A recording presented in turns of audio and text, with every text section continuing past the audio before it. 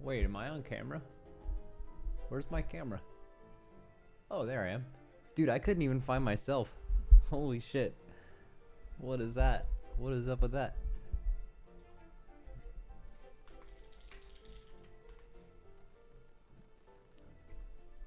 Dude. What's up, fellas? And fellers? You're right there? Yeah, I know. I'm wearing like a bright ass hoodie too, so who knows? Boys, I'm feeling amazing. Are you guys feeling amazing?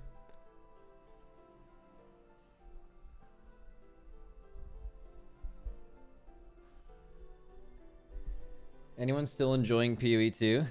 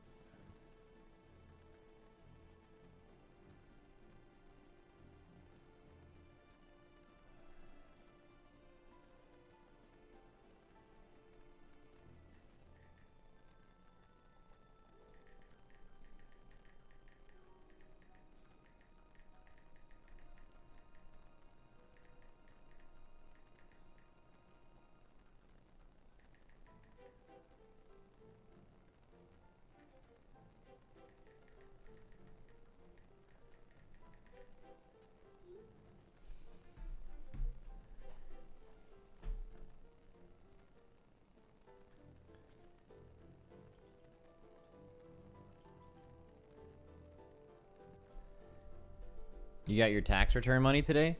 Yo, I did the opposite of that. I paid out the money today to all of my guildies for the race. So like during the race, we do like a revenue sharing thing where like however much money, you know, you make on Twitch, you like split a portion of that with your guildies. So I like, you got a tax return today and I paid a fucking enormous tax.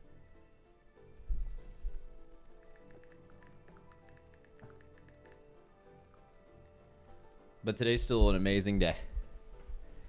First doesn't matter here. He doesn't read YouTube comments anyways. We're peasants, the lowest of the low. All right, so everything you just said is wrong except for the fact that y'all are peasants. Stay mad. Stay mad, YouTube. You fucking second-class citizens. Wait. Dude, I heard this Marvel Rivals game is actually popping. You want to know how I knew?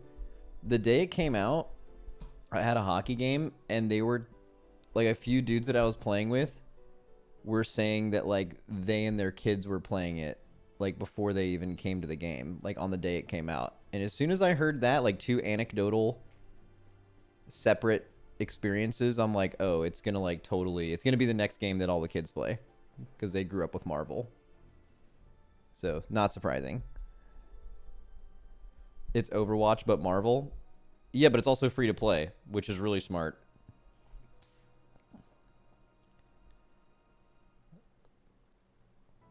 Max's rejection of us only makes us love him more. What? Like, what? Some, like, high school girl shit?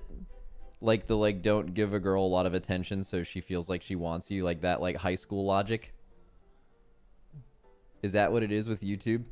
The fact that I don't pay attention to you guys just drives you fucking crazy? You know what's so funny? As soon as I said that, someone in the YouTube thing, I didn't even know you could do this, but you can, like, click a little emoji thing next to where you chat, and someone just threw some hearts in the chat when I said that. What the fuck? I didn't even know you could do that. I just saw some hearts flying. That's good. So was Overwatch. When Overwatch came out, it wasn't free, was it? Dude, you know what was cool about Overwatch when it came out? It had, like, the coolest merch ever. Like, Overwatch merch was...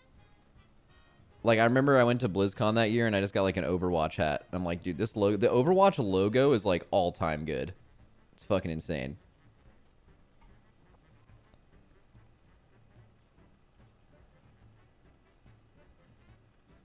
It was $50 when it came out, but then it went free to play later. Yeah, but like it needs to be there when it comes out. There's nothing like a game when it first comes out, you know? Like when everyone's figuring that shit out at the same time. So, like, you need to have it be the most accessible then. Because if you've missed that boat, it's like you're always... You guys know that feeling when you play a game and, like, yeah, you're having fun playing the game, but you can tell you're just queuing up against other people that have just been playing this a shitload more. And that takes a little bit of the fun out of it, you know?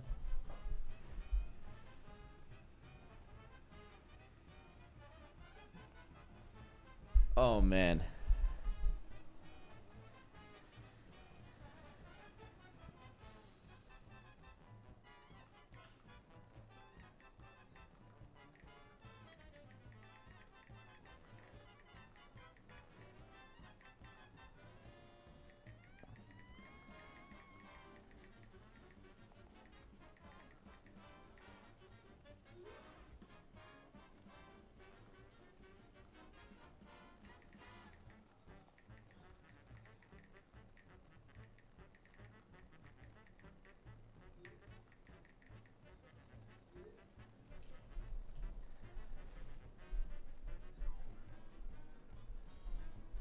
Like you in Counter-Strike, you got railed on that game. Counter-Strike's one of those... although I think you can always, like, get good at Counter-Strike by just, like, putting in the time. Maybe I'm wrong about that, but... Like, I remember Apex. Like, dude, when Apex first came out, oh, man, you just shred lobbies. Everyone just... I don't know, it was, like, the perfect balance of there was enough people hiding... and enough people, like, engaging to where you could just... It was the perfect gameplay loop of, like... Basically, we always... From the first time any of those Battle Royale games come out, you run at any shots you hear and you just scrap the whole time. And still win. And what's less fun now is when you're playing... Is it's like everyone does that. And when everyone does that, the first time there are shots, it's like a rallying banner to everyone in the lobby. And then just, like, 10 teams show up in one location. And then it's just, like... basically an unwinnable situation unless you do something really not fun, which is just play safe and try to not be the first people into a fight and just clean up fights, and then that just endlessly chains off each other, you know?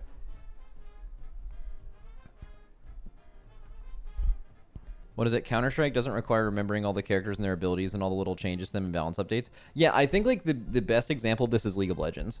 Like, I think League of Legends is one of the absolute hardest games to get into now. Because the barrier of entry is so massive. The knowledge base you need to even be decent in that game is so large that you're just fighting at such a disadvantage from starting it. Max, are you slamming some Marvel Rivals? Not today. We're just yapping, and then I'm going to play... I have an Indiana Jones sponsored stream, which I didn't know really what to feel about, but then I heard the game actually owns. I don't know. I think it's a little unfortunate to them that they're releasing it at the same time as PoE 2 and Marvel Rivals. But apparently it fucking slaps. Like, it's really good. So, kind of looking forward to that. I'm going to go grab my controller, I think. But, you know, we'll make it work. Is it open world? You know, to be honest with you, I don't know too much about it. I have a big sponsored thing here that has a bunch of talking points, and I'd bet that's one of them. Because there's nothing more than open world games like to do than to tell you that they're open world. Because if you ever make a truly open world game, it probably adds years of development instead of it just being like a straight up single player RPG with like stages and levels and stuff. If it's like truly open world. So I think... what's likely the case is that if anyone ever actually goes into taking those years to make it an open world game, oh goddamn, they're gonna tell you about it, you know? It's very polarized. The people who like it love it, and the people who don't hate it. What, the Indiana Jones game? Well, I think there's part of that too. So I couldn't really tell, but I did see some stuff on Twitter that I think something to do with like someone who developed Indiana Jones or worked on the game. Basically, like, there was an interview with them and they had like blue hair, you know? And you know how there's like a big crowd of people on Twitter that feels a very certain way about people that aren't exactly like them? I got some culture war vibes. Got some culture war vibes about some of the negativity about Indiana Jones 100%. So I'm not, and I hate that that's a thing nowadays, not because I just think it's insufferable to begin with, but it also makes it hard to see legit criticism about a game. You know? It's like you don't even know what if like why people don't like something because so many people were set out to not like it. I remember thinking this first when Rings of Power came out. Like Rings of Power, you know, you can think whatever you want about the show after watching it, but one thing was super clear to me is that there was a lot of people that wanted to hate that show and wanted it to be bad and were looking forward to hating on it before they saw anything about it, knew it was not great or whatever. Like, so that made it so hard to take any of the negativity seriously because, you know, people were mad that like the orcs were all like there was like a black dwarf and like that was, you know, people didn't like that. Tolkien was raised in a time where he wouldn't have liked that kind of stuff. So no way. It's like, dude, holy moly. So that's just an annoying thing I find these days. It's hard to, maybe it's just a Twitter thing actually. Because I've been talking to someone recently and I've mentioned some things where I see stuff like that and they don't have Twitter at all and they like didn't know what I was talking about. So maybe because the gaming community is on Twitter, we just see like the absolute worst shit of all time.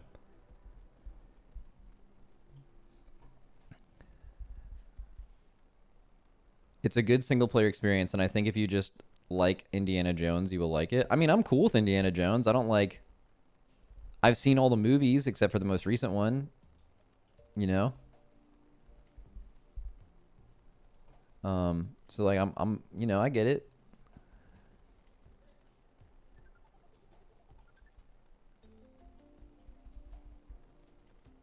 The problem isn't the hair color, it's what it stands for. Yeah, of course, but like not okay. How do I get into this without making this a full-on thing? Here's the main thing I don't get about that. Let's say you don't like that way of thinking, you know? You see some people with blue hair and you're like, oh, they probably agree with things I don't agree with or something. Why, for so many people, does it matter what makes other people happy? If it has nothing, it'll never have anything to do with you. You know? Like if someone colors their hair blue and thinks whatever they think and you don't, like why would that ever make you mad? It just doesn't matter, you know? Just fucking... Okay, cool.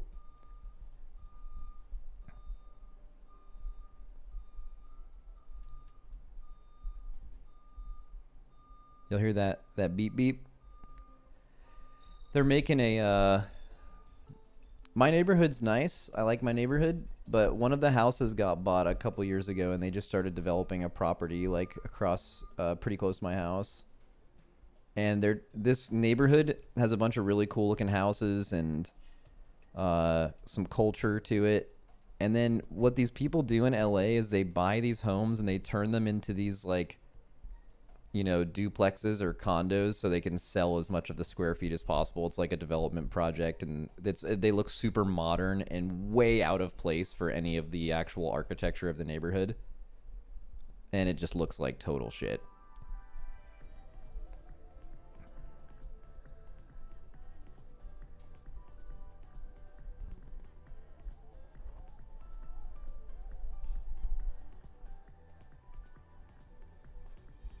I would show you, but that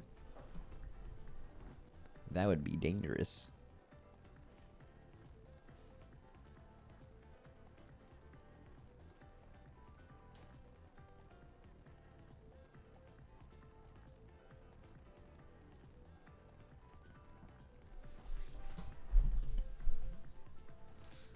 All right, let's go live then.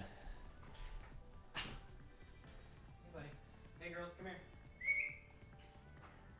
Hello, Lily.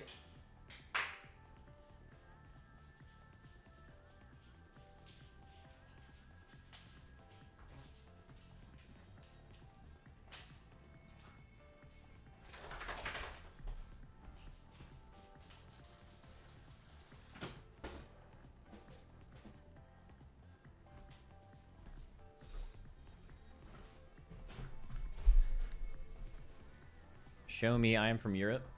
But what if you're a psycho Euro and you're gonna come over here and find my house, you know? But more housing is only a good thing? Yeah, yeah. Max, could you reset the wait pages sometimes so we can start a new meme?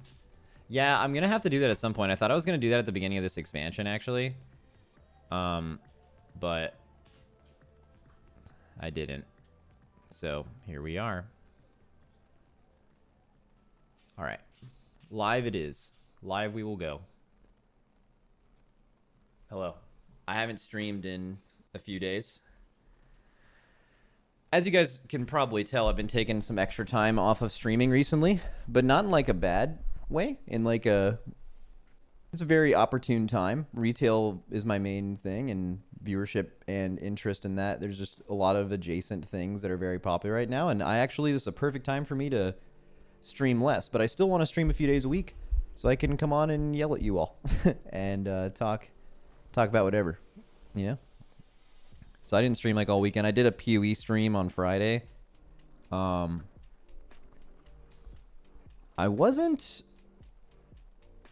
super into it, to be honest with you. I mean, it was fun, but it was the same thing as PoE regular for me. Reggie PoE, PoE 1. I just played it for a few hours, and then I was over it, you know? That game still just hasn't really grabbed me. But it seems like some people are having fun with it, so that's good. I don't know. Are you guys still playing PoE 2? Are you guys slamming it?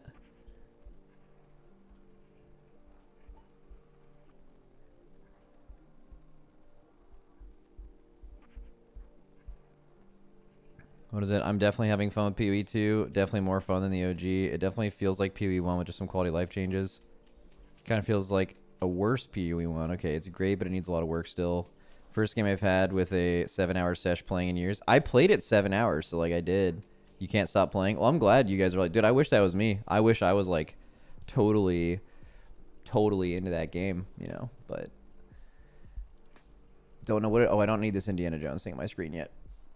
But yeah, I don't know. And I'm into ARPGs. Like if a new Diablo season was announced, I'd like go hard on that for a few days. I just don't know what it is about PoE. It's just never quite got to me. I also think it's super interesting that they like wanted to make it's like an ARPG, but they're making it like way harder. And that's an interesting. I'm glad they're doing it. It's an interesting design space for ARPGs, and I think they're the game to do it. Like for example, I think Diablo would be a terrible game to do that. Like Diablo just has so much more of a normie audience. The average gamers of Diablo is just more normie. So like them doing a difficult thing would just be met with so much backlash. But PoE has all of those gamers. So like even if a lot of the people don't like it, there will be so many people being like, no, you should do it. It's like a Souls game. You just have to get good, you know? I don't know if it ever really felt super hard. I also was only doing Act 1. I did Act 1 before the game came out, and then I just did Act 1. I did a bit of it off stream playing Sork, or it's not called Sork in that game, is it? It's like I don't know, some kind of wizard. And that was kind of fun. It's more fun than Monk for me, but what is it, Max? Can you still get to a headspace where you get that childlike enjoyment with a new game, or is it like a mechanic in a problem-solving way, or a bit of both? You know, that's a good question. When was the last time I was just like totally obsessed with some new game that came out and I just wanted to play it all day, every day? I can tell you that anything like that recently has been a combination of playing it with my friends. So I actually think Helldivers was the most recent time I've ever just been like, oh, actually Terraceland, not kidding. Terraceland, I was super into that game. That game was so fun. So it was like Helldivers. They were both within the last year, actually. Okay, yeah. So I think to answer your question, like, can you still get in that headspace where you get that childlike enjoyment? I think the answer is yes. But for me, it exclusively involves me playing those games with people that I enjoy. Oh, Plunderstorm was like that. Plunderstorm was like that, too. But I could even do that solo. I really loved Plunderstorm, which I'm really happy that that's coming back relatively soon, right? About a month from now. Yeah, I would say less than I used to. I'm trying to think, when were the times that I was just like super into games? So like WoW has been a constant, persistent one. But I want to say like, so PUBG when it came out with the boys, Realm Royale when it came out with the boys, Apex when it came out with the boys, randomly Battlefield games for like a week or so throughout the times, but there's a pattern, right?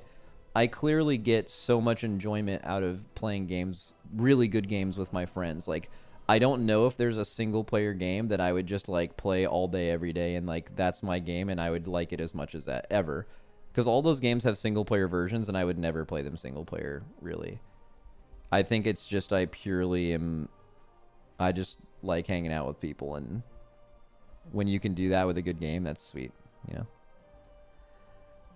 I got super hooked to Escape from Tarkov, even though I'm not really an FPS gamer. I had so much fun with the boys laughing and accidentally killing each other. Yeah. You just like the boys? Yeah, I think so. Like, I'm trying to think, like,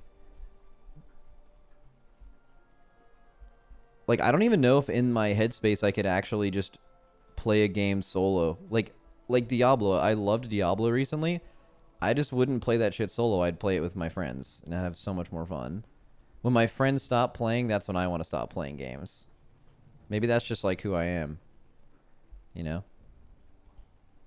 Like, I could actually never see myself just like solo grinding something like TFT or... I mean, I did Hearthstone Battlegrounds in the past a pretty good amount off stream too. What is it? I guess streamers like you can't always afford the luxury of playing games for fun since you have to be strategic about content. It's your job, so I imagine it affects it. Yeah, there's probably some level of that over time, making your hobby your job. But, like, I don't know, the way that I've always dealt with that is I don't play games that aren't WoW on stream usually, very rarely, unless they're very closely related. Although some streams have been so fun. I actually love doing Detroit Become Human, all of the, like, Until Dawn type games. Those are amazing stream games and were super fun to do with chat. But, yeah, the way that I've dealt with that is I've actually kept a lot of the games that I've played for fun off stream, and it's purely for that reason. It's so I don't end up just associating all of games with my job, and then I just kind of resent it, and I don't care about it. I don't want to do it.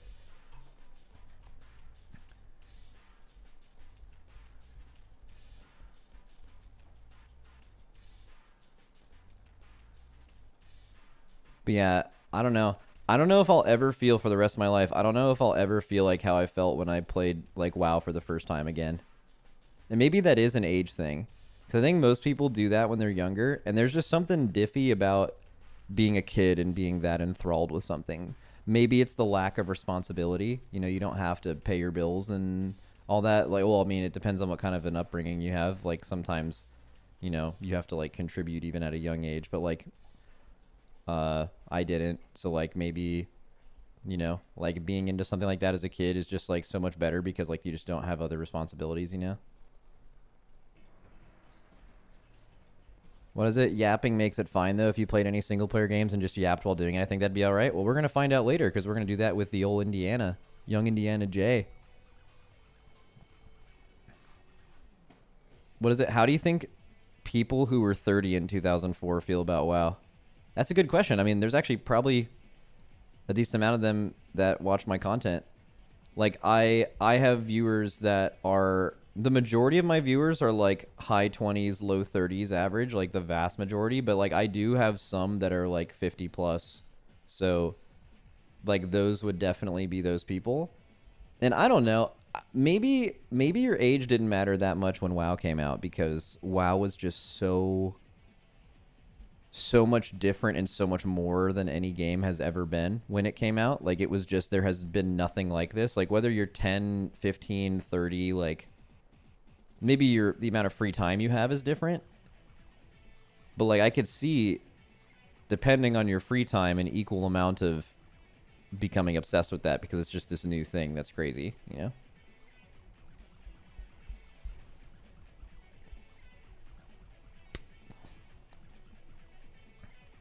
Some people in chat, 42, I'm old as fuck. Yeah, holy moly, that is old as fuck.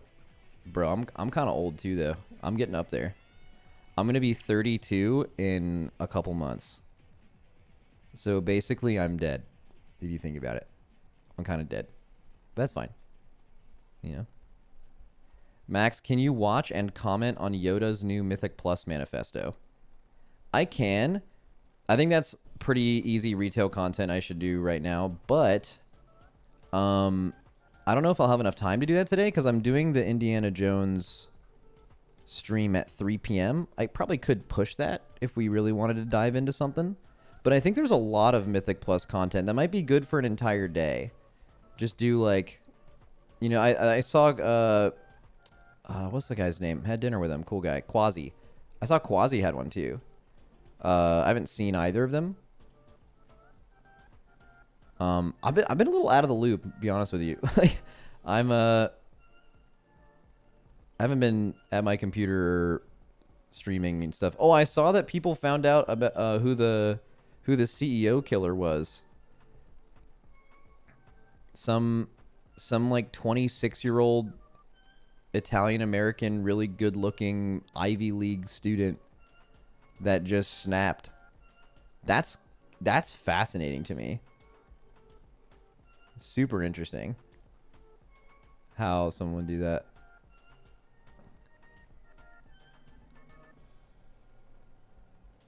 I think he might have had like some kind of a snap. A bunch of people in his life said he had like he had back surgery a couple months ago, and like since then, like actually no one's heard of him, heard from him, including his family. So like maybe like he had some insurance issues with the back surgery and just like got super radicalized, you know?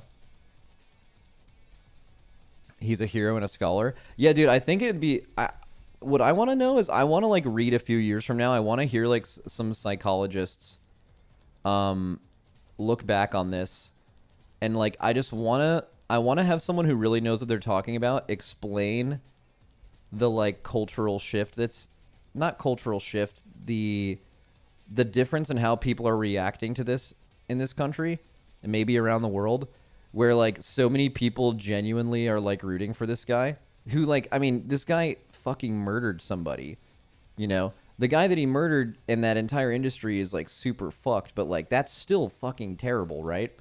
And like seeing the celebration of that and then the people fighting against that, I would just love to have someone explain. I just think that's fascinating to me. Like there's genuinely like people that like are glad this guy got killed, you know? Which I don't know, it sounds like a crazy opinion, but I feel like I think the health insurance industry and like, you know, basically the mafia of health insurance in this company or in this country is super fucked up, but I also just don't think you should just murder people. But I think that's controversial because people are like, no, we should murder people that, I don't know. It's tough out there. I'm typically, this might be a hot I'm typically against murder. I think murder's tough, right? You don't want to do that. But like, I don't know, like if this, I would, like someone in chat said, genuinely wouldn't be shocked to see a hung jury if it comes to that. Well, I mean, it sounds like he did it, right? Like, I don't think there's any, the jury wouldn't be deliberating whether they think it was right or wrong to do it. It's the fact of whether he did it, you know? I mean, they make money off of people suffering. Yeah, no, I mean, there's a totally credible argument of like how bad the health insurance and the health works in this country and all that stuff, and how all these people are just like money grubbing that may result in plenty of people dying because those people don't have the money and they're being greedy and all that stuff. All that stuff could make sense, and I also still think that guy shouldn't have been murdered. I don't know. But you know, what is the argument? The argument is that, oh, well, if he does it, then now people will, you know, look for change. Like, one thing I heard is that, like, apparently that morning there was a board meeting discussing some kind of thing, and then, like, that vote didn't pass. Like, maybe in alternate reality he doesn't get killed and it does pass, and then actually other people live. And then you're, like, counting life tolls and how many more people are living and dying. I don't know. It's kind of interesting. But also, I think the murder part's not great, right? Can't be out here doing that.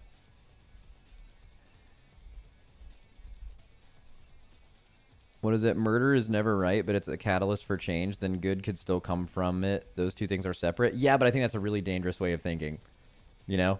Like, what you just said is true, but like just being like, you know, murder is never right, but it kind of sounds like saying, well, it turns out you could actually look at it and it is right. And then someone could be like, me murdering is good. And then And then, I don't know. I actually think it's kind of fascinating. I think this entire thing got so much coverage and that conversation has been had so much that I could actually... Couldn't you guys see this happening more? Which is like super dystopian to think about. Like now, like CEOs... Like low key, if I'm a CEO right now and my company is shady or disliked by the public, I'm a little sketched out right now. For sure. Because like if there was someone who ever was like kind of close to being radicalized about something like that, I mean, they certainly are way more likely to do it now, right? Look at and think about it. Look at how much positive press this guy's getting. A lot of people are celebrating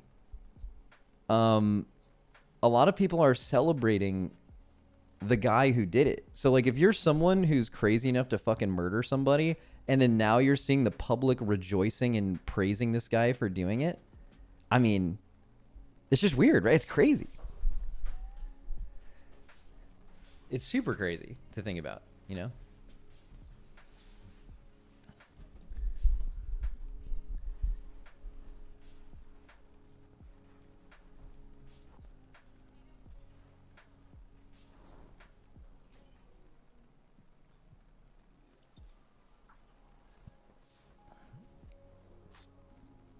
What is it? It's part of a trend of growing public dissatisfaction with the political infrastructure and a sense of inaction by the people in charge. It comes amidst of a crescendo of all those feelings. If we were to speak... Oh, yeah, I understand, yeah.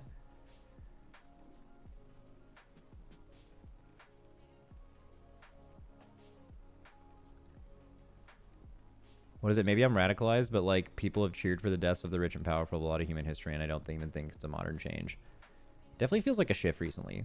But yeah, you're right. If you're looking like the whole history repeats itself thing through time. Yeah, I get it. All right, I'm going to heat up some food, and then we're going to yap for a little bit. We could find a good yap, probably. Maybe we do the Mythic Plus thing. You said it was... Which one's better, Quasi or Yoda? You guys care? What a content pivot, by the way. Let's talk about Mythic Plus right after talking about murder. Yoda is more high-end focused. Well, then we should probably do the Quasi thing, right? Because, like... Well, I mean, they're both interesting perspectives and different perspectives, and it's important to have both of them. But... if Quasi's is coming from more of a... And I know Quasi plays the game at a decently high level, but I also think Quasi's a little closer to the ground where, like, he could meet most people where they're at, where I don't think Yoda, like, really cares about that, which he doesn't need to, by the way. I feel like a lot of people feel like they have to make... Their opinion has to represent the masses, and that's just not true. Sometimes you can just have your fucking opinion, and that's fine. But I think Quasi's really good at that. So I'd be interested to hear that perspective, and... also from the high... I mean, I hear the high-key perspective a lot from Dorky. Blizzard also murdered Mythic Plus. Yeah, which is super interesting because, like, this is the first time you could argue that they've actually designed the content separately for high-end players. And it's not working, you know? Like... I even wonder still if the, like, there's no affixes and, like, every week is a push week, if, like, stuff like that's a good... Because, like, most people I know, like, if you're worried about removing affixes, right, and you want every week to be a push week, oh, there's no week to look forward to, right? In a way, you're like, oh, that sounds great, but also just the simple lack of variety from week to week could be a, like, subconscious reason why so many Mythic Plus players that usually play the whole patch have stopped. You've seen that sentiment from so many people. I think Megaset talked about it recently. I've seen that from everyone I talked to near the podcast, Orky, Growl, where they're like, dude, I usually just want to, like, log in and play, and I just straight up don't, right? So I think, like, the whole... Everything about that is super fascinating, because, like, I think outside of these dungeons having more and more mechanics, I think Blizzard basically gave the community what they've been asking for a while, this patch in different ways, and I think a lot of it hasn't been positive. So I don't know, it's an interesting conversation. Let's maybe watch both of them. I could also see if like we can push the stream back a little bit. I also need to figure out what time I'm doing stuff later.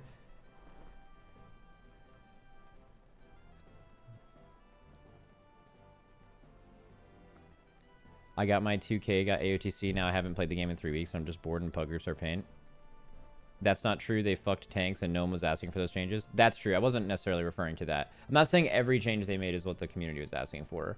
More specifically with like what they've done with Mythic Plus in particular, except for the increase of like unique mechanics that are happening every trash back. I think that how tanking and healing feels is certainly been a negative. Especially because I just think it's such an interesting choice that tanks are like already so hard to come by and their job is so difficult. And they made that harder, you know, like basically to make it, I guess, more fun for top level players, because like, I guess the argument you could be made is like, if you're a really good player, you're just like always going to find a way to live. And like now, I guess they're like increasing the skill cap of like, you can still do that, but it's just harder to do that when you're not as good. And I feel like tanking being so important in like, for the overall success of the group, like having, which is objectively what they did, lowering the success chance of tanking something at a more average skill level. I just don't think that's what happened, and I don't think that was necessarily good for Mythic Plus. In rating, I don't know if it mattered, but are you reacting to the quasi vid? I think I will, yeah. Let me ask if I can put this back.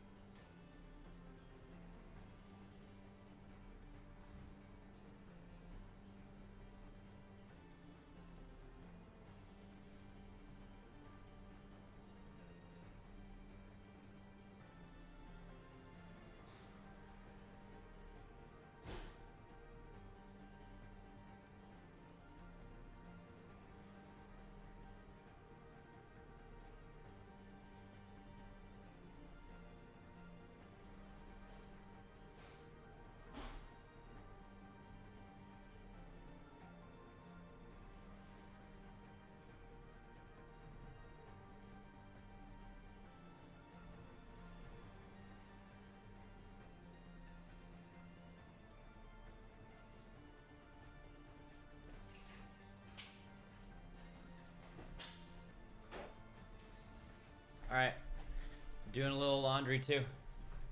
Did Max Pop vanish? Bro, I said I had to heat up some food. Come on. What are we doing here? Wait, what is this about? You know? Hot Pockets? Nope, I heated up a ginger beef bowl. It's got like some chili paste, beef, sushi rice, carrots, cabbage, zucchini, and like pickled ginger.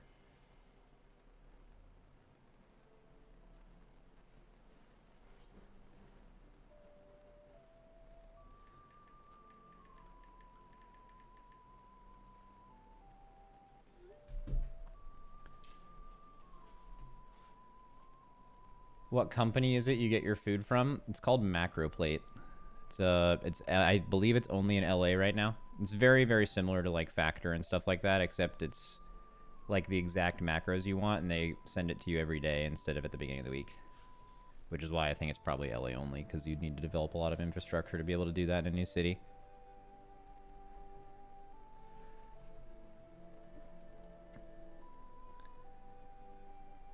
What is it? The majority of the community aren't running 14s and 15s though, so that's not a good baseline. Yeah, but like there is a very, like there's a very involved, so like both things are important, right? So like hearing a take from someone fighting the good fight for the majority of people who do Mythic Plus at all is good. It also includes the majority of players. Like this is a known thing, at least last expansion. So when they were 20s, when they gave you the portals, or when they were 10s, the vast, vast, vast, vast majority, like 97, 98% of Mythic Plusers, that players that do Mythic Plus, they don't ever go past that. They are at the portal level or under it, right? But the 3% of people who go above there, they are like super into the game, usually play the whole season, and are very active on like communicating to developers on Twitch and Twitter and every other means of communication. They're very, like, I guess you call it like a loud minority. They really care about the game. So saying that like you need to listen to one and disregard the other is wrong. You just have to acknowledge both of them for what they are, and then, you know, understand. And what's really interesting now is they're both playing very different games.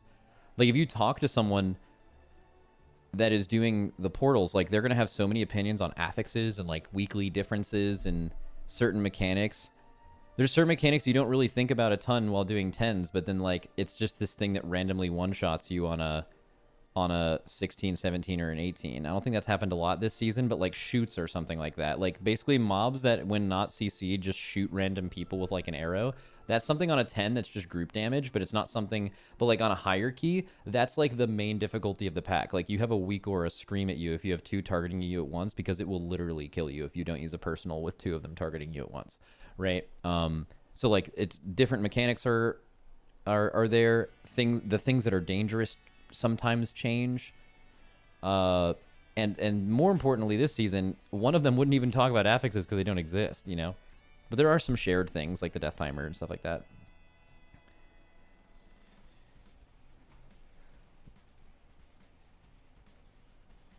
Max, dude, now that I'm taking a good look at you, the beard and the hair are absolutely on point. Let's tone down the riz. Okay, let's get into the video. That's enough of that shit. So the war within Season 1 LFG for Mythic Plus is pretty much really quiet, and it hasn't been so quiet in LFG Mythic Plus in a long while. And today in this video I want to talk about why and how Blizzard can actually fix Mythic Plus for Season 2 and beyond for the war within. Because before he goes any farther, I have heard this in the high-end community a lot. I have heard from the high-end community that the group finder is turbo dead. Now, there's a few parts of this, and I don't think he's going to address this in this interview. Let me actually look at the... Yeah, he's not... Okay, so this is purely about WoW's game design choices. I do think that there are things that happen outside of WoW that could also, like, reduce participation in the game. Like, for example, I think there's a world where you have the best Mythic Plus season ever, and it comes out at a perfect time when there's not a lot else going on. and it's popping and it stays popping, and then you release that exact same system with the exact same game design, and instead there's a bunch of content happening in classic hardcore, and PoE 2 comes out, and Marvel Rivals comes out, or like in 2018 Fortnite comes out, and like there's just, and some of those things are like more closely related to a MMORPG player than others, but like, you see what I'm saying? Like, do you guys remember when everyone went and played Final Fantasy in 9.1? Like, maybe 9.1, well, 9.1 is one of the worst patches ever, but like, let's say it wasn't.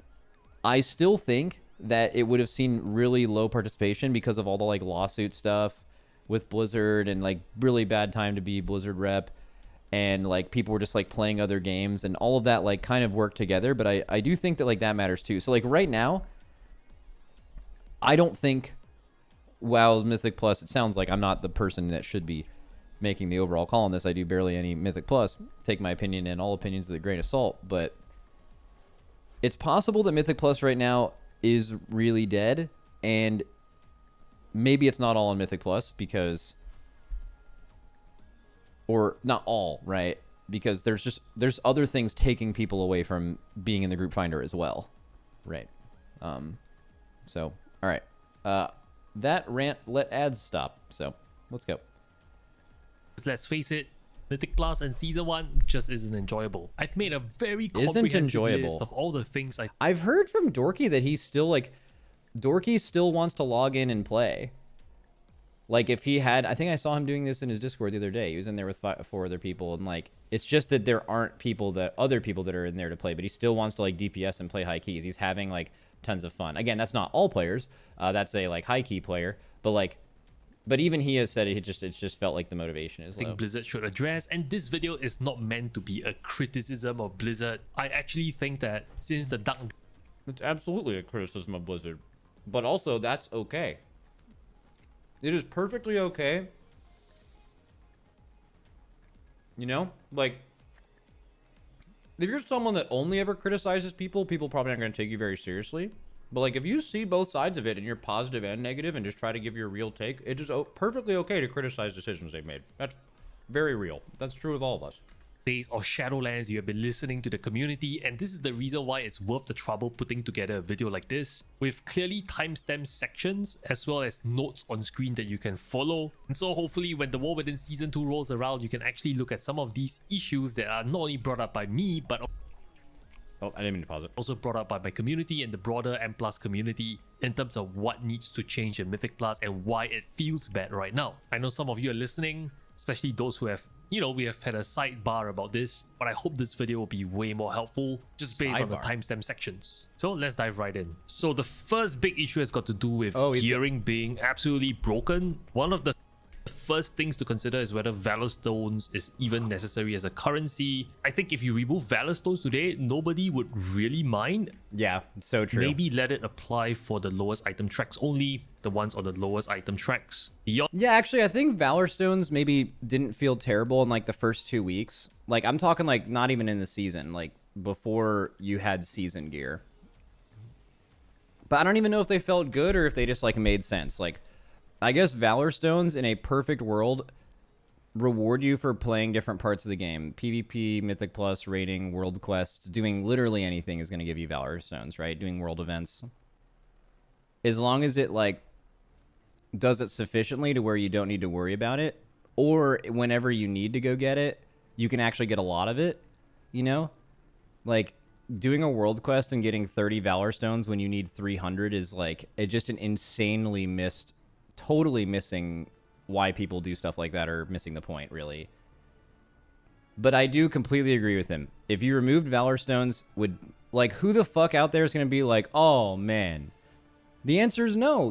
No one's going to be like that. Like, maybe a game developer, because, like, I think having a currency that you get for playing the game and then it matters that you have it just sounds like a good idea. But the way it actually works with players is you ignore it when you have enough of it. And it is the most stressful and annoying thing ever when it's the thing you need and you have to go actively farm it. Like it is actively bad. Part of that is the cap. You could be sitting at cap forever. And then, like, you know, he mentions that here. But it's just, I mean, he's so right. You remove Valor Stones, no one's mad.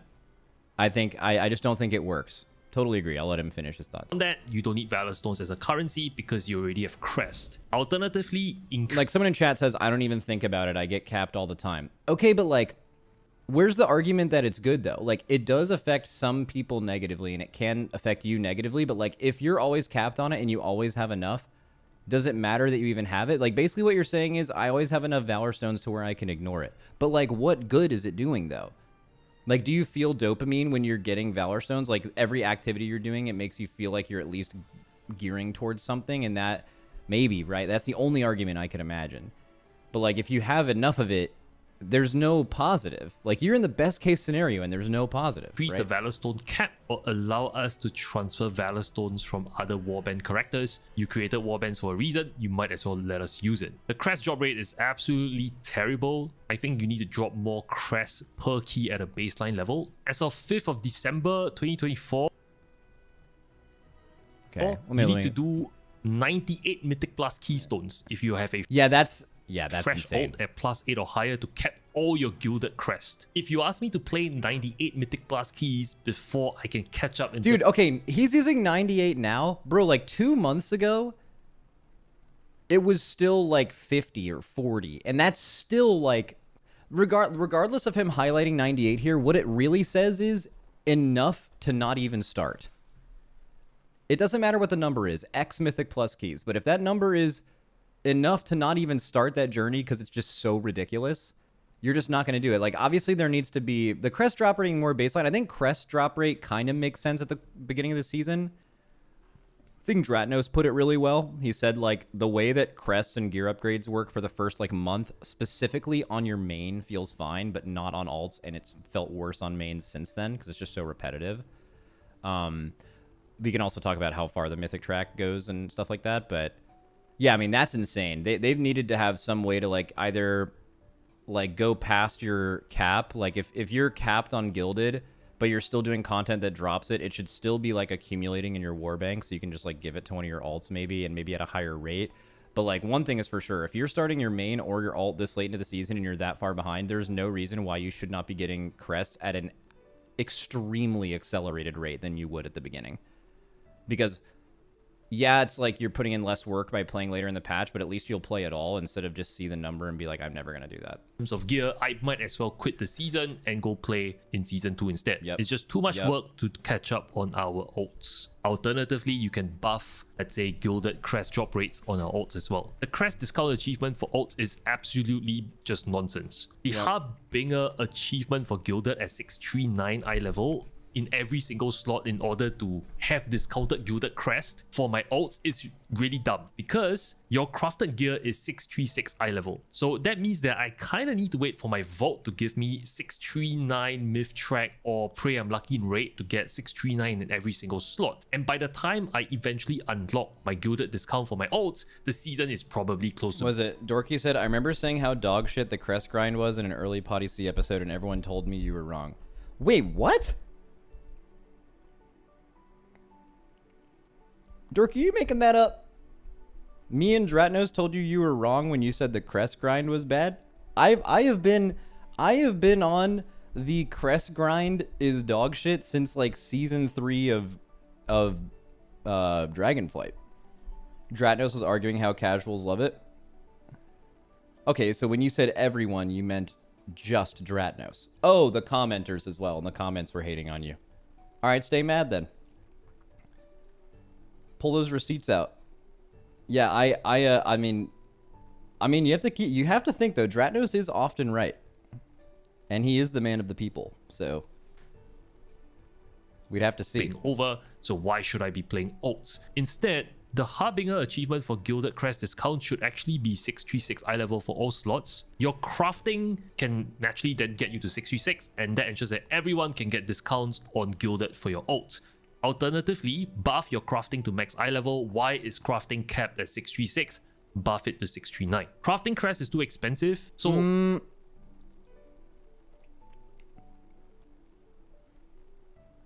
Wait, let me see if I hear what he said again. Capped for your ult.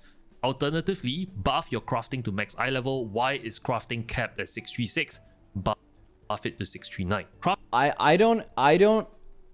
actually agree with that part, specifically the craft. Okay, so I totally agree and have been advocating for the first part. Like, getting the Harbinger of the Gilded or whatever should 100% be gotten easier. The fact that you can have a 636 eye level best in slot crafted piece that's literally better than every 639 that is available in the patch, and that doesn't unlock it for you, and now you have to RNG somehow get a 639 for that slot is obviously stupid. So totally right on this first point.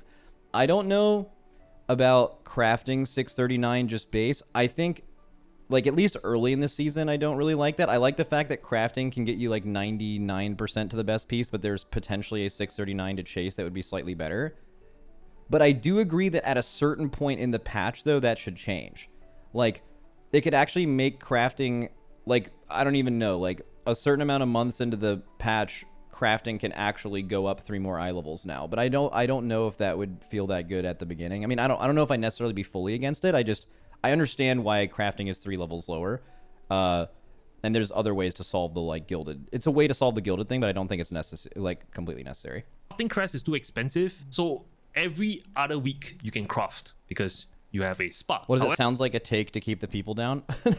I mean, like, okay, if every single crafted piece can be 639, that means that every single piece of gear that you want is crafted.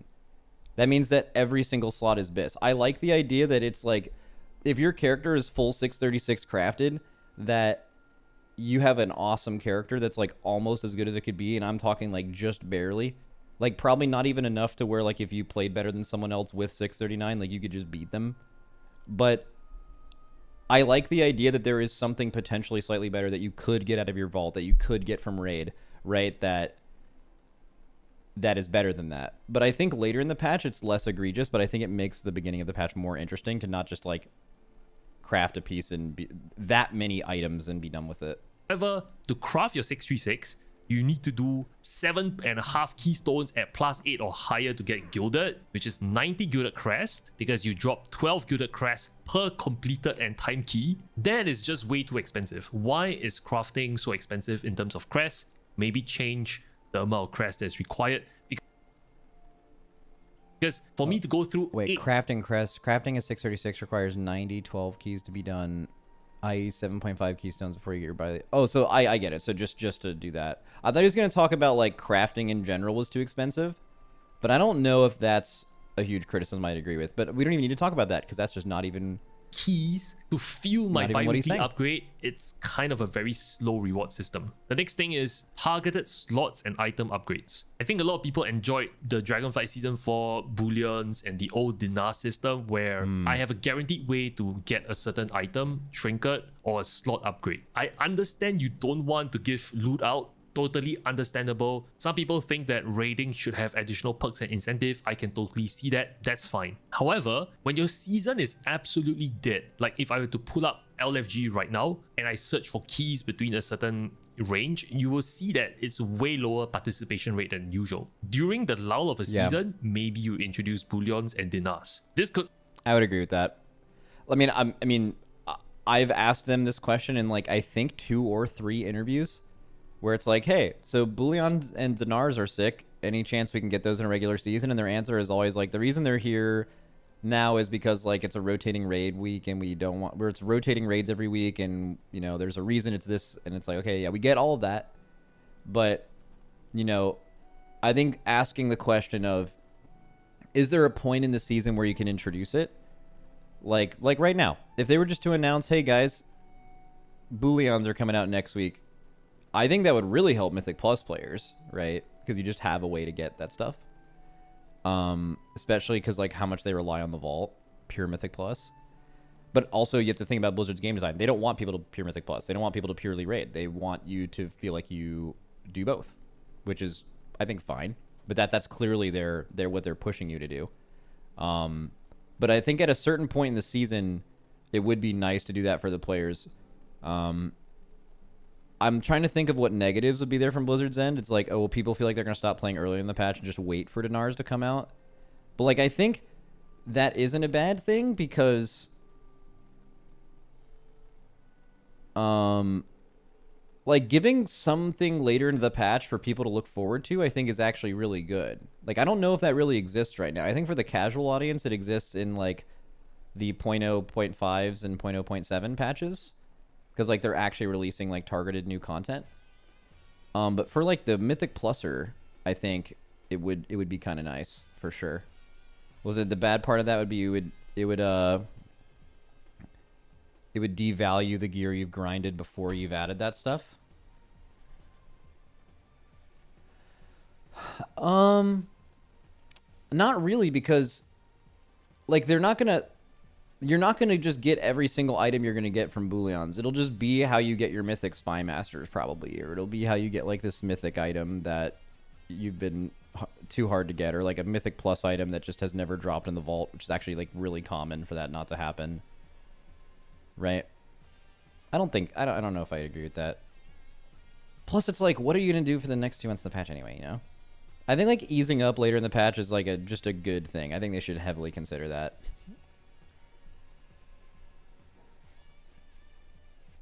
They could just let you use your coins from shitty vaults to buy gear later in the patch. Yeah, I mean, that's just adding dinar, right? And that's been suggested. I've actually suggested that exact idea to them. Basically the question was, can the Great Vault, failing your Great Vault currency, be upgraded in a way to where there's basically more options to spend? And I think way back in the day, some of the options were like you can use them to add tertiaries to a piece of gear potentially. They've nerfed tertiary since then, and they've also like kind of stated that I don't think they'd ever want to do that. But then another example was dinar. Like, imagine you fail 2 or 3 weeks of a vault, right?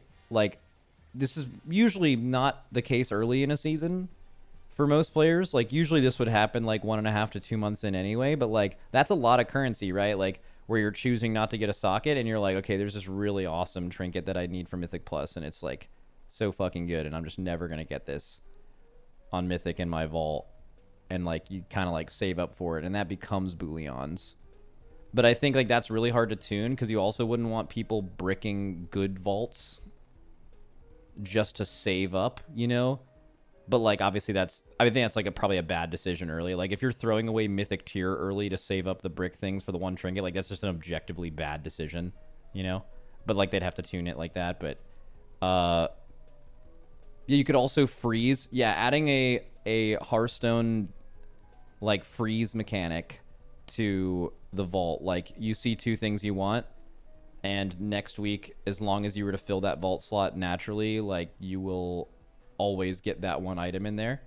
That would be great. Yeah, multiple Also be solutions there. unlocked when Hall of Fame is filled. So the season is kind of over already. People are kind of checking out. Would you rather lose players to play Path of Exile 2 or retain? Wait. People are kind of checking out. Would you rather lose players to play Path of Exile? Well, you mentioned Hall of Fame. Like, Hall of Fame's already finished, so people are checking out for the season. This isn't actually like the main point he's making, but I actually find that fascinating. Is that true? Like, do people raid and you have like a weekly raid all the time, and then Hall of Fame fills and now your raid is like, okay, well, we didn't make Hall of Fame, so I guess we're quitting?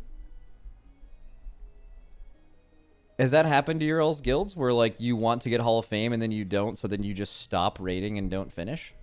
I've never even heard of that happening, but I'm sure that because like a lot of people get cutting edge after that. Maybe it's just like whenever the Hall of Fame fills, that just marks like a point in the season when most people are like kind of over it anyway. Because I really doubt that the Hall of Fame filling specifically is actually what makes people stop. That sounds strange to me. Like when Path of Exile, I mean, yeah, we talked about this at the beginning of the season, or beginning of this video. Path of Exile coming out is a huge deal. There's a ton of WoW players not logging into WoW right now to play Path of Exile 100p. Same thing with classic WoW hardcore and stuff. Although I think classic WoW hardcore probably trends more as like an interesting Twitch thing to follow along and be involved in the drama with and stuff like that, rather than it is people actually playing classic hardcore. Do you think that's a fair assumption? Like if you were to try to perfectly relate Twitch viewership to how much people are playing a game, that can be accurate sometimes, but I think with classic, I think there's significantly more people watching and following along than actually playing it themselves. But I have heard that people are playing not the hardcore version, but just the fresh classic thing a lot too. So There's a... What are you saying? I think he's just saying there's no worry about the competition after Hall of Fame is finished. Yeah, I still don't really understand that, though, but...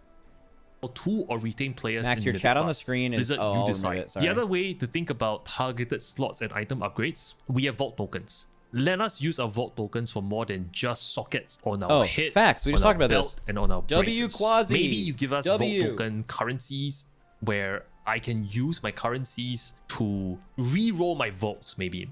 I do not know, making stuff up. X amount of vault tokens, I can refresh this entire row from Mythic Plus at reset. Or using a specific amount of tokens, I can target a myth track unlock on a... Wait, someone in chat said, I would bet infinity money more people who play retail are currently playing the Anniversary Classic server than 11.0.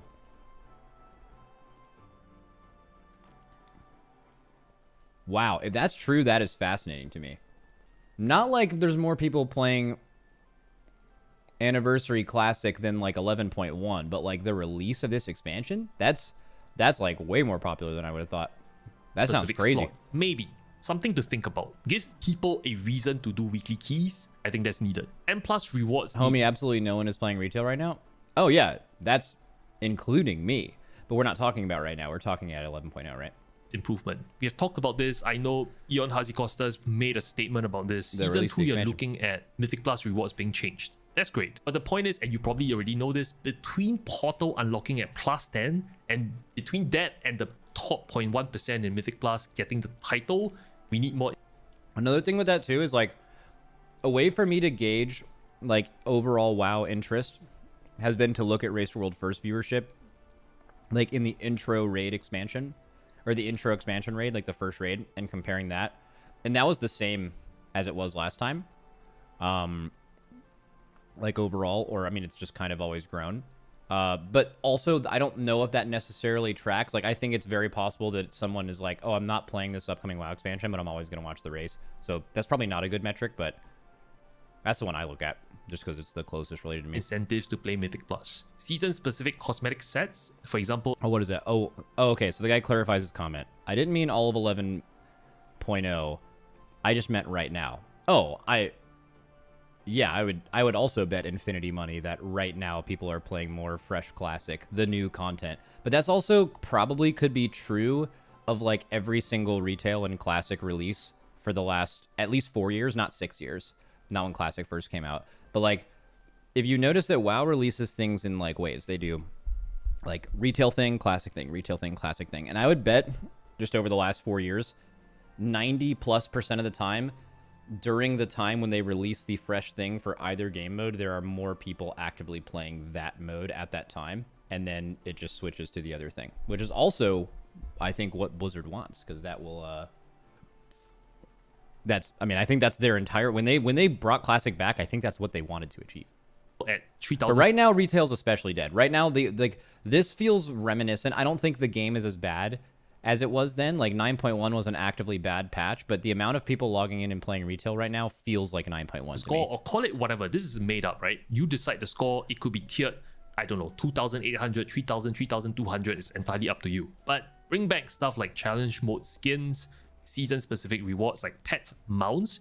You are doing housing in a big way. Everyone's excited about midnight housing. I totally forgot about housing. You might as well give us like, I don't know, furniture in the future.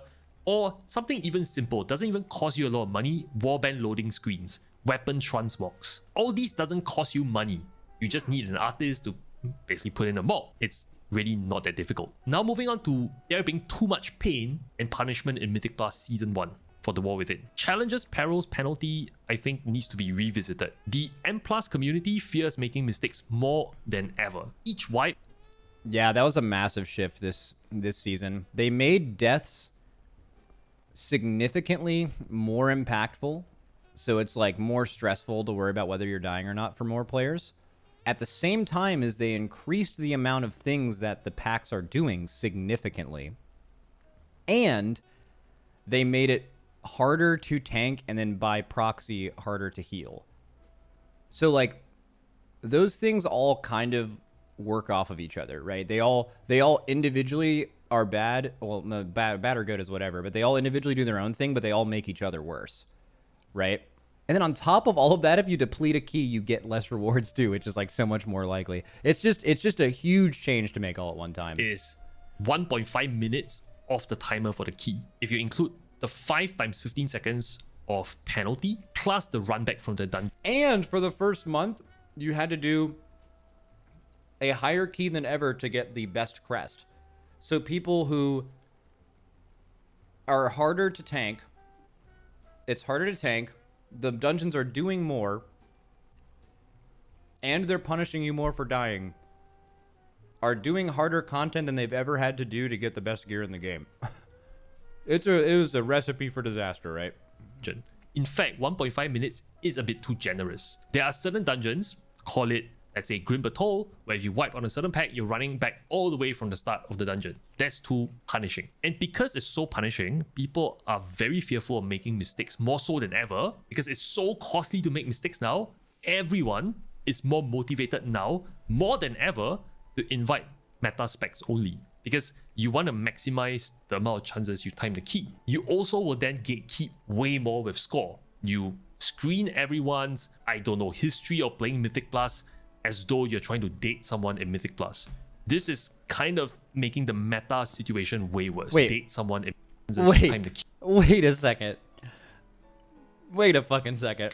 You also will then gatekeep way more with score. You screen everyone's, I don't know, history of playing Mythic Plus as though you're trying to date someone in Mythic Plus.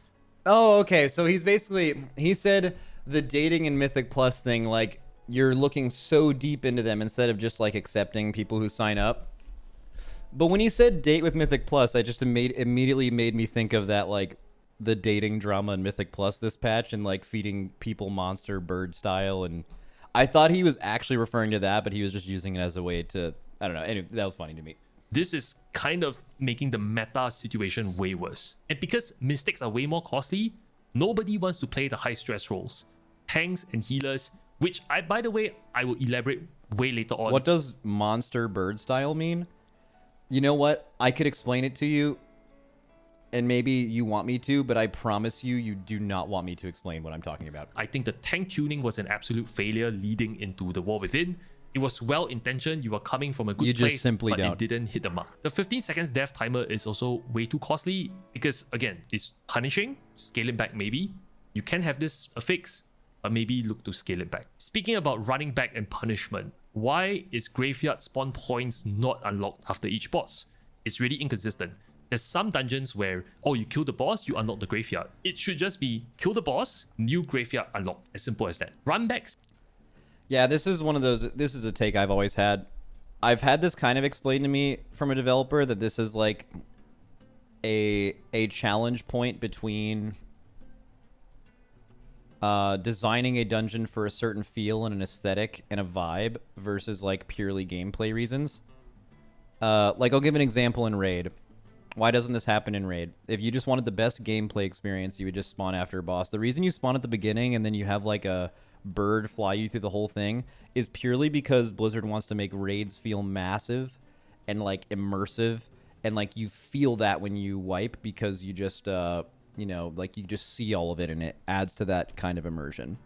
Now that's something that I don't agree with, because I'm just a gameplay only dude, but I've had convincing arguments said to me that there's like a lot of people who play WoW that like really like that. I remember having the same thought when people were when I was asking about trash, and like I was convinced pretty heavily that like if they removed trash, like so many fucking people would be mad, and you'd never think that being in your own world, but like that just makes a raid feel like a raid to people, basically.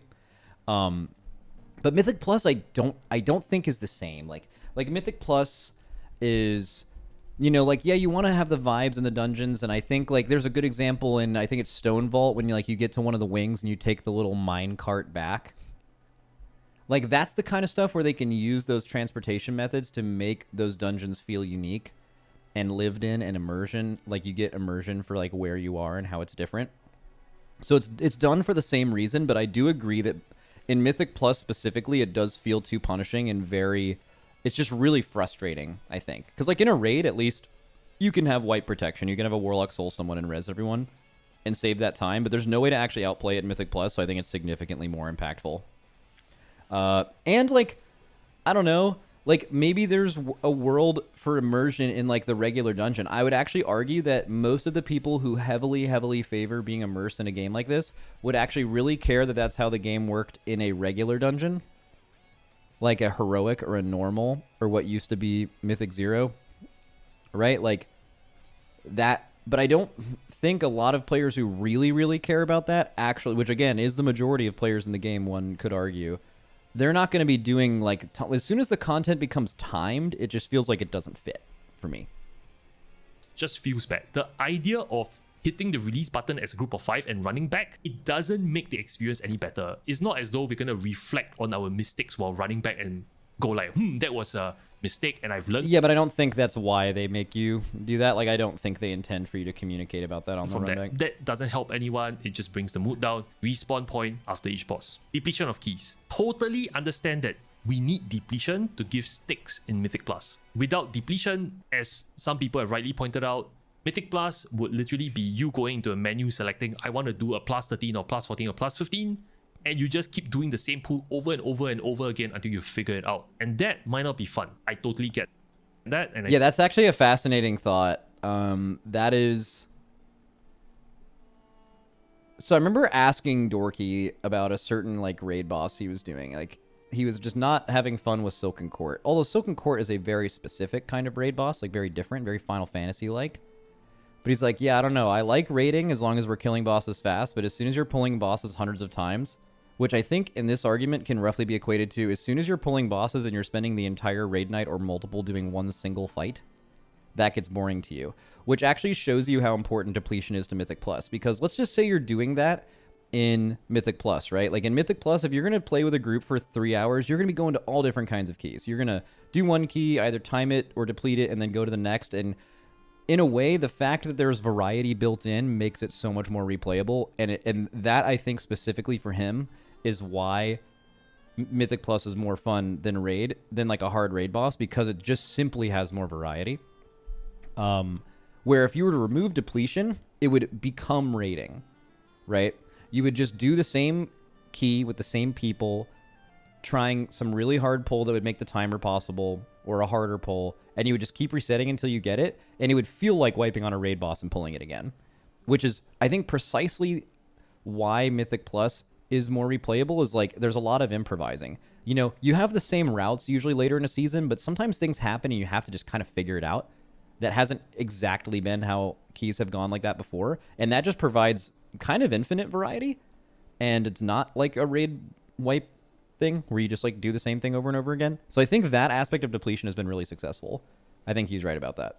I think people get that. So you need Depletion for stakes. And Mythic Plus is fun because there's like this risk versus reward thing. However, Depletion can be improved. Lower keys like plus 12 and below, maybe you give people 2 or 3 chances before the key depletes. It could be 2 or, you know, it could be more. Point is, is depleting more punishing to the people looking to get portals than it is for higher keys, maybe? Maybe give people a certain amount of chances, so it's not so punishing. You want to remove some of the punishment involved in Depletion. For the high key pushers, maybe 13 and beyond, you can let them suffer because they are high key pushers. They love to suffer, and that's why they're doing high keys. You can do the... Yeah, that's a way to look at it.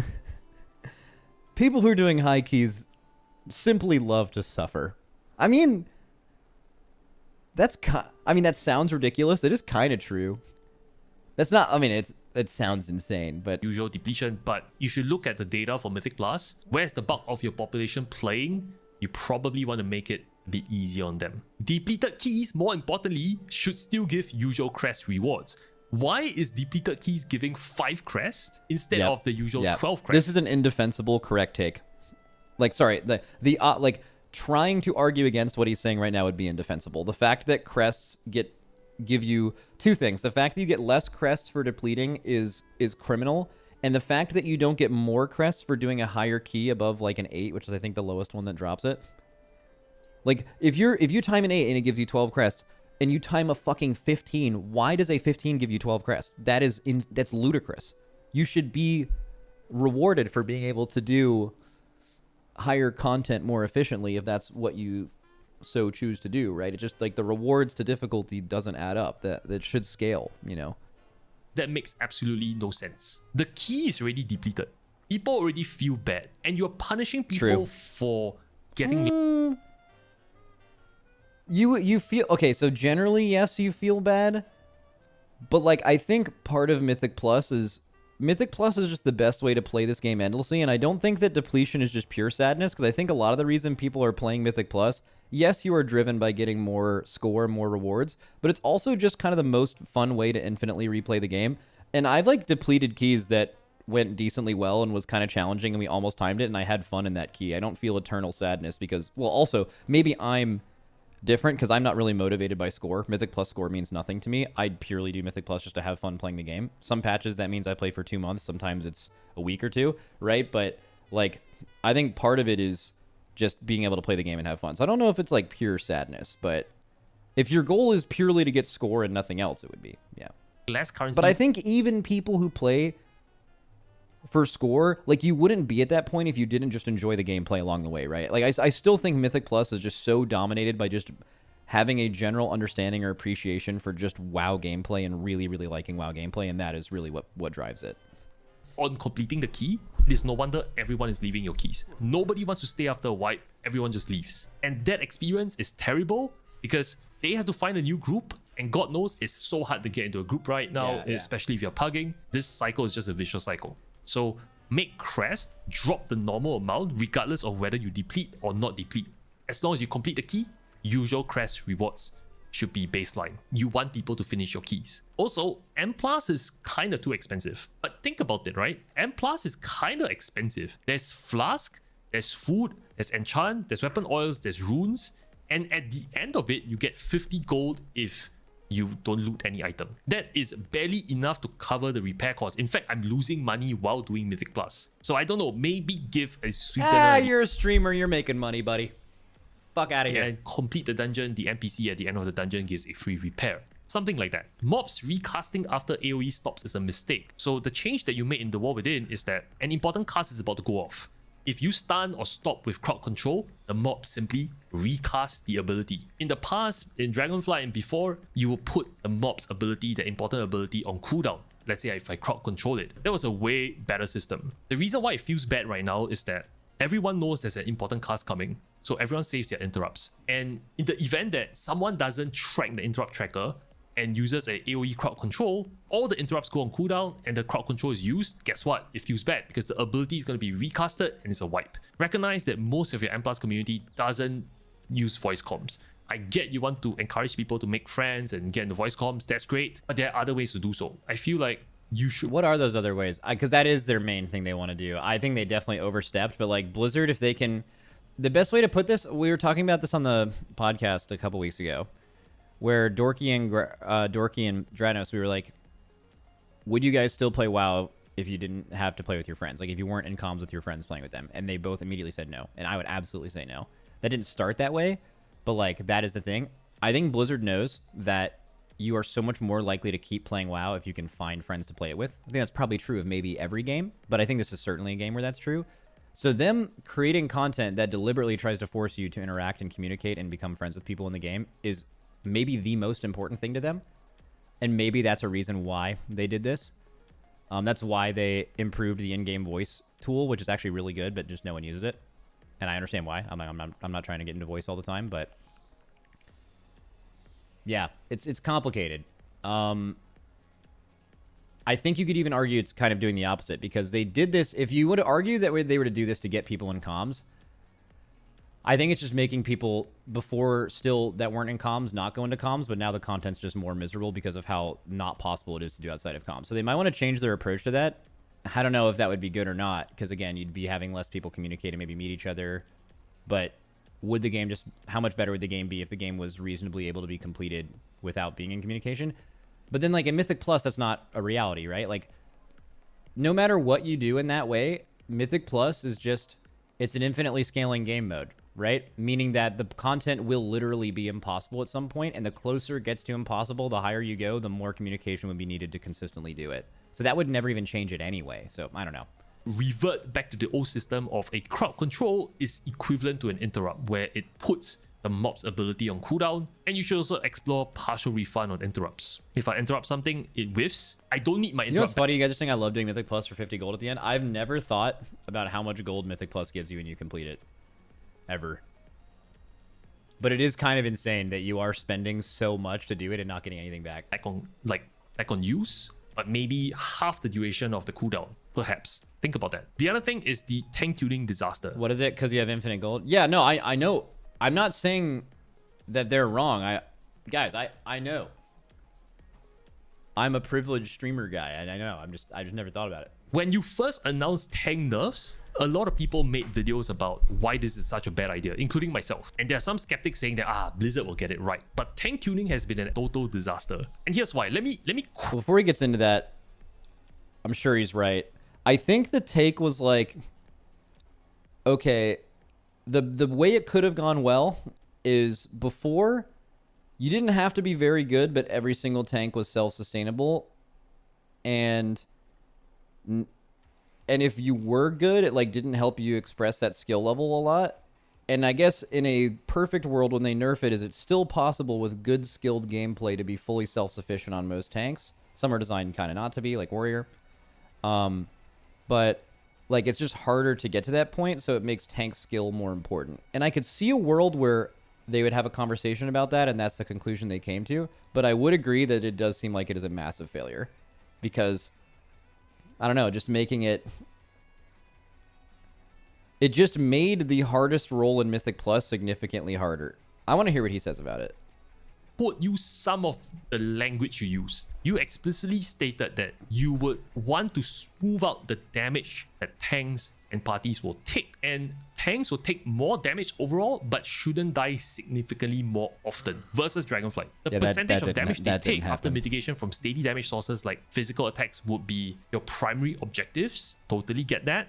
I understand the rationale. Like I said, I think the tank nerfs are well-intentioned because tanks were pulling the whole dungeon and being immortal and the party was struggling. I totally get the nerf, the rationale behind it. But again, if you read some of the things that you wanted, tank damage intake should be steady and not too fast. You want to smooth out the rate tanks take damage to reduce surprise or spiky deaths. Tanks will have strong answers to threats or periods of danger, but less sustained self-healing. And tanks will still have cooldowns or emergency self-heals like renewal or impending victory. So let me tell you. Oh, so so we've actually talked about this on the podcast. There's most of the things that they stated as goals. There were a few that actually did happen, but most of them were like basically the opposite effect happened. The things they wrote in bold here, like most of them is just simply not how it played out. So I think it is kind of objectively a failure because they stated what they were changing and what the desired cause and effect was, and it just simply didn't go that way. And it was a lot worse. So this is very warranted criticism. Dude, it's living rent-free in my head why at the beginning of this video said this video is not meant to critique Blizzard. Why did he say that? Because, like, this is a critique of Blizzard. And also, it is perfectly fair and reasonable to do that. You know what I mean? Is it the same vibe as like when people make videos about a certain person that's like kind of negative, but then at the beginning they say a disclaimer like, hey, this video is purely meant to be informative. Please don't hate on this person, as a way to like protect themselves if people hate on them. But like it's going to actually do nothing about people hating on them at all. But it's like it's a way to like separate themselves from it, you know? Like it'll be a video titled like the downfall of this person who did some really shitty thing. And then at the beginning they're like, by the way, this is not like, this isn't meant to send any hate their way, even though it obviously will. And like, that won't do anything, but they just say it anyway. Is it like the talking about a game company version of that? Sorry, I don't know why. Like when he said that earlier, I was just like, why would you even need to say this isn't a critique when it is? And then also that isn't even a bad thing. That's totally fine. For high frequency tank. What is it? I think he's making it clear that this isn't just a rational Blizzard hate and dooming. But making yourself clear about that doesn't matter. Like, if you are being an irrational Blizzard hater doomer guy, that will be clear in the way that you're speaking, or it will be clear that that's not. If you're being objective and like trying to, you know, be fair to every party, that will only be relevant in the way that you are speaking about it and the viewer or the listener making that assumption for themselves, telling people your intention of that is completely irrelevant, right? Busters across 5 out of 8 of your dungeons does not relate to the language you use here. It's almost as though the person who wrote these article, these languages, these paragraphs is someone from the PR department, and the person didn't talk to the person from the balancing department. It's someone from the PR. There's that. Wait, is he saying that's what he thinks this is, or is he saying that's the best like argument he could give them? Because I can tell you that these kind of things are not written by the fucking PR department. These are directly from game designers, and they're telling you about the changes they made and why they would make them. PR See department if I misheard that. does not relate to the language you use here. I think they were just wrong.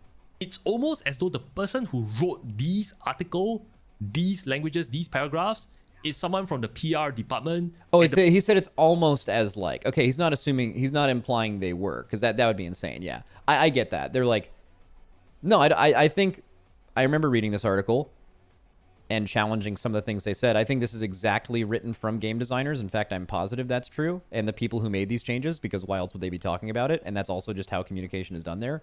And I think if you want to make any, they were just wrong, right? The person didn't talk to the person from the balancing department. Yeah, but he's saying they're so wrong that a PR guy might as well have wrote it. Yeah.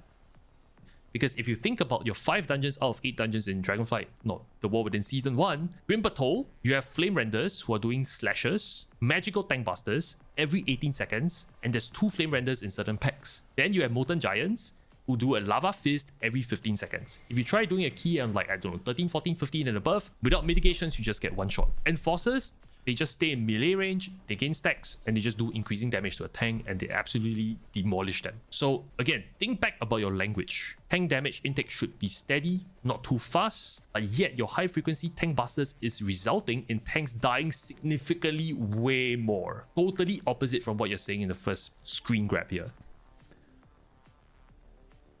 Has a point, counterpoint.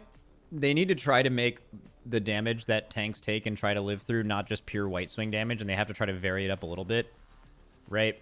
So like, for example, someone's stacking and needing to kill a pack fast, and you have to like kind of make your cooldowns work towards the end instead of at the beginning. That's like a cool tank problem to solve. The issue isn't any of the things individually, it's how much you put into one pack and stuff like that. So I think it's certainly a mistake of them just putting those things at the same time. But also it's a key scaling problem, right? Like that could be maybe fair, maybe it wasn't, right? I didn't do keys before they nerfed this, I don't think. But like it could be fair on like a 10 and then not in high scaling things. And they've always just kind of had an issue at like realizing exactly what's going to start scaling out of control multiple key levels earlier in keys. Like kind of similar to like the Odin runes in Halls of Valor. How like that was just like the damage you took from that was just like whatever in like most keys that most people were doing, but like on high keys, like the hardest thing in the dungeon was just getting your rune before you just died to that dot, you know, just like random shit like that. Can we confirm these devs even do high keys? We have done high keys with these developers, yeah. Then you have Stone Vaults. Your Despoiler does Shadow Claw every 13 seconds. Machinist boss, Igneous Hammer every 12 seconds. City of Threats. Your first boss, Subjugate every 13 seconds. Shadow Crown boss, Obsidian Beam every 25 seconds. Guardian mobs in Mist of Turner's Don't know why you changed the mobs in Mist of Turner's but they do Anima Slashes every 12 seconds. And there's 2 Guardians in certain packs. And they stack the debuff. So what you're trying to say here doesn't relate to the design of your dungeons. And I think that needs to be... Yeah, well, I think that might be... So one thing, Cam, he said like it's almost like a PR person wrote this. I think what actually might be the case is a class designer wrote this. And the examples you are giving are dungeon design problems. And those are 2 very different people and jobs at the company, even though they are closely related and matter. And maybe they have conversations about stuff like this. Those were actually written by 2 different people. Every example given, like for example, examples of failures, at least when quoting the article, would be more something like the way that tanks are designed not being true with, which is probably correct actually. Like I bet that is correct, but like the examples are something else, which it is certainly a valid criticism that those 2 things would not work hand in hand, because how, you know, how your tank is able, how your character is able to mitigate damage versus the actual thing in the game that is doing damage to you are extremely closely related, but they are also not the same people.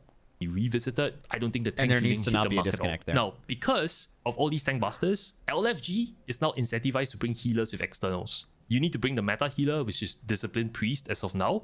They have 2 pain suppressions, 2 externals for the tank. This makes the whole meta situation even worse. But given all these tank buster... Here we go again. The devs Knight in Shining Armor called Max yapping defending. I'm not defending them. I think this is a big problem and they didn't do a very good job. But I also think it's relevant to point out that, you know, they're different people. But I mean, like as a player, it doesn't matter, right? It's still a valid critique on Blizzard, right? I think it's good to know that those two things are done by 2 different types of people, and also know that it's a failure that those 2 things didn't, like, as a player, you just see the final product, which is a combination of those things. So their inability to communicate or to succeed on their stated goals of how this is going to work is a failure regardless. But that, I still think it's worth pointing out that, you know, it's two different people. It's not the same people who wrote this who did this, you know. Problems that is totally opposite from your initial tank tuning disaster kind of post. Nobody wants to play tanks because, again, every tank death is a wipe. It's at least a 1.5 minute off the timer. I don't know if could they ever fix that? Is there a way to design World of Warcraft where that statement isn't true? Like, it's almost like that statement is a static thing. It will always be the case. And the only way to really play around it is to just make tanking less likely to wipe. Like, make it less likely to die as a tank, which is, like, kind of interesting that that's the opposite of what they do, right? To blame the tank for breaking the key. Nobody likes to get abused, so nobody play tanks. Nobody play tanks. LFG groups cannot form. No Mythic Plus groups can form. Nobody gets to play. Everybody pays their sub for a queue simulator. Same problem with healers. Lack of healers in LFG. Tank healing feels awful. There's no agency as a healer. If your tank messes up 1 global cooldown, as a healer, you have 0 counterplay. Your tank goes from 100 to 0. There's just nothing you That had to have not been their goal. Like, they stated that they wanted healers to, like, feel like they needed to heal tanks, which I think really that's a combination of that, and also they just wanted tanks to not be, like, fully self-sufficient, which I kind of get. Even though every time I tank, I think the idea of being self-sufficient is really good. Like, basically, I think tanks should survive in this game if you play well with, like, passive, not passive heals. Like, you know, they want to have, like, a Riptide or a Rejuve or a Life Bloom or just, like, the stuff you would normally put on a target that takes a lot of damage, but they shouldn't be getting spammed with regrowths. Like, that is where I think the balance of healing and tank healing is wrong. Like, anytime you're spamming tanks, but that is true, right? Like, tank healing is one of 2 things. It's, like, manageable, and you're doing it with, like, the same stuff you would just give anyone who's taking a lot of damage, like the stuff I just... Or you're spamming them and they're instantly dying, probably because they're not very good or really undergeared. And that is just not fun at all, right? Like, if you're trying to heal the group and you just have to spam your tank, this is a terrible... Yeah, I mean, they just didn't accomplish what they wanted to there. Also, every other pack having some form of party AoE damage. I don't understand what is the fixation with Blizzard's dungeon design such that you do not want Mythic Plus players to pull big. That is a very strange take. I think most people will agree that big pulls in M Plus equals fun, but this is very deliberate and I do not know why. Then I think big pulls in Mythic Plus are fun because they're so few and far between. I think it's like a balance. It's like dessert, you know? Dessert is amazing, but you wouldn't want dessert all the time. I think the average pull should be better. I think target counts, like target caps for classes in this game is like a mistake they made years ago that they still haven't fully figured out how to make work, because like what they wanted to do just didn't end up happening. But I do think that big pulls should happen more often. You should look forward. They should literally design dungeons for a few of them to happen on purpose. They should design them to happen. And there should be more than there is now. But I think the most extreme version of the argument, which is that like every single dungeon should be like pull 20 mobs, next pull 20 mobs, fight boss, and then you just repeat that twice. I actually think that would be more boring than it is now. It would be fun right away, and then it would just be more boring. But I think making sure that there are big pulls in every dungeon is really cool and really important. I mean, reaping is all you need to see to know that that is what people want sometimes, right? Reaping wasn't every single pull is massive, but like 3 or 4 times in the dungeon, there was just the biggest pull of all time. And people still talk about reaping on the level of like encrypted and awakened, which is insane. Like those other 2 things are so much more well designed and are good for the right reasons. And the only reason that reaping is liked, you know, it's like it has so many bad parts on it, but it's just mass pulls are just sick, so that made it good. Like that should tell you enough that, you know, that's clearly something people want to do.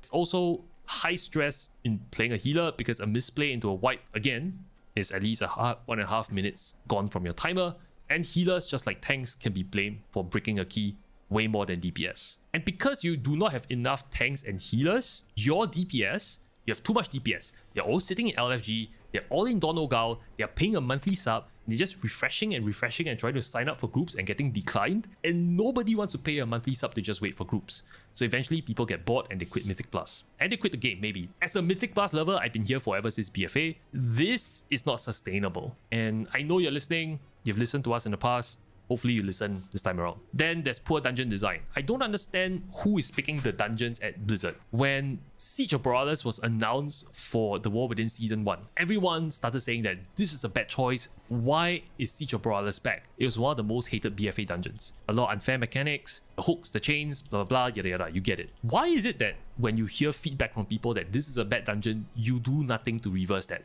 I do not understand why. This fixation of bringing back unpopular dungeons versus popular dungeons is weird. If you pull up Shadowlands completion of key... Okay. I agree. Counter argument. If it is clear for the foreseeable future, and we at least know that retail WoW will be a thing until the end of the World Soul Saga, there's going to be 3 expansions of this, and we know that every season they're bringing back old dungeons. Guys, if they were to just bring back the turbo bangers since when they started rotating dungeons, which I think was the end of Shadowlands, beginning of Dragonflight, we would probably already be out of certified bangers. Like right now. Right? So like they need to... It's fair to say that maybe Blizzard doesn't know which one is a banger and which one isn't, but I highly doubt that when they're bringing back all these dungeons, they're like, oh my god, this is the dungeon we need to bring back. They're probably like looking a little into the future, and they're like, okay, we need to like give them some dungeons that they really want and look forward to, and like rework some other ones. Not to mention, they've made bad dungeons in the past better. They've also made good dungeons worse, but like there's been dungeons that I thought were going to be horrible that actually ended up being decent, because I just read the name and I'm like, that dungeon, it wasn't fun, and then they made it way better. So like, I don't know. I don't know if this is actually that big of a deal. Unless you are of the opinion that like they should just identify which dungeons are fucking awesome, don't change them, and like pick like 10 or 12 of them and then just keep rotating those every season rather than bringing back old ones. And I just don't know if I'd agree with that. I could see someone making that argument pretty well though. I can guarantee you more people did Halls of Atonement versus Theatre of Pain. But why is Theatre of Pain being brought back instead of the more popular Halls of Atonement in Season 2? Surely you have the data. Somewhere in the depths of the Blizzard office, you have the data, but you're making very puzzling decisions. On top of that, why is Workshop coming back for the 3rd time in WoW's history? We already had Workshop coming back as a returning dungeon previously. It's now coming back for the 3rd time. I don't get it. There are more popular dungeons out there. You probably need to spend a bit more time thinking about what dungeons people like based on historical data. Also, for the love of God, the minecart RP in Darkflame Clef cannot go live. Everything above is... Oh, yeah. Yeah, what are they going to do with that? The reason I haven't thought about that this much is we haven't tested it yet. And I think about how positive I was that Brackenhide Hollow was going to be the worst dungeon of all time when I saw it on Mythic 0, and then it ended up being arguably the best dungeon of that season. That made me at least know that they only focus on true dungeon design for Mythic Plus on those, like right before the season they're going to be a thing. Like, I don't think Blizzard was like, we need to make this a good Mythic Plus dungeon now, because why would we? It's not going to be one for 6 months. So my only hope for that is that that hasn't occurred yet. But yeah, just looking at it at face value, it sounds like one of the most annoying and bad Mythic Plus things of all time, for sure. Like really, really bad. It's kind of condensation of thoughts, discussions that every day on stream we kind of have when we do Mythic Plus. But beyond that, there's also some food for thought. These are not suggestions, this is not direct feedback, but it's more related to something you should think about. Class identity is important, we get it, and that's why you want class buff to be specific to class identity, but make it more flexible to invite any comp in Mythic Plus. Bring back the ability for buff scrolls. For example, I don't have a priest, I can bring a stamina buff via a scroll. Yes, it's not as strong as a priest buff, but maybe make it, I don't know, 75% of a priest buff. So that way people won't feel like they're absolutely needed to say, I need a Bloodlust class in my comp, something like that. Bring back buff scrolls and bring back the improved drums from the past. You also want to spread out your class buffs a bit more, especially the S tier buffs. Like Mark of the Wild maybe shouldn't be a druid thing, maybe the verse buff should be something that is more evenly spread out. I get class identity is important, but think about that. Then there's this whole big debate about solo queue that I don't want to go into in this video. There's plus and minuses, and I'm not decided on this topic either. I think solo queue fragments the community. There'll be people who only do pre-mates and people who only do solo queue. Maybe you need separate ratings for them, but it would definitely kind of solve the problem of people not getting into groups. So it's something to think about as you work on Midnight and the remaining expansions for the World Soul Saga. So with the above, I really hope the War Within Mythic Plus Season 2 picks up. This is our favorite game mode, I think, for all of us across different MMOs. We can't really find something so special. Mythic Plus has so much potential. Let's make it the great game mode it deserves. If you found this helpful, if you enjoyed this video, don't thank me. Thank all the Patreon subscribers, all the YouTube members that you see on screen. These are all the MVPs who make it possible for me to do what I love to do in life, which is to make videos like this for the world. That's a lot of patrons. God damn. Is Adventurer free? Let's go, Quasi. Dude, the last time this guy, if Adventurers are a paid tier at all, oh, I bet it is, because I think he's a UI guy. He makes like UI and WeakAura videos, and I bet he like gives them to patrons at like the base level. I could see that being paid. All right, well, you know what?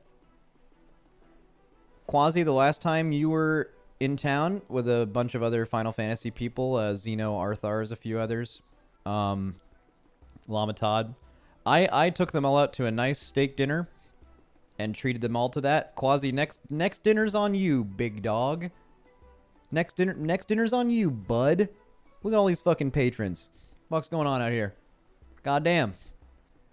Okay, someone said Yoda had one too. Where's the Yoda one?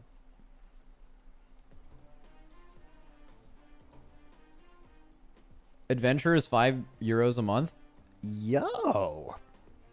Where's the Yoda Manifesto? And then we're going to play some Indiana Jones. Give me that shit. It's on his YouTube. Yoda Mythic Plus. Is it just going to show up? Yoda Television. The Mythic Plus Manifesto. Number 2. More suggestions. Oh, okay. Sure. Where's the other one? I don't know if I have enough. I'm starting the sponsor stream in like 20 minutes, so.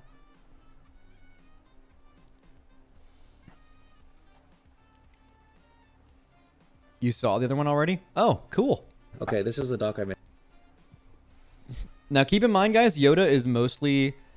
I'm assuming this perspective is coming purely from high key players, which is a really, really small amount of the community, but it deserves to be listened to, especially this season when they've literally designed the game for them specifically. They've, for the first time ever, they have had high key players be involved in their decision making for how Mythic Plus is designed. So let's hear on. So after Quasi, let's listen a little bit of this.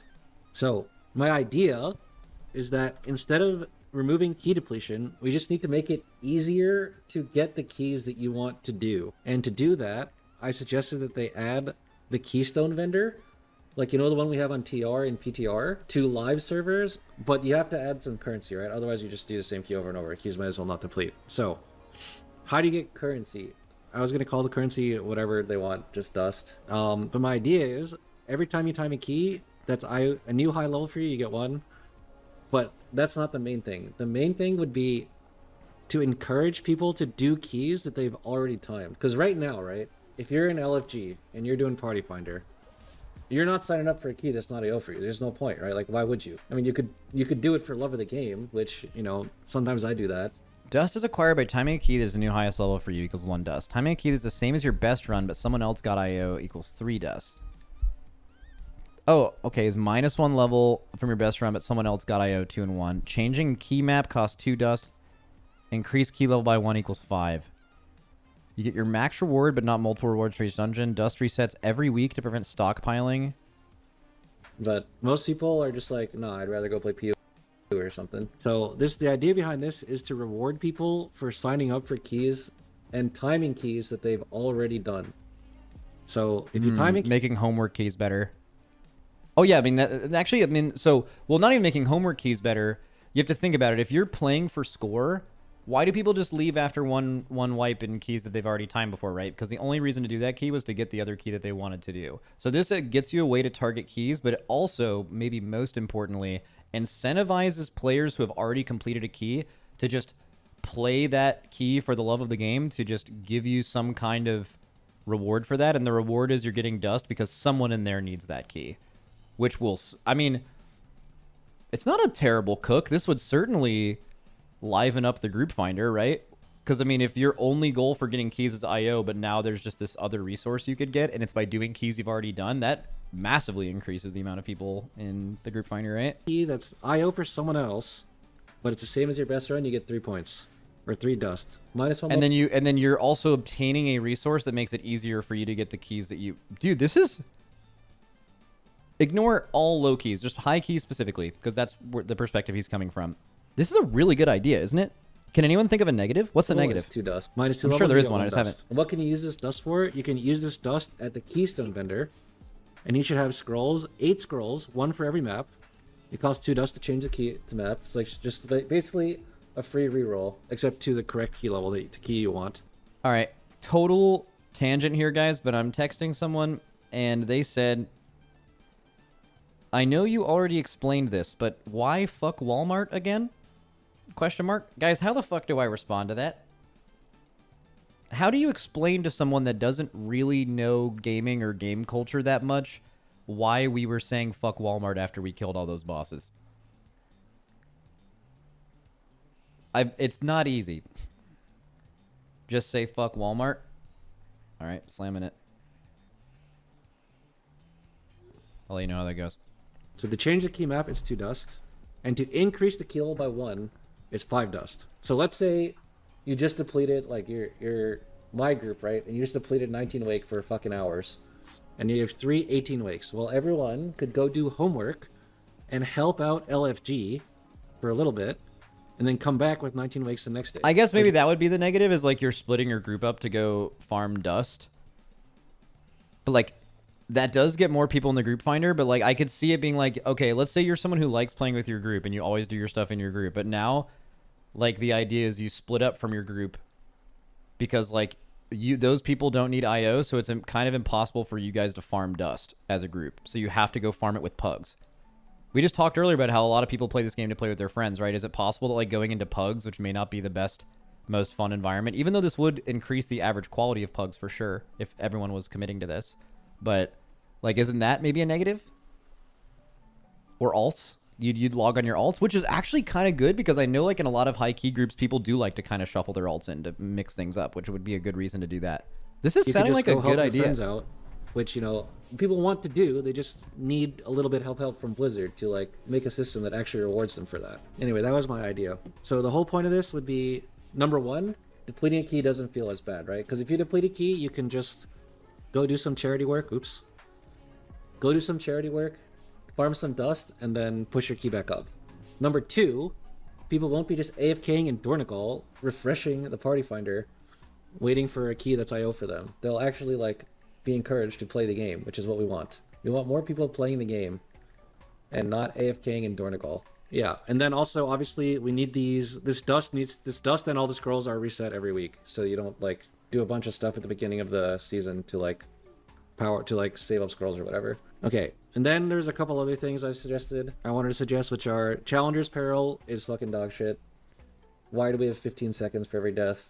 It just makes death wipes way more punishing, makes you gatekeep people into their keys way more, and it just makes it so if you ever die as a tank, the key is just instantly over. Almost all the time. And then also the fix that they did, quote unquote fix, was extremely hilarious because it does nothing. They said for all keys where Challenger's Peril is active, you get 130 extra in the key. Well, guess what? For any key that's remotely difficult, Challenger's Peril is in the key. So all they effectively did was just add a 130 to every single key. They didn't actually fix the problem. This is the same take Dorky made. And both Dratnos and I kind of deconstructed this thing. I probably won't do it again because that was just on the podcast and we've had this exact same conversation, but I actually don't understand this logic at all. Is that deaths are way too punishing. Like, I understand the logic of they could have made a better change, but the high key, like, why this was a bad change thing, it totally makes no sense.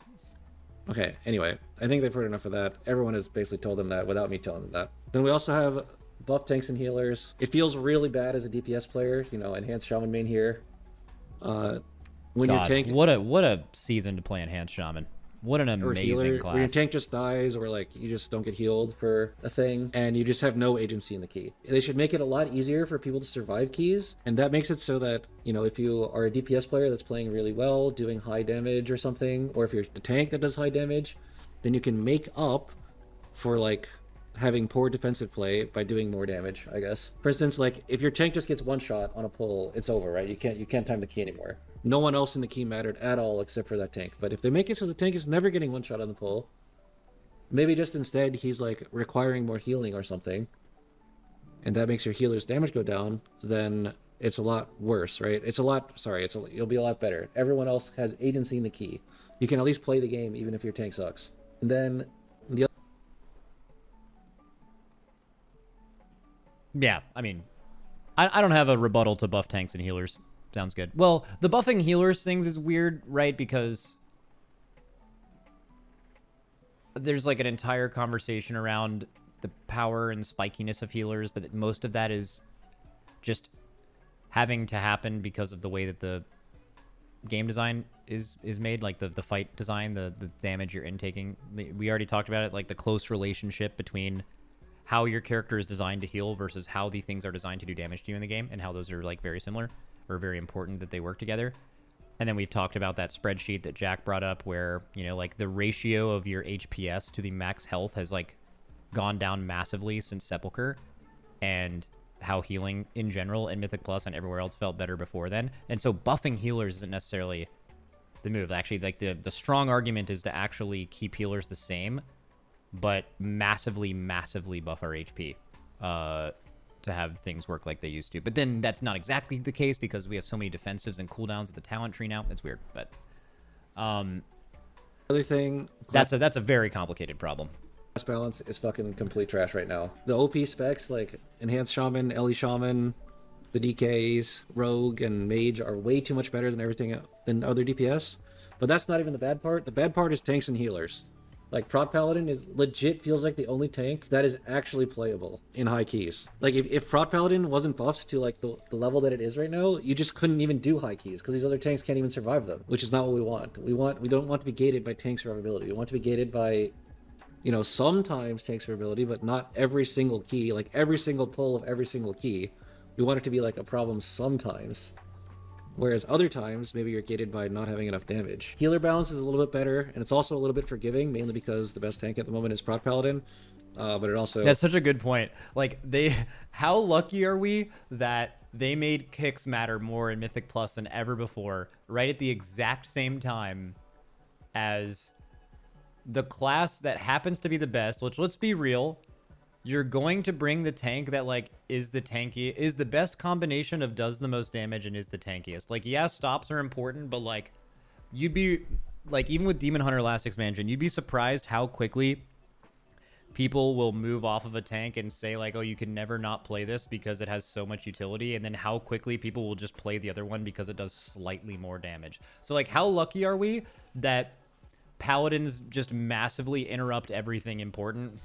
When even in a season when they've buffed how much better interrupts are than, like, stops, for example, and, like, that happens to be the tank that's just BIS anyway, your interaction with dungeons would be totally fucking different if Prot Paladin wasn't BIS. And even another tank was just as strong damage reduction and damage outgoing wise. It's so broken.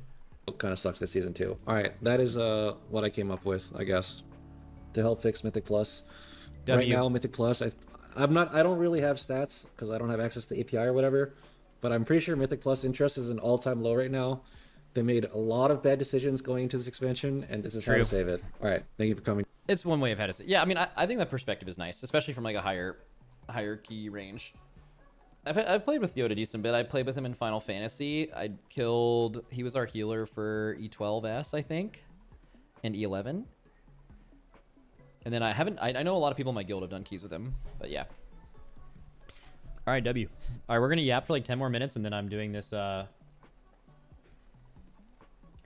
Fuck chat. So I tried the fuck Walmart thing. I just responded with fuck Walmart, said some other stuff,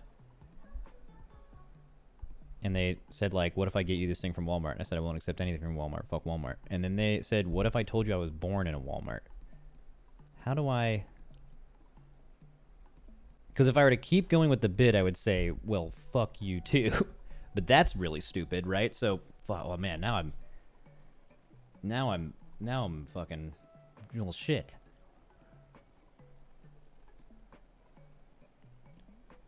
Ooh, may God have mercy on your soul might be a good one.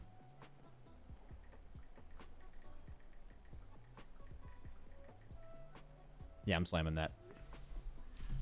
All right, tell them to blow up. It's the only way. So true. So true. All right. So yeah, guys, apparently, so I got this sponsored stream for Indiana Jones like a couple of weeks ago, and I was like, oh, that sounds fun, but I wasn't actually sure how good it was going to be, but apparently it owns. Like, it kind of sucks because it's coming out at the same time as like PoE 2, and let's talk about PoE 2 for the next 10 minutes, actually. It came out at the same time as PoE 2 and Marvel Rivals, which are like two massively popular games with different genres of gamers. But apparently this game owns. It's like really, really fucking good. So I'm kind of looking forward to it. Single player RPG, so we'll just be like hanging out while we do it. I want to tell you guys about my PoE 2 experience though, for the next like 5 minutes, 10 minutes. But let me go grab a snack before we start gaming here. I'm also gonna take this hoodie off because I'm hot as fuck.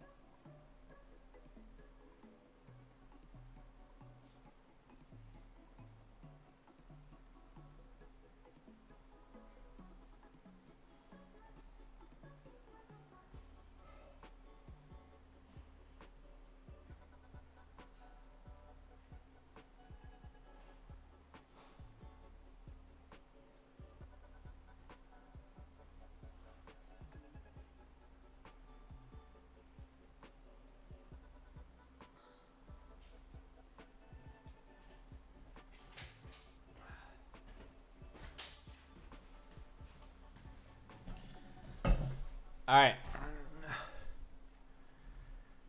Yo. So.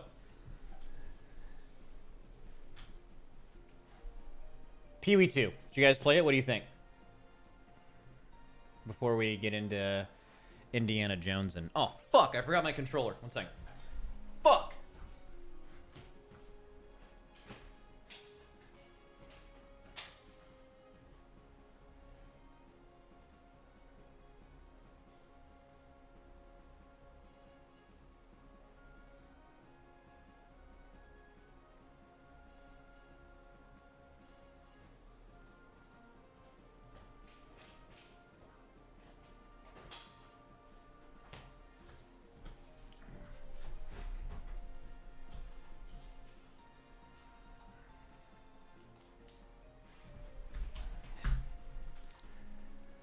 All right, it's fine. It feels like PoE 1 with some quality of life stuff, nothing groundbreaking. Minorly more new player friendly than PoE 1 at least. All right, here's my perspective. I never got into PoE 1. I tried 3 or 4 times. I've even been in a call with Ben of him just teaching me the game and playing it for like 2 or 3 hours. Didn't get into it. I had basically the exact same feeling while playing it. I played it like 7 hours and I just haven't played it since, really. And I had the exact same feeling, identical feeling to when I quit PoE 1 the last 2 times. I just didn't get into it. So my question is, has anyone had the same... It seems like PoE 1 players really like PoE 2. That seems to be consistent. Is anyone else... And then I am a person who never could... And I tried, man. I tried. I could never get into PoE 1. Even though I like ARPGs. Is there anyone that's like in the middle? Are there people who couldn't get into PoE 1, but now that they've played PoE 2, they're like, now they got me. You know what I mean? Like, is there any of you guys that are like, I could never get into PoE 1, but now I'm playing PoE 2 and it's a fucking blast, and I fucking love this shit.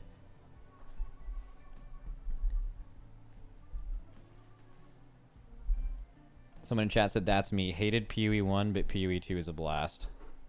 Wait, let's see. PoE 1 players are upset because it's trying to get new players and they dumbed their game down and new players still think it's daunting to try. I mean, yeah, that kind of makes sense. Like, if they feel like... You know, when you're dumbing a game down for newer players, you are kind of taking something away from... It's the endless game design problem, right? You are... It has to come at a cost. A lot of times making things more new player friendly comes at not doing a service to people who've been playing it for a long time. WoW goes through this problem permanently, right? Remember the whole like classes should only have 10 buttons bit? Yeah, so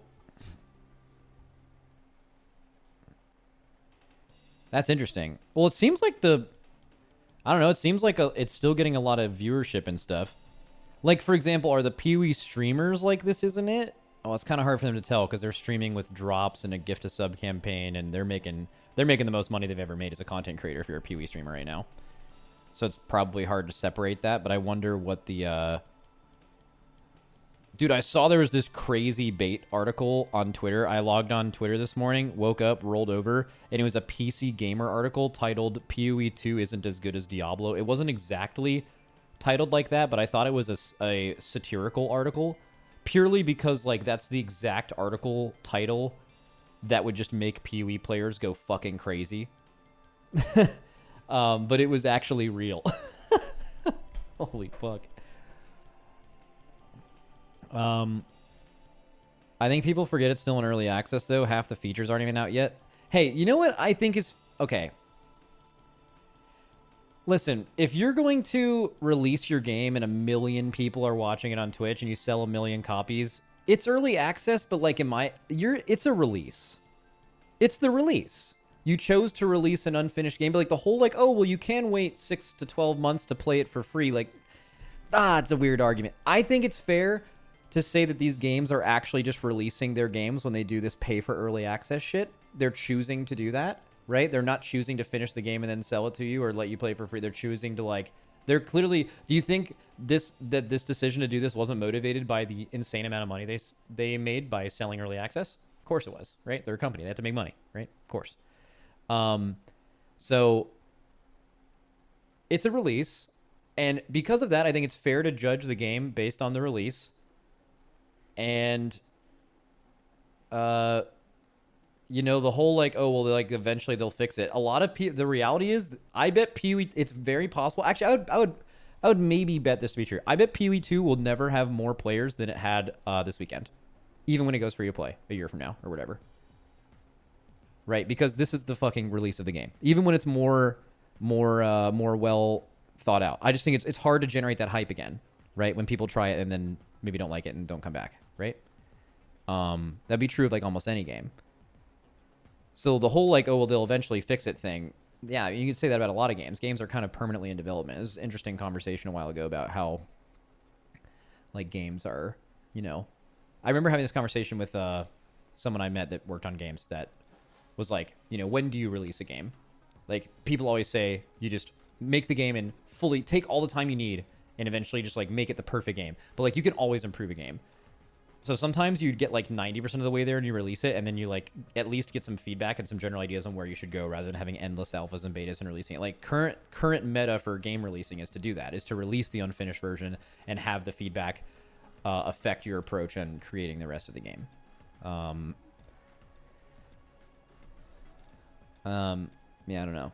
That's how I feel, at least. I feel like labeling this early access thing and giving them passes and being like, oh, well, it's just the early access version. In my opinion, it's like that is this was the release of PoE 2. And they're just going free to play in a year. Like, I know they haven't come up with a few of the other acts, but, you know, that's how I feel.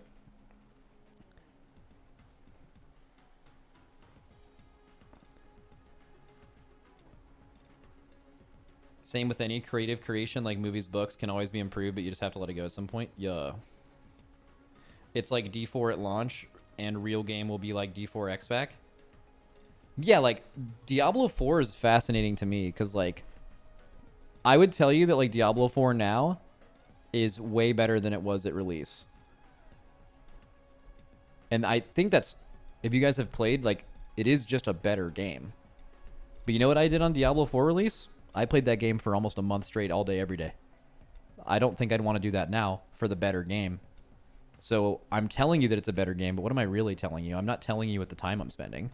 I know that's not an exact way to look at that, but like if you're trying to release Diablo, for example, like, oh, Diablo released in an unfinished state. Would Diablo have been in a better spot if they released it 1 year later with all of the stuff they changed along the way? Would the game even ended up that way 1 year later if it didn't have the constant feedback of all of these millions of people playing it? Probably not, right? It's just it's interesting and different to look at it from that perspective, but I think a lot of that's kind of fascinating, even though I'm not directly in that world.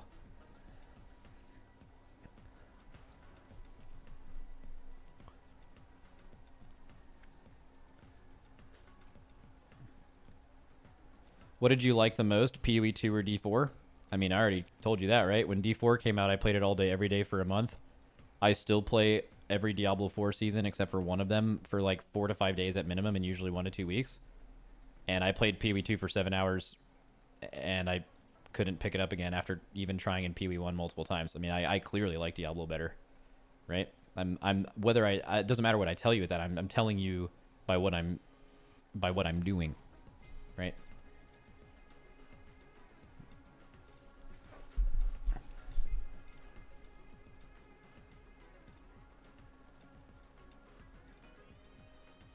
What is it? PoE's issue is build complexity. Well, PoE wants that.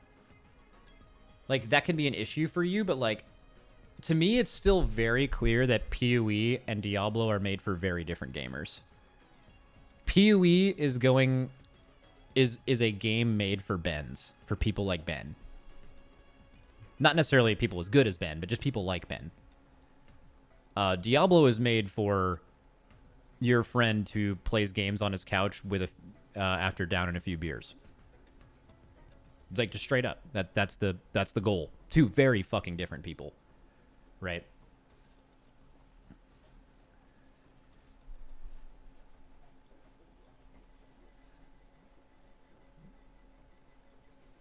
Okay. Hey guys.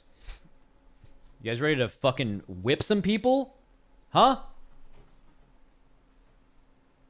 You guys ready to fucking whip some shit or what?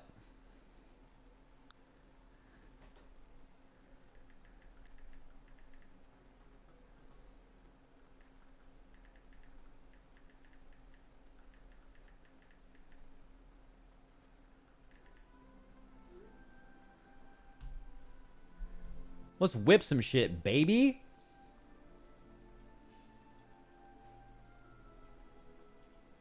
Guys, I don't mean to be dramatic, but I'm going to be the best Indiana Jones player to ever live.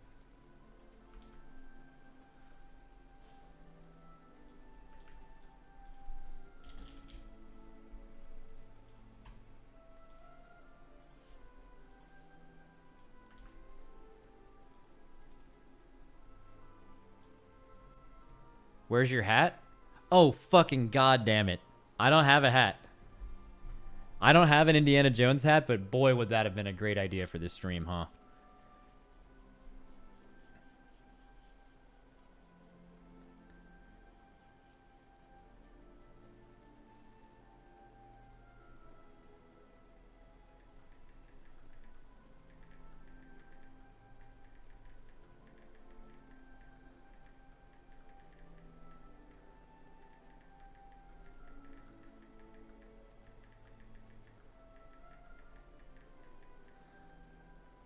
1 second.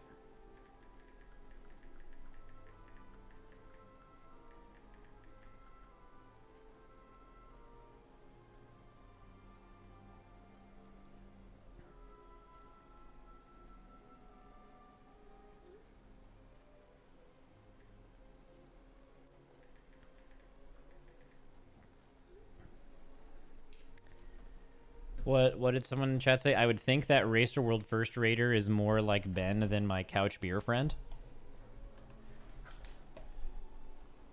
Oh, do you mean like me? Like I would relate more to a game made for Bens than... Yeah, you would think so, right? But then I've always been confused about that. I'm like, isn't Path of Exile made for people like me? And then it just...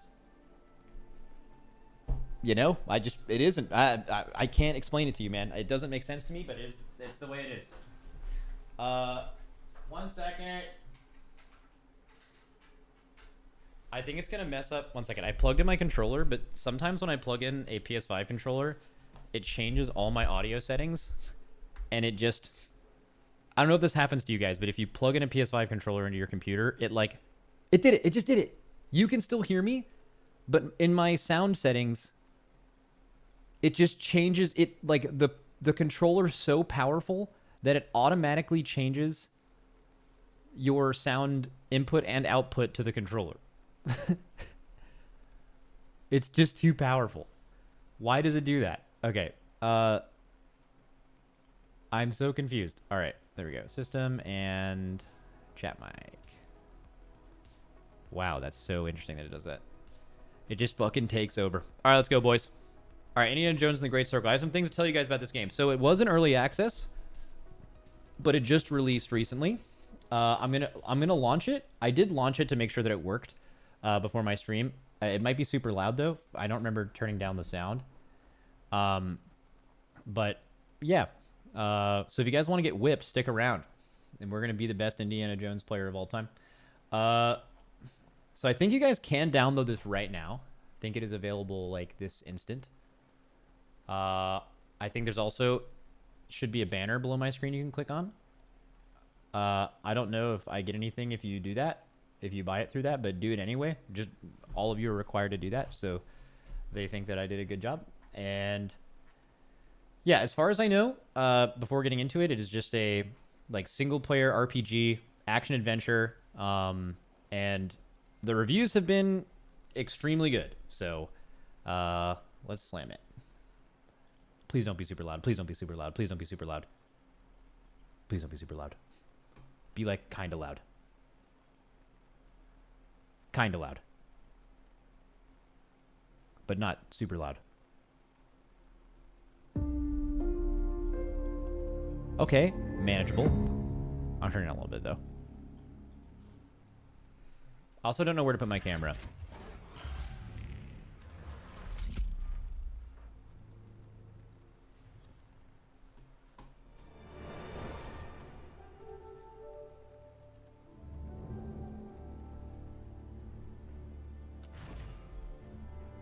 Oh, also they mentioned for this that for an I'll rip one of those later. Drop an emoji if you're ready to explore more. That's so good. Let's get some emojis going. Are we just going straight into it?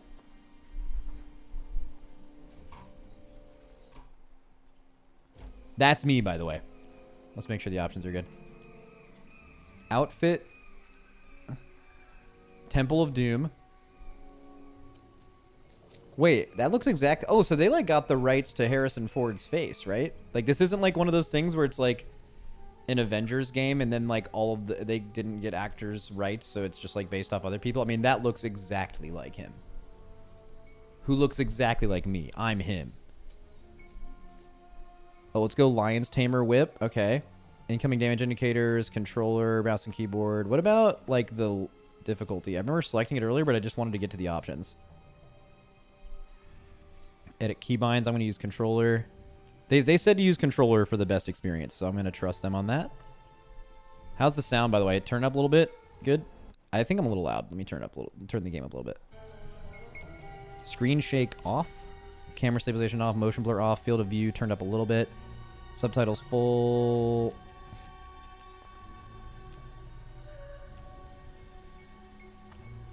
Don't need to sign an account. All right, let's go. Story.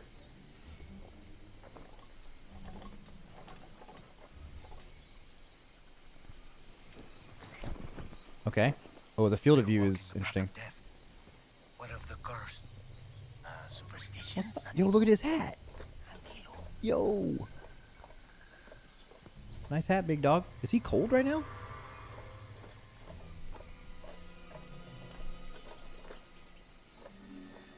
By the way, let me know if like the stream is pixelated or bitrate-y at all.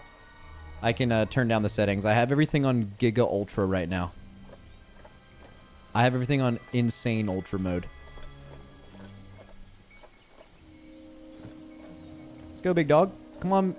Oh, dude, that guy's hat goes absolutely stupid right now. It's a bit quiet, the voices. Yeah, I can turn it up if I need to.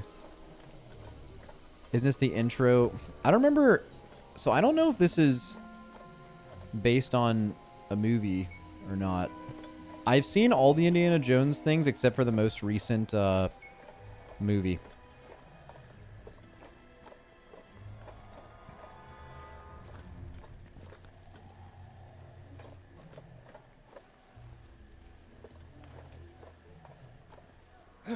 Oh, wait, what is happening? Why did I just... Well, I mean, I pressed a button, but... Alright, let's see what I do here. Okay, so this is how you crouch. Okay, we got some stealth shit going on. What was that sound?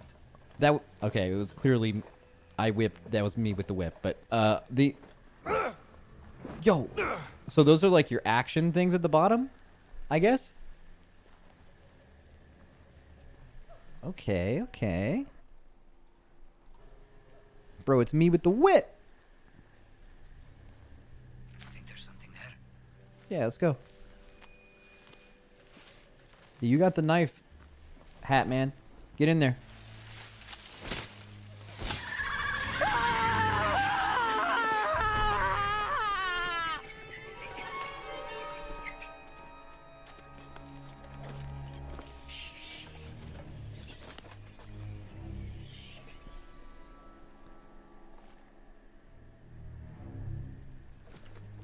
You think it's an overreaction, but we're in a scary forest. The Jovitos could be watching us.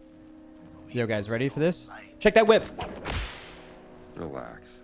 I hope I don't have to aim. Does anyone else who's played a lot of PC games in their life have absolutely horrible, like, aiming with controllers? Like, it's just so not... When you're used to aiming with mouse and keyboard, like, controller is just so bad. I can aim these fucking hands, though. What's up, buddy? What's good? What's good? Where'd Hack Guy go? Oh, he got scared.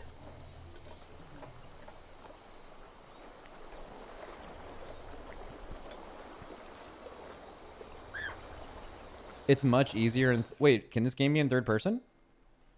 Action experience very hard. Adventure mode moderate. I guess that's what it's set to. Can you go third person? That would be sick. That kind of sounds like a vibe, actually. Oh, you mean it's much easier to aim in third person. I read that from YouTube chat, by the way, just in case y'all want to get mad and say that I always ignore you, which I don't.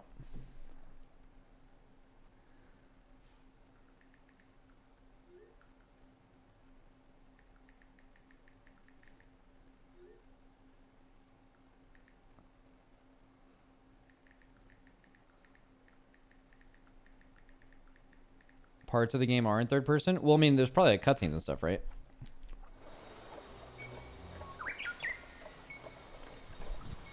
would be crazy to make a fire on Jovito land.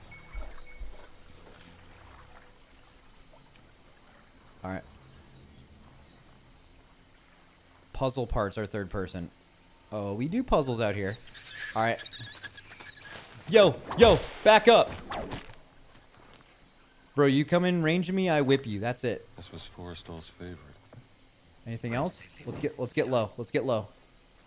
I think they were intent on coming back. Wait, did he voice the character?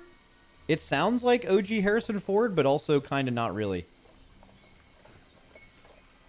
The voice actor is Troy Baker. Oh! That's cool. Last of Us guy.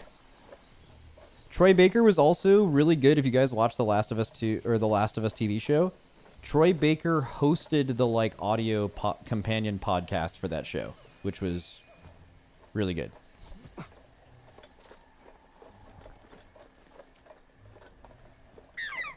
Whoa, what's up? What's up? Was that another? Okay.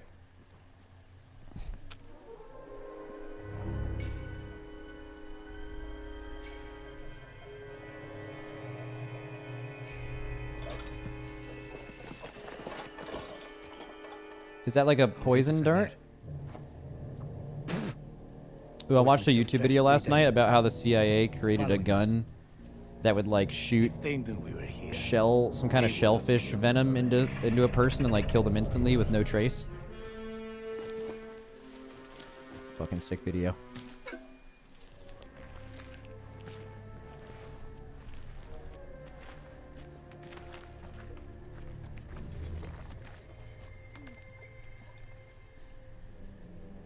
What's up, man? Oh yeah, this alcohol, by the way.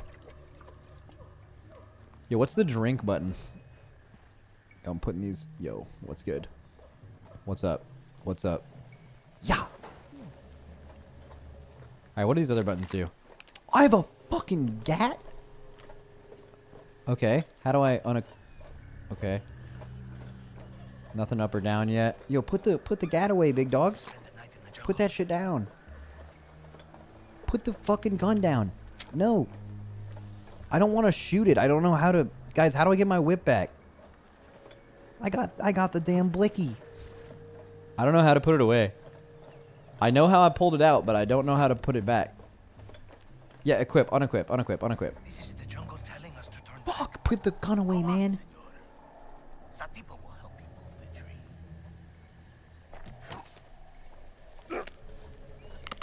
tree. What is it?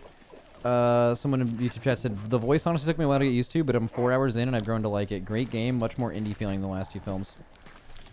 I like that.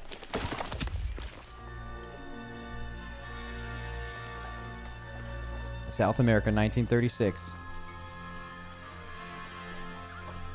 Quick question. Anyone in the chat alive in 1936? Quick shout. Shout out all the grandpas out there.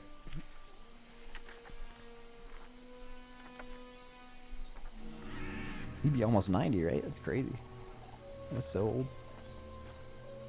Shout out, wow. Oh, wow, grandma's here. You're not that old, though. Sorry, I did. Oh. Press F. Oh. What's up? What's up? Wait, that actually looks really good. Bro, that looks exactly like him. I feel like games have been pretty realistic for a while. But dude, if this came out in like, it kind of reminds me of like when Last of Us came out and you like saw graphics you hadn't seen before, you know? So wait, did I just lose my gun? Oh, okay, somehow I put away my gun, which is good. I don't know how I did that, but I needed to, and I'm glad that it happened. Yeah, we're gonna speed run through this. Let's go. Let's go, boys. This looks safe.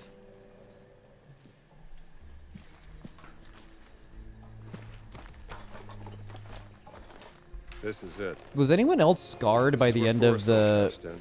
Was it the Temple of Doom when they like Competitor. melted those dudes' He faces was at the good. end?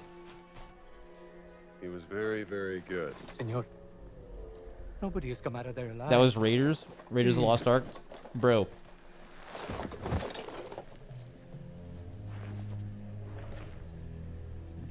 As a kid, that was so scary. First, senor. What's up? What's up? Bah! What's up? Dude, did he flinch? Oh no, I thought... It looked like he flinched.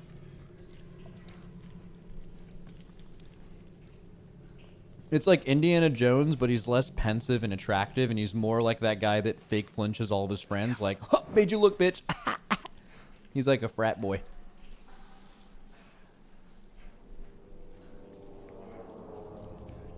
The spiders? Yeah. Wait. When does my actions come back? Oh, I have to put my hands down. I see. Bro, just run through here. Let's go. Let's go, big dog. Why are we walking? Ain't nothing in here gonna do anything to me.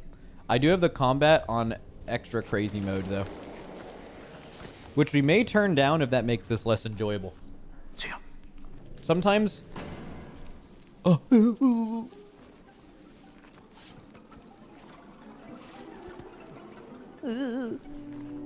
I didn't like that one bit. I didn't like... Ooh! Please, hurry. What do I do? Shoot them. I have to shoot them. Oh my god. Bro, if that ever happened to me, just take me the fuck out. I'm done. Stop. It's over for me. Stay out of the light.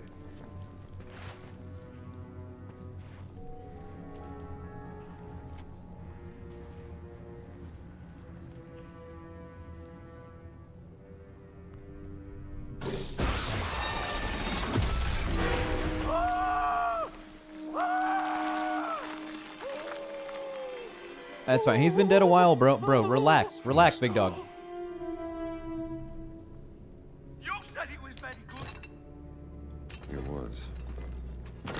Just not good enough. Are you? That was the guy?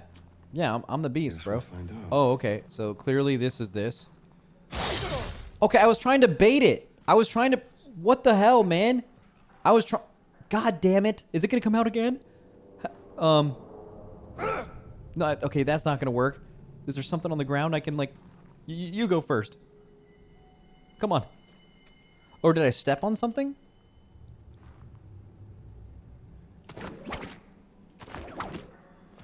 Well, how do I... I must pull out the gun. This is the solution to all my problems. He said stay out of the light. Oh, that's easy. Well, now I have a gun. Where'd my... Okay, I have no way to get my whip out again. Shit. Shit. Too far to jump. What now? We're gonna use that thing.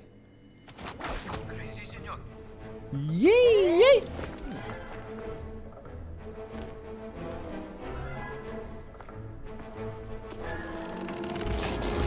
Oh, you're gone, buddy. It's been real.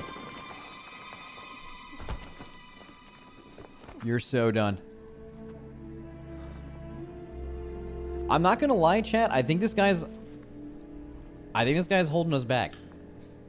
I don't think he's just complaining about shit. He's getting spiders on him. He's like almost dying. Max, have you not seen the movie? Not for a very long time. Oh, remember this part. Let us hurry. There is nothing to fear here.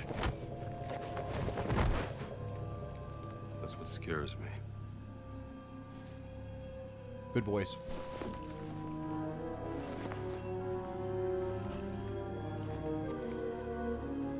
Trap.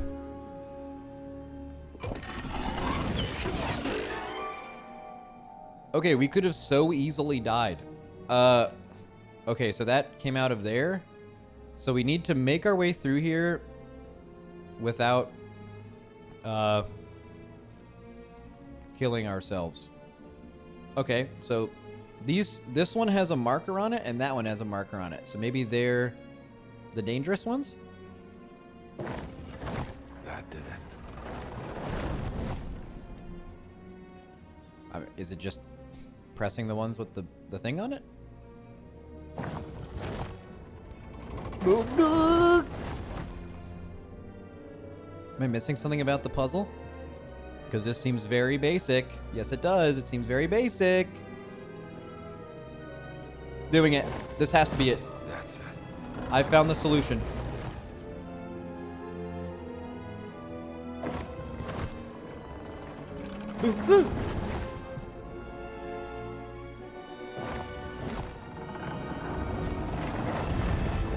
Wow, that was crazy. All right, here we are. Maybe now it changes. I mean, what happens if I press this? You guys think I just die? You guys think Buddy. We're up here. I mean, fuck it. That's it. That's done. I mean, this is probably a tutorial, right? Like, it's basically saying, like, this is kind of how traps might be solved in the future, and then they'll expand on it, but they're like, find the thing that's different with this thing. I can kind of get it. But unfortunately, I'm a genius. I don't need that. Sandbag?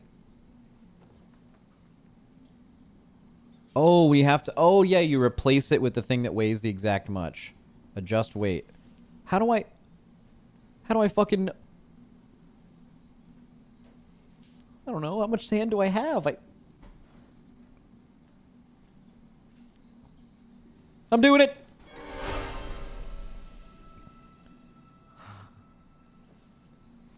And I die. Oh, no! Very bad.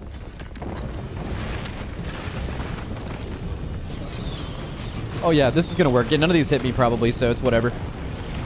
Probably none of those hit me. No. Give me the whip. Fucking, yeah. You want me to just fucking... No, he's gonna steal it. That's fine. Fuck you. Give me that whip, buddy. If you leave me in here, you're done.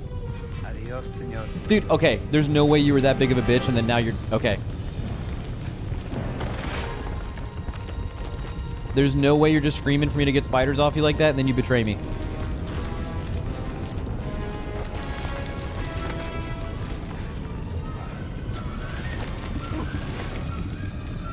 Get your whip, homie.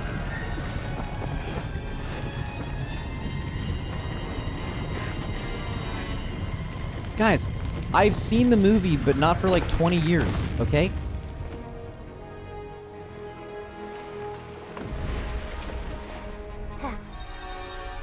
Dude, get smoked! Get fucking smoked! Adios, vida. What a loser.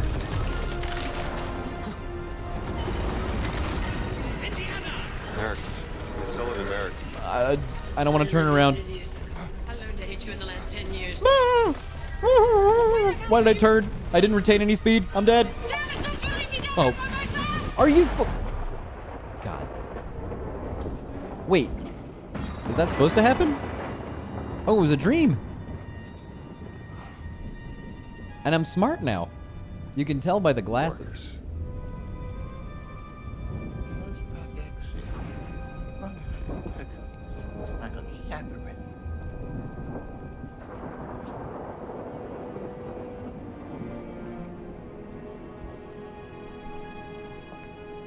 Like, wait.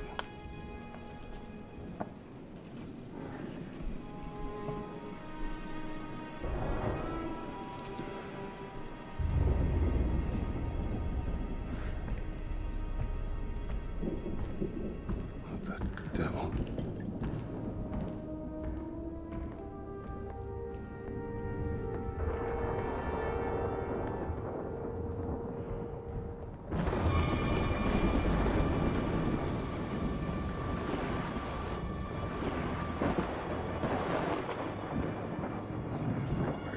Sprint! There's no traps here. It's a school. Kids. Whip! Oh, I don't have one. Getting Gun! expelled tonight. I don't have one either. I only got these fucking hands. What's up? Whew.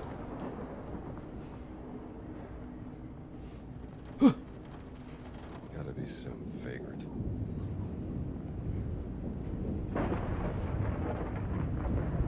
What's up? Where's this vague? Oh, I hear someone talking. Crouch, maybe? Crouch angle?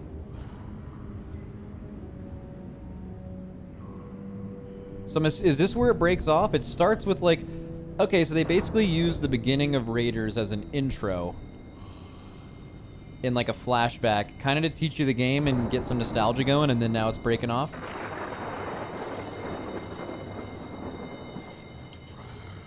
Still sad the title of the stream isn't World First Raider of the Lost Ark. Oh, wait, what the... That is exactly what my stream title should be.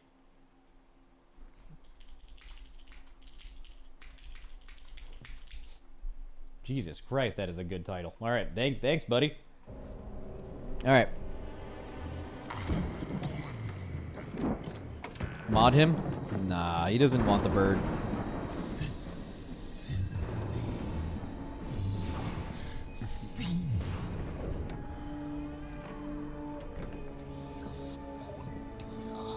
Unintelligible Latin. All right, pal. You can't sleep here. Yo.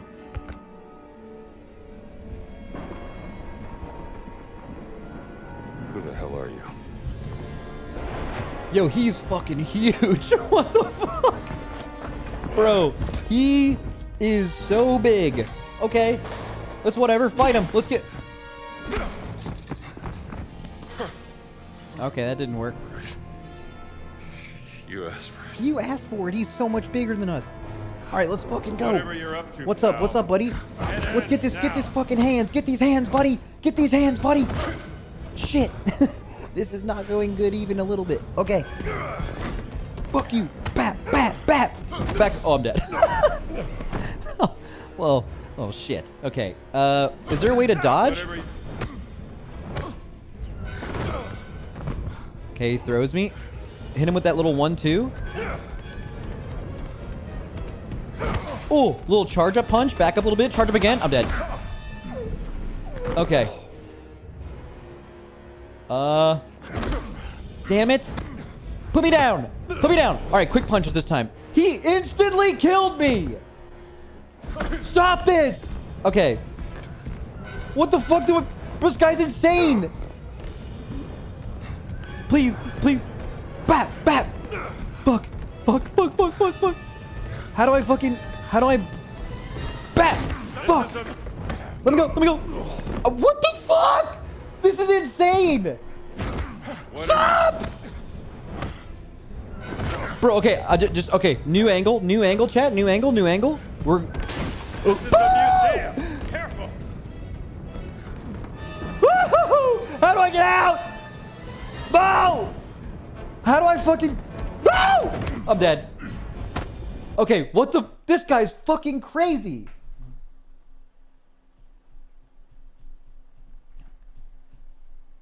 Is this a horror game? Dude, I don't know. Wait.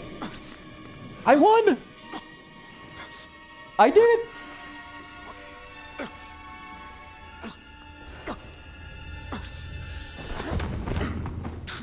I did not win. Yeah, buddy. Give me your best shot, buddy. Okay, he just kills me. Cool.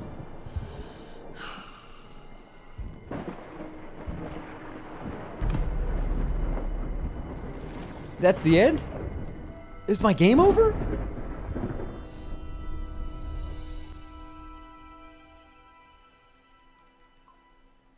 Indiana?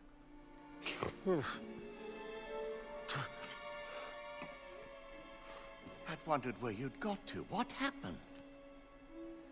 Where did he go? Who? The giant. I didn't see any giant. I caught someone breaking into the museum. He was tall. He took something. Well, did you see his face? Bro, we don't got no camera system? Oh, this is back in the old days. Scarred. Dark skin. He spoke some form of Latin. Latin? Well, that is a novelty. Okay, so I'm guessing you were supposed to lose to him, but it lets you get a few tries in first. We need to find out what he took. Yes, righto. Righto. Yes. This display case yes. has been ransacked. Is there anything missing? Let's have a look. Is there anything missing? Terracotta relief. Likely Babylonian out of Iraq. Ancient look around. Egyptian. I like how I just threw it back on the ground. A depiction of Bastet. Ah, look at this. Ugaritic letters. Hate those. What's this? It must be from Ras Shamra in Syria. Funerary mask, Brody. Is that solid gold? Oh, wait, we need to place them in the cat. Funerary mask was here. Oh, you're supposed to see where they're supposed to go? Terracotta relief. Guessing? No, this isn't right. Oh, you're making me read! Oh, this is it, probably. So, that's where the relief belonged. No, I think that's for something else. Then why was it over here? No. Fuck. I don't think this was a votive offering. Agreed. Duck one here? Right, Marcus? Quite right. Bastet statue. Oh, right here. W. Ah, well done, Indiana. So, is everything back? Not quite. Or what's missing? SW. Oh, sorry about something on my other monitor here. He took the cat mummy, Marcus. But why?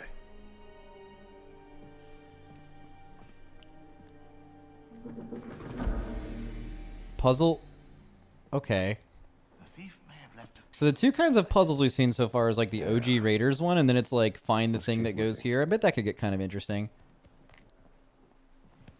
All right, now what? Yo, let me show you how this guy was fighting me. By the way, wait, I can't even pull out these hands. Yeah, I can. Yo, you can queue up this crazy uppercut. I was about to hit him with that shit, and one of these.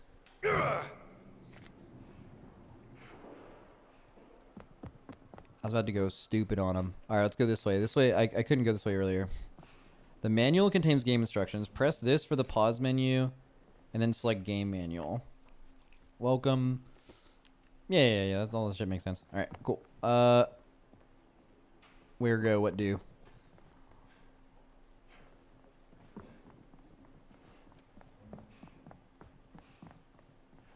Maybe the game manual would have told me this. That I immediately skipped past. Admit it, the big guy cooked you hard. Yeah, he did. He did, but my copium is that it was supposed to. It's like it was all part of the plan. Okay, we're lost. We're giga lost. Okay, it's fine. We can jump off the edge here. Oh, I can. Why not? Okay, so that way was wrong. Let's go this way.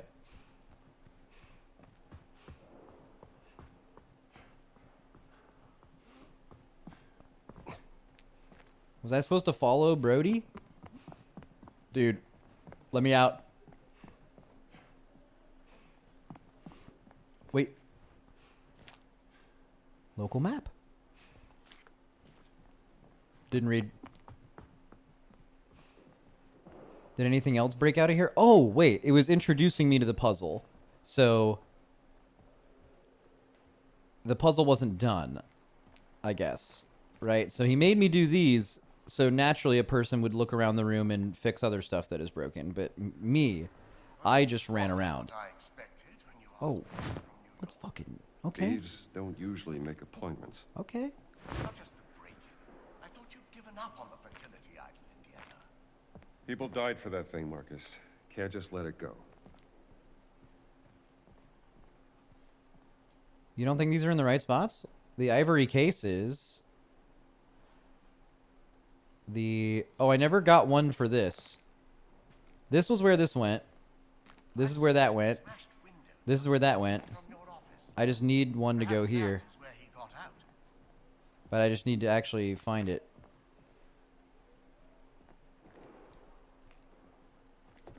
It said like puzzle completed or something.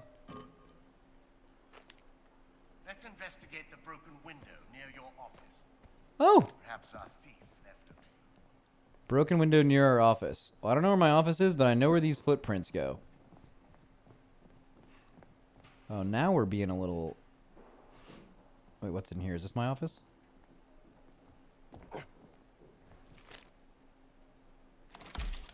Oh! Adventure points. This must be my office. I have a splitting headache. Bullwhip! Yes, sir! Wait, oh, I told can't... you, I you can't hold didn't it. have to stay. Nonsense. I wouldn't abandon a friend in need. Bro. They said, I mean, he walked in here, so this must be where I'm supposed to... I mean, this is my office. That's my fucking whip. Broken window. I heard the broken window from my office. It doesn't appear to be anything. Oh, okay. Any other cool shit? Well, I mean, the footsteps didn't stop here, right? They kept going. Is this where I came from? That's where I came from. Footsteps? No. But like you can see the wreckage, like something clearly bursted through here. No way I picked this. There's no way.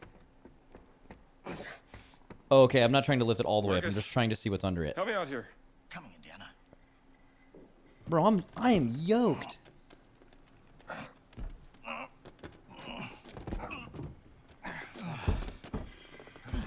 Indiana. Oh, don't mention it. Press X to jump and grab ledges. Press L to climb. Okay. Oh. Okay. Huh. A pendant, is it? Must have got caught when he left through the window. Let's retire to your Why would he have... I mean, Good I guess idea. he was huge. Somebody sure went to a lot of trouble to steal a cat mummy. It was a beautiful piece. You found it in Siwa, didn't you? So this is like Yeah. in the 6 weeks distant ago. future after Something Raiders, about right? that dig. That's when this takes place.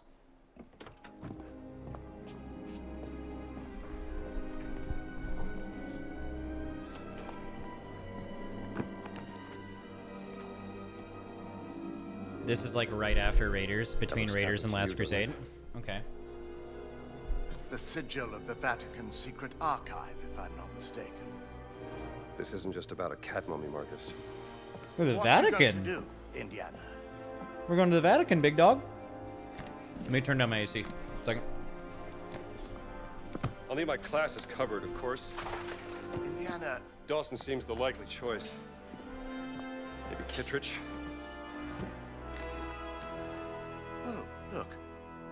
Someone's left you a gift.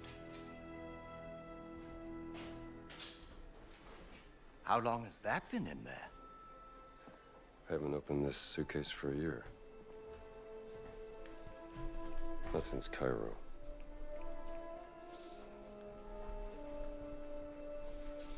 You aren't going to open it, Indiana? All right. Urinal. It's a beautiful journal, isn't it? Oh, yes, it is. Who's it from? Yo, Marion. Hello. Doesn't say. Wait. Who is that, chat? Okay. Fuck that guy, I guess. Or Oh, girl. what are you packing? All right. And just where are you planning on going? Only the essentials. We're going to the Vatican, buddy. I see. Press this and then R1 to browse the journal. Wait. Huh? I did...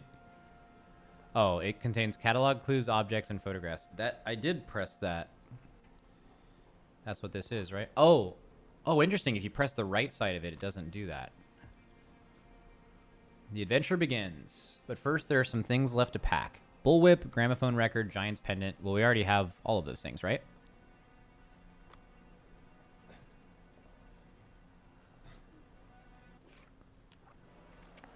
Oh, you have to press the left side of it. Well, we saw the bullwhip here earlier, right? Yeah, have that. You know, you Let's grab the can pendant. talk to me, Wait, Indiana, how do I put it away? about Marion. There's nothing to say. Hold Marcus. 2 to inspect it. Yeah, but like, how do I just like put it away in my bag? Okay, I just threw... She rang me. Did I tell you that? Oh, 2 months back when you left for Siwa. hey. I don't know. I don't remember what else it said, but it's got to be on my desk, right? Do you think this guy thinks I'm a fucking lunatic or what?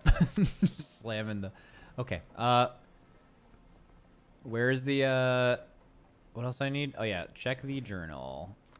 I need to grab a cat mummy photograph and a gramophone record. Word.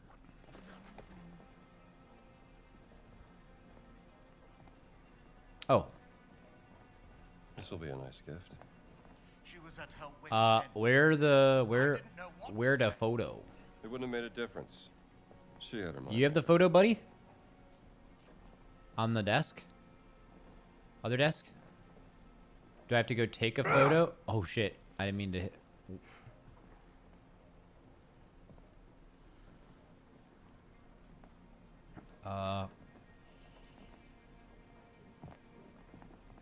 I could majorly backtrack. But it seems like everything else is in this room. So naturally... Well, he's like holding the door open for me. Maybe they're smart enough to like have that be a clue as to you should leave. I mean, maybe I just... let's just go back to where it was and let's just see if my guy is like... Snap. It's not that.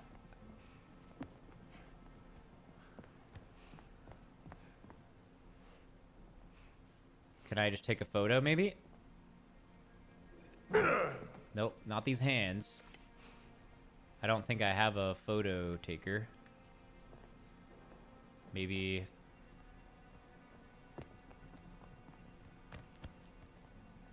No.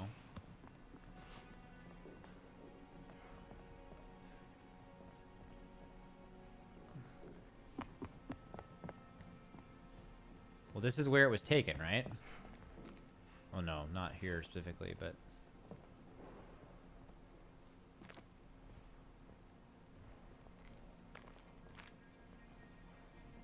Huh.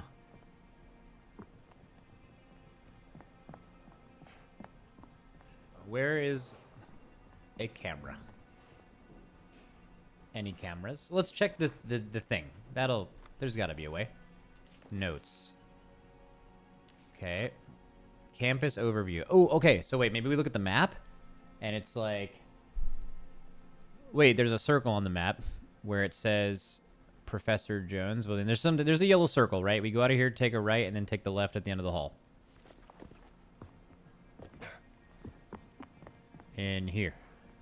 Okay, read that wrong. Right? Just read that so wrong.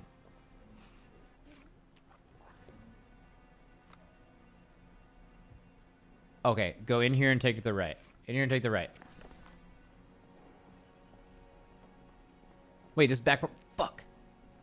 Damn it. Okay.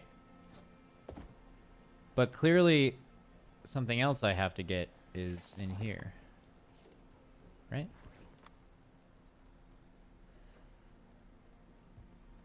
Boys.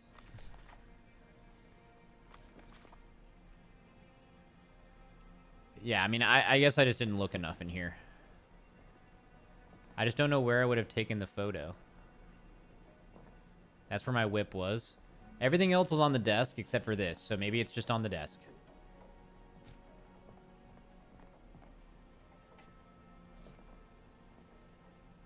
Okay. We're confused for sure. The cork board? Right here. Oh! Yo! Easy! Okay, so yellow circle tech is huge. That'll at least have me not guessing where everything is. For setting out on another... Though I must admit I am intrigued. Why would the Vatican want your cat money? Think about it. Exactly. And there's only one way to find out. Come now, Indiana, you can't travel to Italy. It sounds like that's College definitely would what we're never doing. sanction leave for this. Not in the middle of midterms. I mean, Marcus, what's done is done. But Maybe there's an I shouldn't adventure. have gone to the Siwa expedition, but it was a once-in-a-lifetime opportunity. and when you got back, she wasn't there.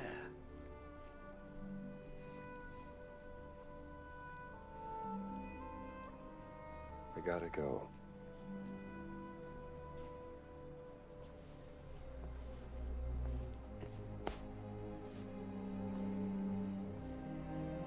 Can't just run away from your problems, Indiana. Yes, I can. Remember that. Watch me.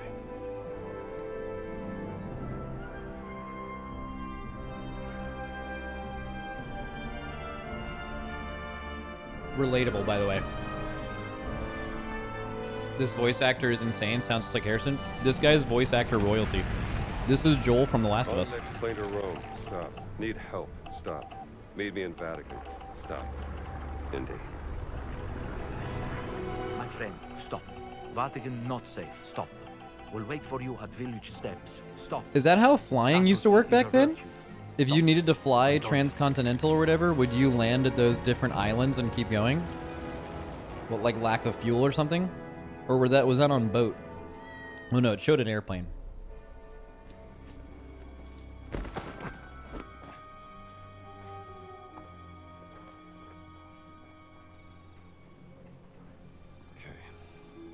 steps. Do I have my whip with me? What's up? New adventure.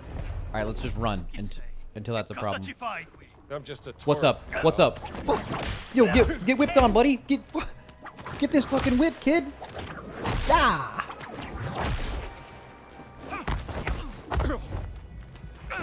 Fuck. God damn it. Damn it.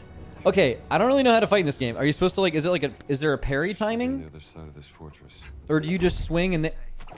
So it makes sense to whip him from. Do I have that gat? Pal. I shouldn't shoot him. I should shoot him. Dude, I'm not trying to. I'm just trying to put my hands up. Please, just don't reload the gun. Don't reload the gun. Just shoot him. Just fucking shoot him. You fucking bitch. Okay. And that's That was closer to you. Okay. Oh my god. I didn't mean to kill him. There was a tutorial on parry, but it disappeared too quickly. How does it work? Do you just like... Alright, first of all, put away the gat. You hear me? Put away the gat. How do I unequip gat?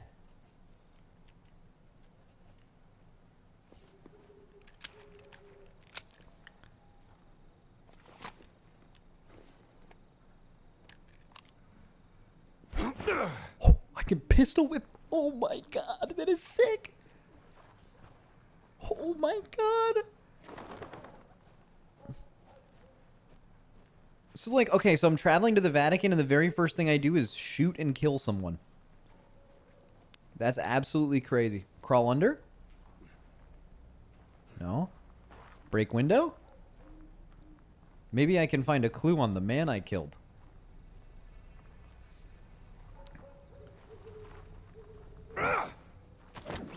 Oh, I found a way to put away my gun. Triangle. Climb fence? Climb building? Hey! Okay. Find a spot to attach your whip. There we go. They're Nazis? Oh, okay, we're chilling then.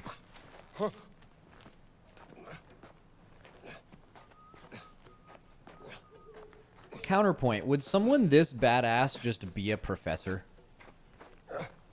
Back then, maybe. Bastione San Luca. Capisco che cosa vuole Mussolini dal Vaticano. Pare stia cercando qualcosa che la Chiesa ha nascosto. E il Papa ora è disposto a farci entrare? Come mai ha cambiato idea? Non hai sentito? Oh, to like distract them? Yeet! A letto nella sua vita. Ora è padre. Ehi, cos'è stato? You feel like they wouldn't just like turn around when they heard... Oh, shit. Okay, wait. Can I pick... Oh, no, that... Oh. I don't... Okay. I have a limited amount of... What is this? What the fuck is this thing? C'è qualcosa di strano. Meglio controllare.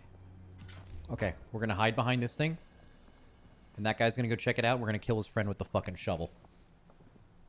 Or we sneak. Okay, rolled and smoked.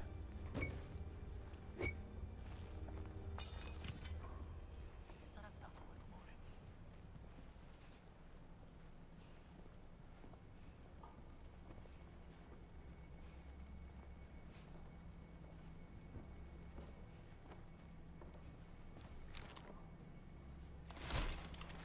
Il Popolo d'Italia. Mussolini's propaganda Okay. mouthpiece. Oop, that was probably loud. Any more guys outside?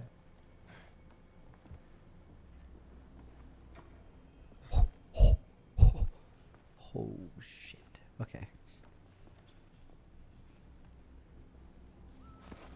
Okay, just in case shit gets weird. This guy has to die with the shovel, right? He's just looking out a window. He's so easily killable. Is there like an execute button?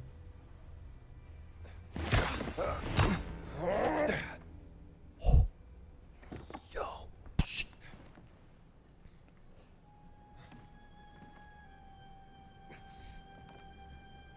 Oh my god, I fucking killed that guy.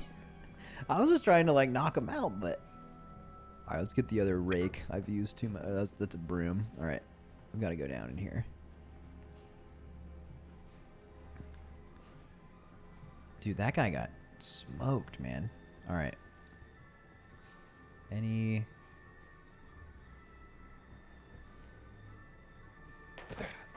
That looked like it wasn't going to work. Okay.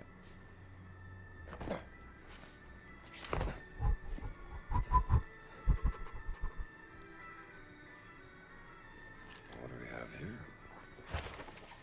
Okay, let's check this shit out. Come in handy. Stolen cat mummy. Get to the inner courtyard. Oh, that seems like it's a... Wait, what does it want me to do? Oh, it says that's how you get there. Okay, so I just have to get out of this building. Oh, we're... Oh, yeah. We're violin banging. Dude. Dude!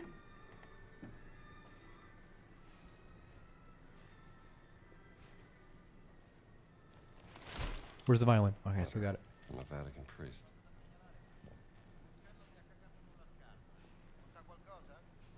Okay, there's guys out there. Sounds like they're, like, right there. How do I look?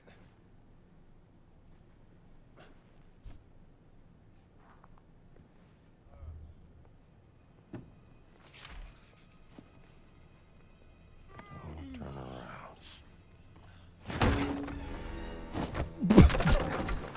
That was not quite... Dude, shit. Shit. Fucking shit. Shit. Dude, don't turn around. Oh my fucking... No, no, no, no, no, no, no. Dude, that was... Dude.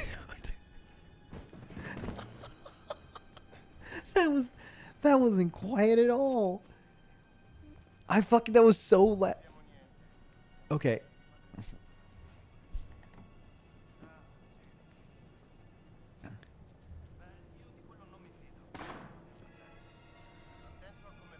Okay, they're talking. I have to wait till that guy comes back here and kill him. Or maybe I can get one of it. I can lure one of them over here.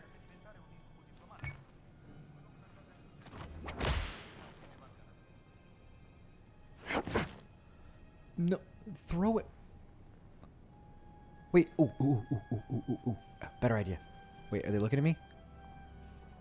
Where's the guy? I don't see him. I need to do, like, Indiana Jones some shit up here, right?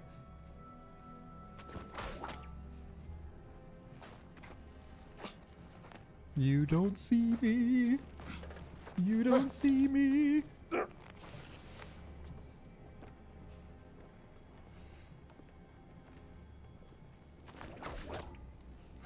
Yeet.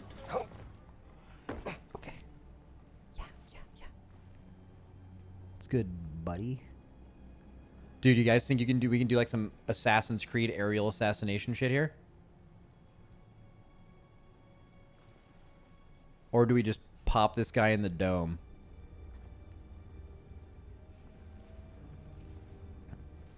All right, we just need to get into the inner courtyard. Oh, that guy's pat range is so far. He can probably see me, right?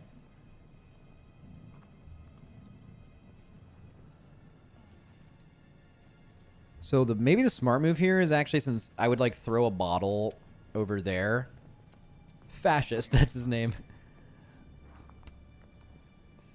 Hello, fascist. We should...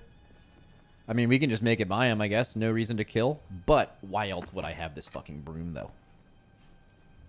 You want to get broomed on, kid? We're just going to... I guess we'll just walk by him. Any more cool, fun weapons? Let's check the map. Oh, I'm going the right way. Okay. I just have to make my way around. Shovel. Shovel's kind of nice. Hammer. Oh, Jesus. Let's... All right. We're in business now. Is that guy walking back here? He is. I just got to keep moving. I'll give that guy the good news if he wants it. Die.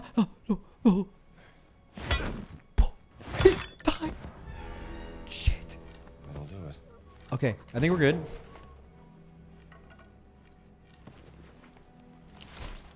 Steal. Steal. From Start the stealing. Pharmacy. Oh, yeah. Get this shit up. Press this to equip bandages. No, we're good, bro. We don't need... I haven't taken any damage.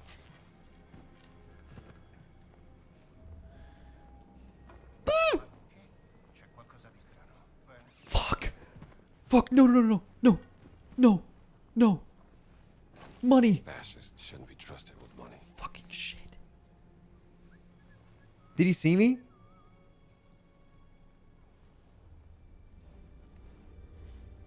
I'm gonna stand up. Strano. Chissà cos'era. What was that? Era quel suono. What could that have been? Go look for it, you little bitch.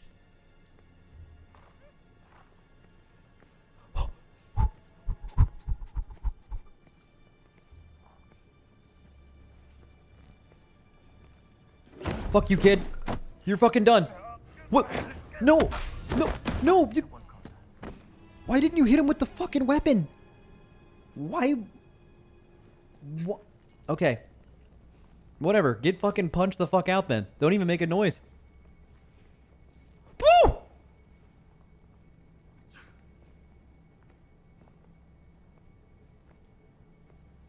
I don't want to peek. I'm peeking. Is he right there? I think I hear him right there. Fuck you. Fuck you. Shut up. Shut the fuck up. Shut up. Shut up. Who heard that? Square. Nessuna traccia del nemico. No trace of an enemy. We're good. Oh my god. I need my guitar. What's up? Oh. Anyone coming down? Want to join? Anyone want to be a part of this fucking... Woo! Wait.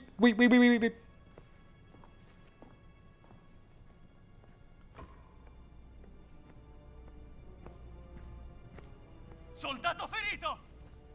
Alleato a terra! Boing.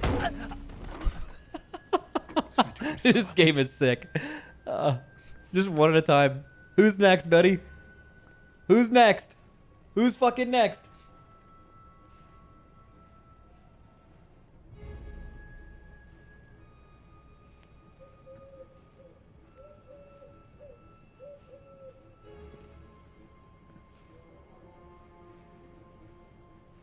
Okay, we need a guard. Oh, wait, shit. Should I have been looting these guys? I should probably go loot them. What do we got here? Oh, another ham. I think, like, it says they have ammo in the bottom right, but I'm pretty sure... Oh, you guys can't see it because of my banner. So this thing has 3 charges. But I'm pretty sure if you do, like, the silent kill thing, it just, like, breaks every weapon that does that. I'm pretty sure. Alright, maybe you have to, like, loot these guys? Bro, I am making a pile of dead people. Well, where the fuck is the key? Would they, like, drop it on their...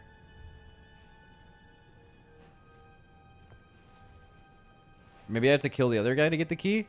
Or maybe it's just something I have to go back to?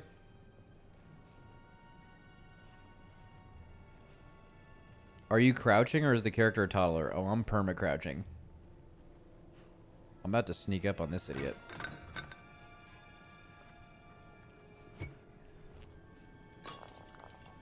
That did not go...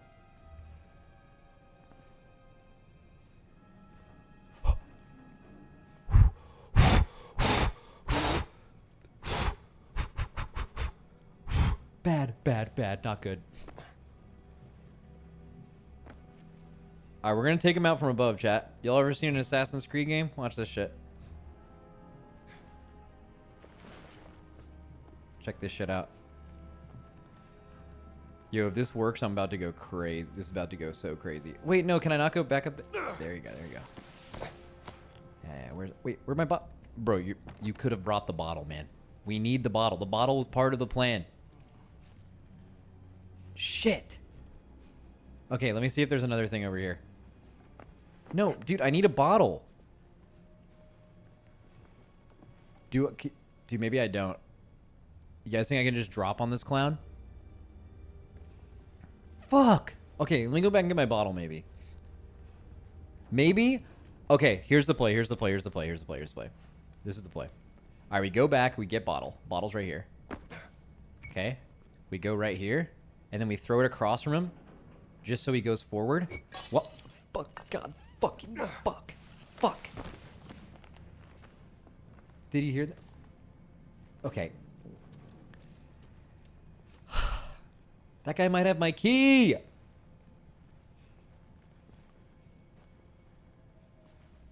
We're gonna drop right next to him. Wouldn't this break our legs like bad? Fermo dove sei? Non mi scappo. Bop, bop. Sorry. Not much to write home about. Oh, dude. Fucking talk shit to him, too. Let's go, Indy. Okay, that hurt. I need to heal myself.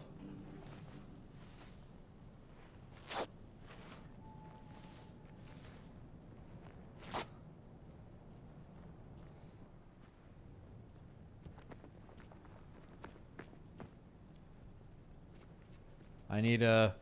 Oh, yeah. Took someone out with the rake earlier. All right, so right now we don't have a way to get this key, I suppose. But eventually we want to come in here, unless you can, like, go on the side, maybe. Nah, so let's just go this way. Find another way in. Come back maybe when we get the key. Another way up. Let's check this door, though. Probably also requires some kind of key. Or you can't go in it.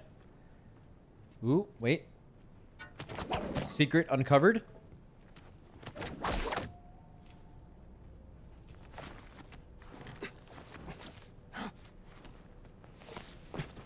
Come on, this had to be worth it somehow. What is up here, man? What is the point of this? Why would I have come up here? What, to hide? Maybe?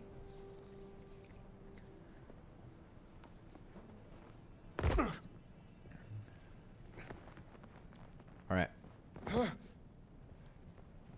Probably more people to kill here. Look more up. Oh, was there more I missed? Oh, dude, so right. W backseating.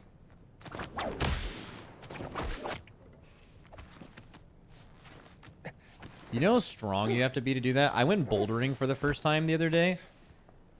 And that was very challenging. And also, if you don't know how to climb, which I didn't, you just work your forearms and your lats so much by just like overworking and having bad technique. Yo, maybe this, yo, this was the move. Okay, we are in here now. Bouldering is rock climbing, no rope. You just like... You just do it. Yo, money. Bottle. Bandage. Oh, maybe this is just like a sick loot place. Oh, nope. We hear enemies right outside. Biscotti. Okay. Wait, so what is eat bread and boost health? Oh, okay, so it's like, ooh, okay, that's what food does in this game.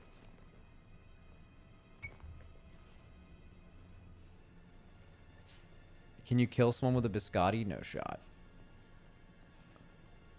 Where are these people that I'm hearing? Hold L2 and then press L3 or R3 to... Oh, we can get a little lean going. Oh, dog. Don't want to hurt dog.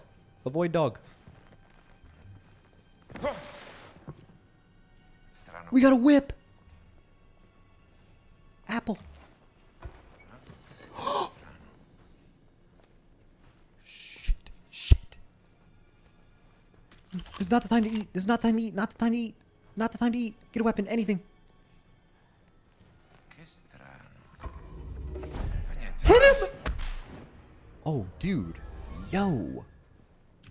I knocked that guy the fuck out. Oh my god. The reason I was trying to knock him out, but instead I was holding a charge attack, and I actually just beat the shit out of that guy. Alright. Oh, please don't come check on him. He doesn't need to be checked on. Dude, how do I deal with the doggo? Is that just a hard avoid angle? Because the dog will just start yelling and then everyone will know I'm here. And then the dog will start yelling. I think it's an avoid dog angle. Oh, he kind of saw me there, huh? We're gonna go above him. Hopefully they don't see the dead bot. Cosa? Oh no. That sounded like he said, "All right, show me what you got."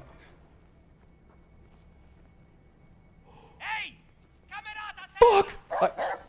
The dog's yelling. Fuck you, buddy. Fuck you, buddy. Fuck you, buddy. Get fucking bent, kid. You're done. I don't want to hurt you. Please. I don't want to hurt the dog. Oh, oh. This hurts really bad. Please stop. Please stop. Please stop. No, no, no, no. Please don't hurt the doggy. Dog, run away. Oh, we just gotta scare him. Okay. Yeah, yeah, yeah. Fuck you, buddy. Pop, pop, pop. What's up? Where'd the dog go?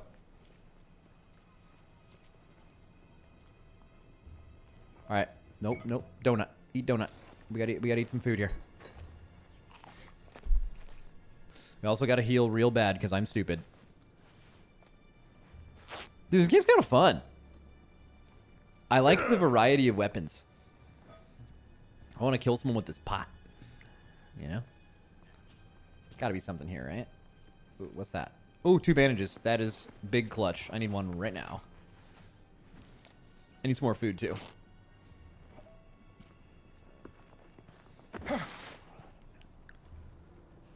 Yada-da-da-dum.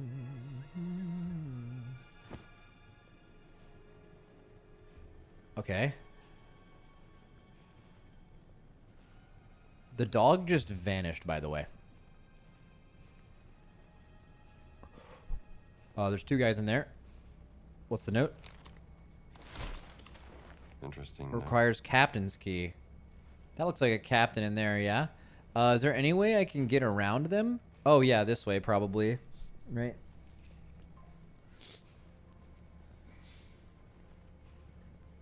It's gotta be this way.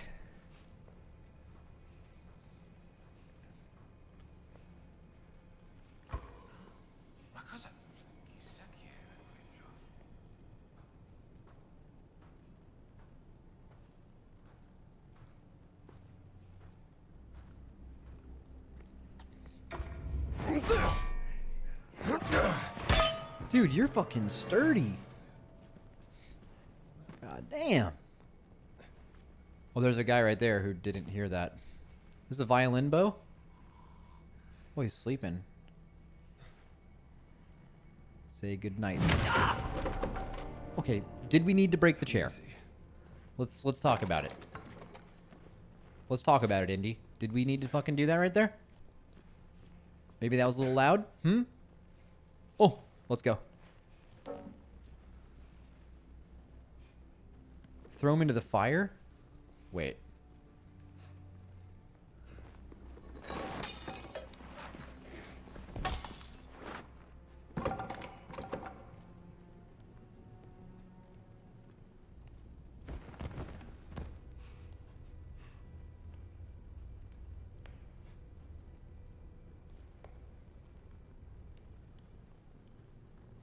He's taking that like a champ.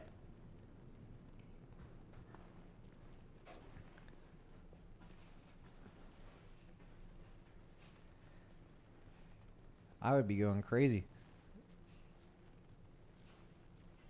Let him cook. Okay. Where are these guys at? This was the guy. Oh, he was sleeping earlier. I thought he was like looking right at me earlier. But it turns out he's just asleep. What's up, buddy? What's up, bud? Yeah.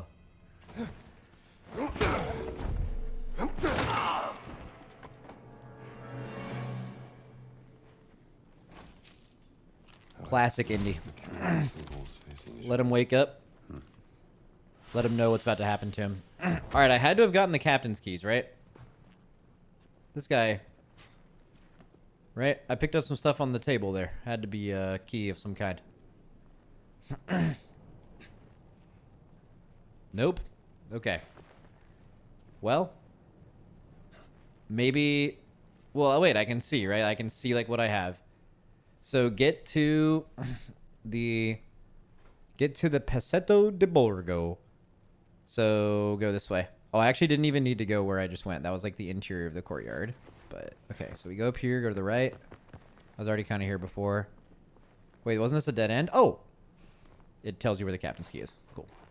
Jump out the window. Fuck it. That hurt. Wow. Okay. Very stupid. All good.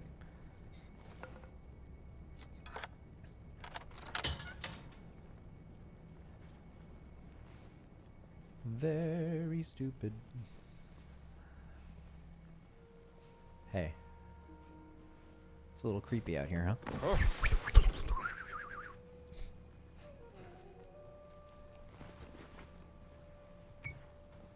Wait, is there another bandage? No. I should probably just be crouching around, but I kind of want to invite danger into my life. Should Shroud be looking for those 40 notes? We'll find him. You know? I should probably bandage and eat.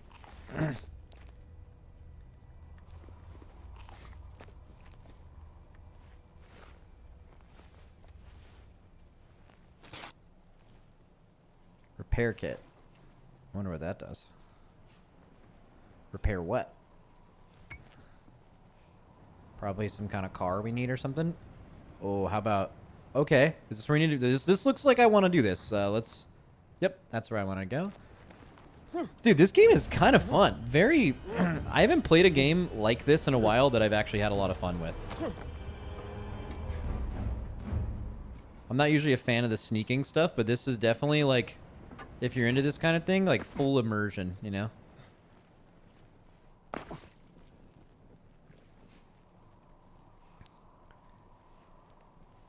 Really detailed. Maybe I'll fire off one of these cannons just to get shit going, you know what I mean? Get to the Passetto. Well, it says it wants something. Oh, it's under. So is the other thing up here? Like this thing? Oh no, that thing's also under. Okay, it's just like basically taking you to a new part of the level. I'm sure there'll be some guys down here. Plus R1 to stun enemies. I'm just gonna fucking pop this idiot. Get absolutely... Dude. Get destroyed.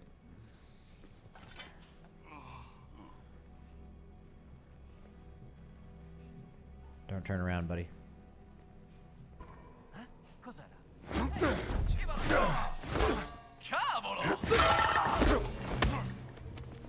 Give me those hands, buddy. What's up? I wasn't ready for the second person. That scared me. Something from this one. Oh, biscotti. All right, let's eat. Learn new abilities from adventure books. Oh, you have like, okay, there's like a progression system too? Like a talent system, basically? That is super sick. All right, let's see. Books. Brawling. Punch out. Unlockability. Restores stamina when an enemy is knocked out.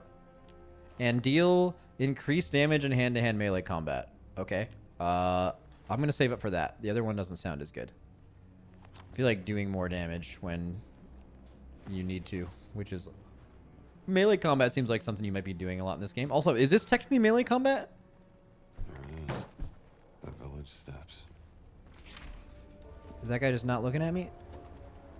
Is he looking the other way? Is he looking at me? Something to throw here, maybe? That thing just fell from the fucking heavens. All right. Yeet! Please don't turn around. No way he just didn't respond to that. You brought this on yourself. Okay. W right there.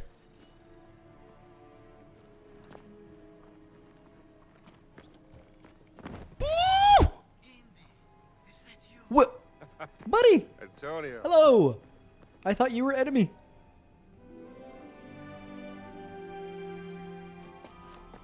Is there a reason to move the bodies? Yeah, like if usually in sneak type games, like you want to move the bodies so when people like on harder levels, when people are padding through, they don't like raise alarm. Like generally speaking, when sometimes you can fight your way out of it, but like if you're on a really hard difficulty, you don't want to raise alarm because that'll make it way harder to do it. So it's basically just a way for you to be more sneaky, you know? But sometimes it, like right now I haven't felt like I've had to do it a lot, but this is also like the first level, right? On his way to the castello. Father Ventura? What's that? I said, who is Father Ventura? We call him the Men in Black. A friend of Mussolini. Practically runs the Vatican now that the Pope has taken ill. Shh, that's him. A Benito serve altro per renderlo a proprio agio. Il duce non sarà mai a proprio agio dentro il Vaticano. Capisco. I see. When will his guests arrive? Domani, se il vento è Tomorrow if the winds are favorable. W. I can't hear them anymore. I think they're gone. Father Ventura opened the gates to the Vatican. Now the fascists are everywhere. Shameless. Who's the guest they're waiting for? I have no idea. No, don't punch him. Don't punch him. What's up? What's up? All right, let's play a little aggressive here. Let's get punished for playing too aggressive. Right? We made it, Henri. I haven't heard that name in a long time. How many years has it been? 19? Since the infirmary by the Piave. Those were dark times. Unbearable without a good friend at my side. Follow me.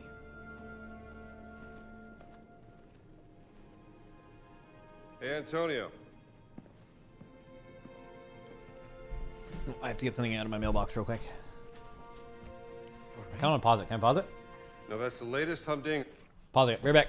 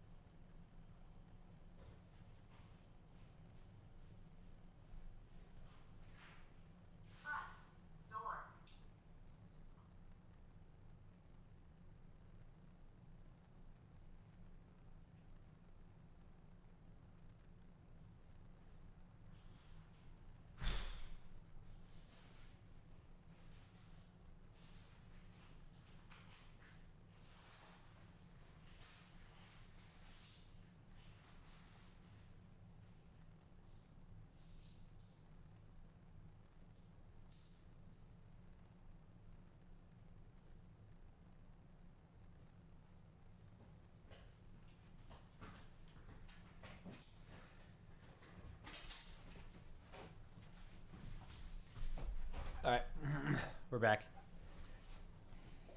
Out of New York City.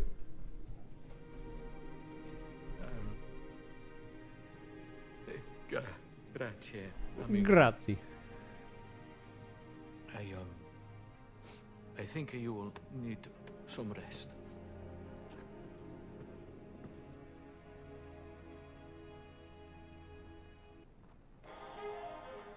Wait, are we back home? This is back at the museum, right? Are we having another crazy dream? Wait, we're in the Vatican, I guess? Buongiorno. This American music is astounding. How do they play like that? So true. So true. Ehi, che ci fate voi qui? Ventura ha detto di What's going on outside? They seem to be particularly on edge this morning. Is he wearing I have Bluetooth got that if you want earbuds? something Yeah, to he eat. does kind of feel like he does look like he's wearing Bluetooth earbuds. So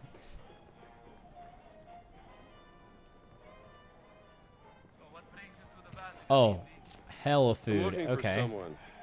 A tall fella. I will say one thing. Maybe the game gets a lot harder, but I do have it on the very hardest difficulty, and I feel like the combat is extremely easy. I think it's possible that in a game like this, that's not supposed to be the point, Very tall. Like a giant. He right? stole something from me. But it and I does need have to a lot of find out difficulty why. settings, and also maybe it's just very early in the game. Like maybe it's actually way Well, harder later. A cat mummy. Very unusual for where it was found. And the thief left behind his Vatican calling card. Vatican robber in Connecticut. That seems a bit far-fetched. Yeah, not having a third person option is also interesting. Can I see this calling card? Yes. Yes, you may. What do you What make if he of knows? this? What if he's in the Giants gang? It looks like the sigil of the Vatican secret archive, but there's Something different about it. Are you sure you want to investigate this, Indy? Yeah, he knows what's up. Things don't add up and it's driving me crazy. There's more to that cat mummy, and I'm not letting that giant off the hook. Well, the only giants I never heard want to see about that giant is ever from again. Back in the 16th century. And a certain Father Crescenzo claimed to have seen the secret messages inscribed in the oldest buildings of the Vatican. He said they referenced a group of giants he called the fallen angels, hidden in the holy city. But bear in mind that Father Crescenzo was known mainly for one thing. Oh yeah, what's that? Star-craving, brain-sick madness. Well, let's get you dressed like you belong here. Yeah, I was about to say, we look a little out of place, right? Wait, hold up. Did I just change in an instant? Or is this a cut? Did I just grow sleeves? Wait, oh no, I had a sleeve on my other arm. Bro, that was crazy. Did anyone else see that? I thought he had, you know, just one sleeve on basically, and then he just, oh, my forearms are looking crazy right now. Look at that. Is that from climbing the other day? They're so sore, but look at him. Got like a crazy, look at that. Look at that. Yeah, no, but he's got a, I thought he just like grew a sleeve, but maybe he Now I remember. This symbol you showed me, I have seen it once before. In the library.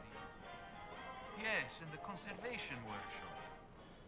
Most likely nothing, but you did say you wanted to investigate this. It's a lead worth following. You can put these on. I'm just gonna kill someone with that, the thing there. I hope they fit. Go to your satchel, select your disguise, and then hit this. Just my size. Oh, just like that. Yo. All right. Oh shit, max rock climbs? No, I went rock climbing with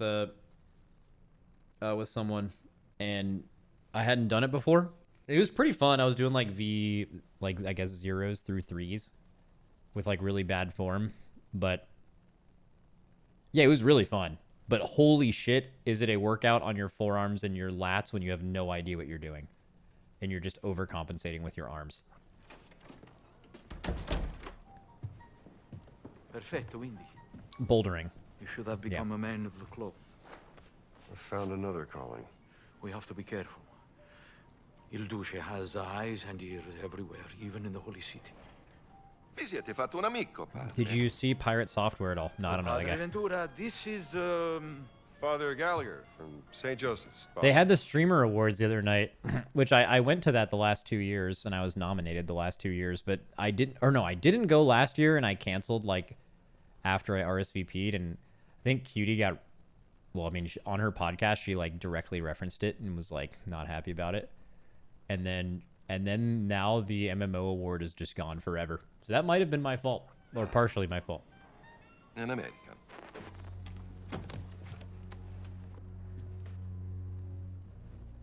You're here to help. Antonio, he's going deaf, he says. An old war wound, I'm told. Well, I'm just here to serve God. Aren't we all? Amen to that. Ain't that the truth?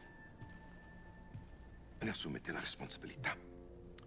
Credo che il Santo Padre sarebbe in quanto contrariato se introducessimo individui discutibili nella sua città. Naturalmente, Padre Ventura. Praise him.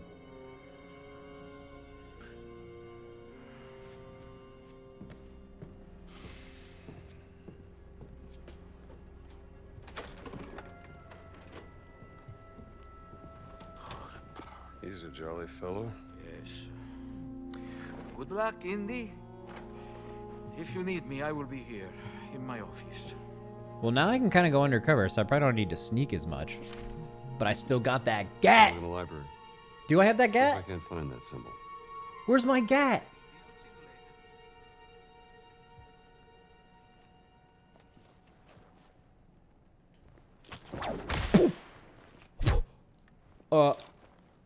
No, put that away, put it away, put it away. Jesus Christ, man. There's nuns out here.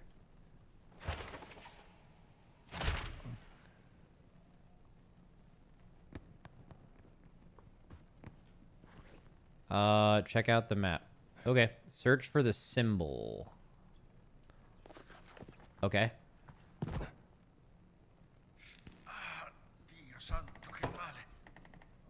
Symbol, that's a symbol. Let's see if this works. Pre-played? Pre-played? Instant? I did not think you were my friend. Secret entrance. I thought you were someone that was about to take me the fuck out. All right, here we go.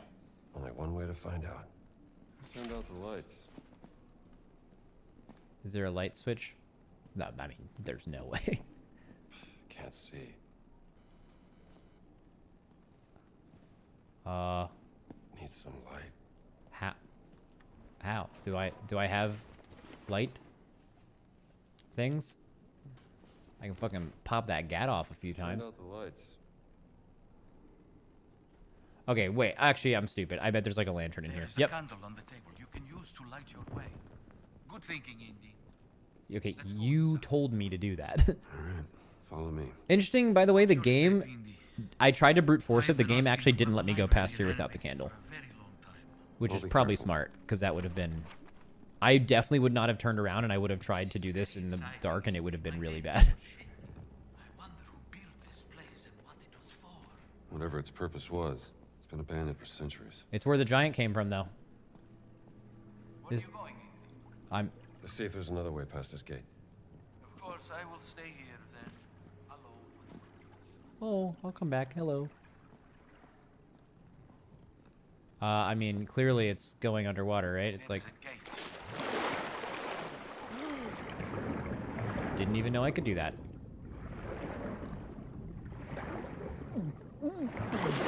Alright, we had some breath there, big guy. We would have been fine.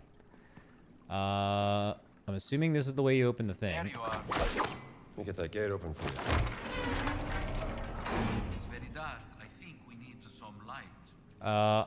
Unfortunately, I put the candle in the water? Next to the water? In the water. I put it in the water. Okay, maybe there's another one. There's got to be another one for sure, right? I mean, there's just got to be another candle. Ancient. Much older than anything here. I mean... Where's it from? Come on. Shinzo, perhaps. Come on. This writing certainly is. You know, this might be a map of those... Wait, is this all part of the notes I needed to get earlier? Oh yeah, 5 of 42. It's not like the same, Okay. If you can bring me some photographic evidence of these inscriptions, we can study them together in my office without raising suspicion. Let's say I bring you some evidence. You got a camera I can use? No, but speak to Ernesto, the old janitor. Buddy, let me go by you. What are we doing here? I'm trying to find light.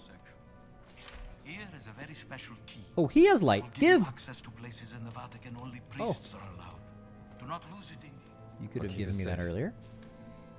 I have to organize a proper burial for this unfortunate soul. If you need Wait, what? anything, Did someone die? find me in my office, Indy.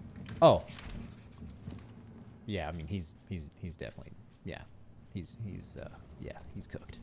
That guy is super dead. Wait, they said I needed more. Is this all I have to explore here?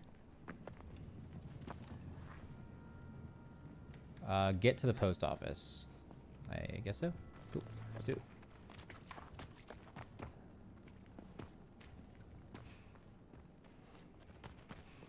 Get to the post.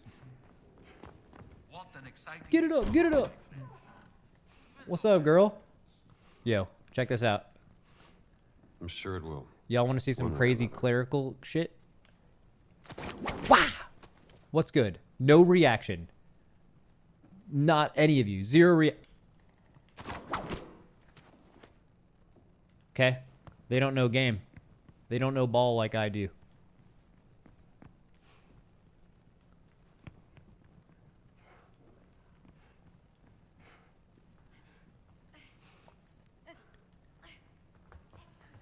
Relax over there. They've seen bigger whips before, buddy. L Indy. L you, buddy. Indy's never taken this L. Oh, clerical key. Alright, that sound was... Okay, whatever. I'm supposed to be in here, by the way, so it's whatever. You didn't see that.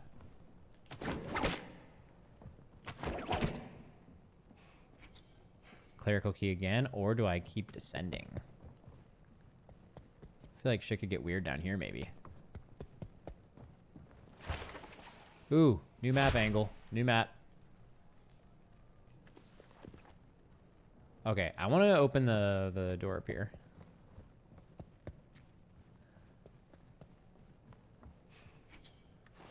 Nope, nope. Hey, key.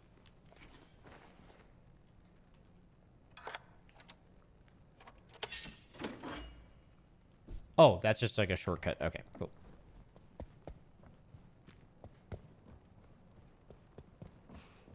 A lot of secrets in the Vatican.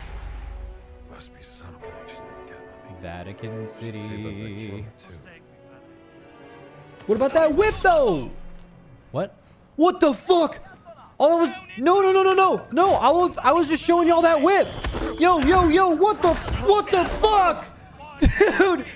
What the? Do I have the gat? I don't have the gat. All right, what's up? What's up then? Oh, I didn't mean to do that. Fuck you. What's up? What's good? I'm gonna die. I'm so low. I gotta give myself some space here. I'm gonna use this nun as a. What's up? Get the fuck, you little fucking rat! Get out of here! What's up? I'm dead. I'm dying. Oh, don't eat. Okay. Bro, why did 10 people jump me? Okay, I was showing the nuns the whip earlier, and they were cool with it. And then I show the whip out here, and do I have the wrong disguise on? Oh, wait, no, What? So you just can't have a whip?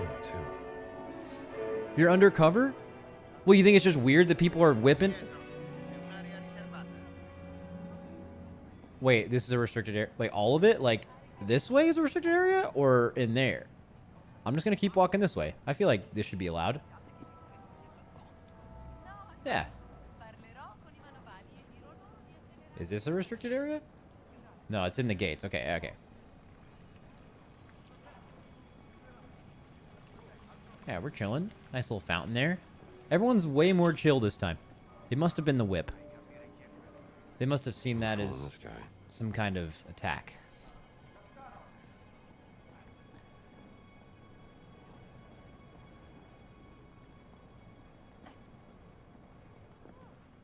Whipping it out gets you in trouble. What's up? What's up then?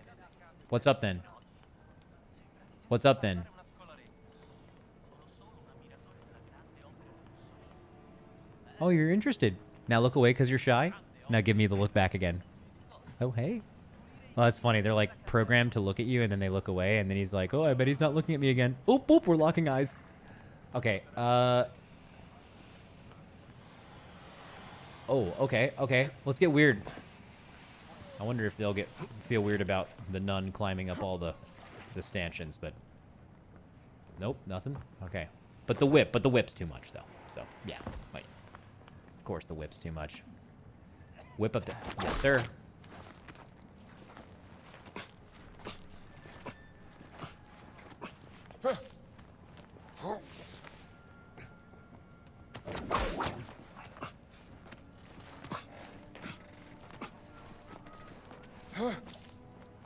Give me the whip.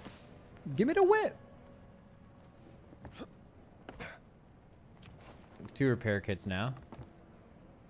Now, question, am I now in a area I'm not supposed to be in? I had to use my whip to get here, and so far we've learned whip bad. Like here. Is he gonna be mad? Let's just act like we're minding our business, right? And I'm just a clergyman being a clergy. Yes, hello, father. Fuck you, bitch. Little fucking. What's up? What's up? What's good?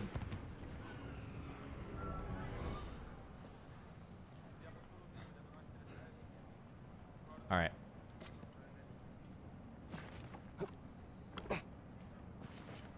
Back up here.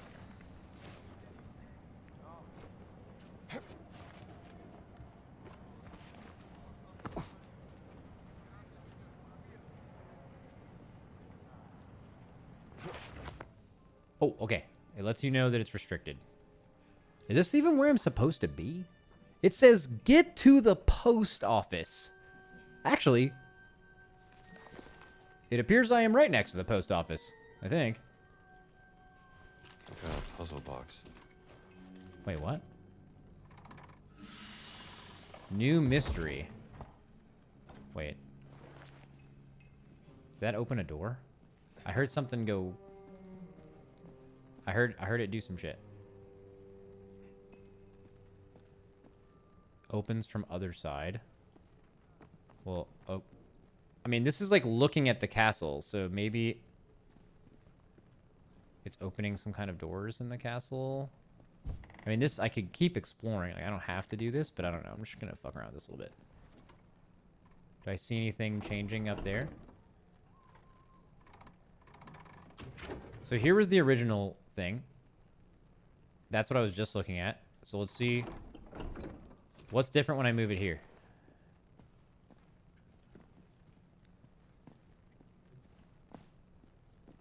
This doesn't open. Are any of these things turning?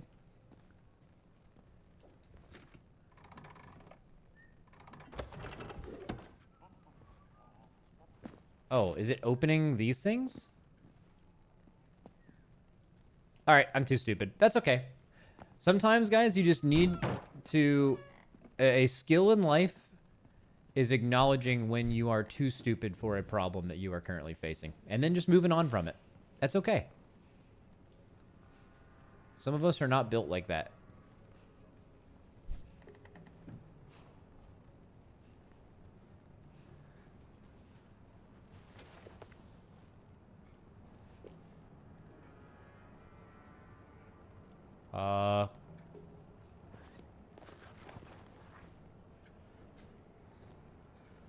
I kind of need to go... Well, I could be not needing to go back. I could be needing to go down.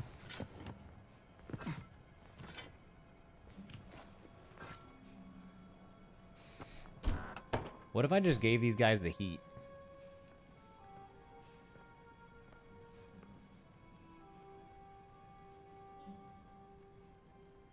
Hey, buddy. Wrong button.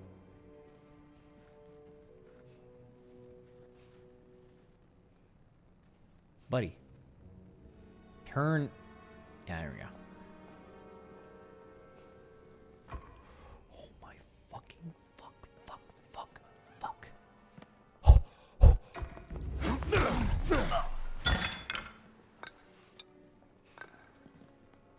You didn't hear anything. It opens from the other side. Okay. Nothing. Y'all didn't hear shit right there.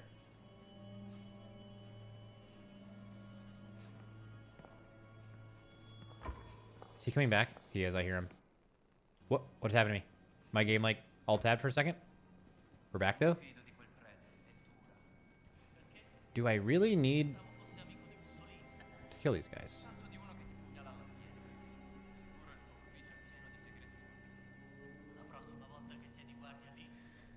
Okay.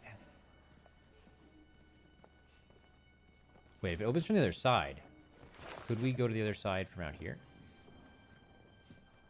Have I been here before? Definitely not. This is like a... Wait, is that the post? Is this the way to get to the post office, maybe? Kinda. Maybe if it's like ground floor. I feel like I'm so exposed out here, though. Anywhere to whip to?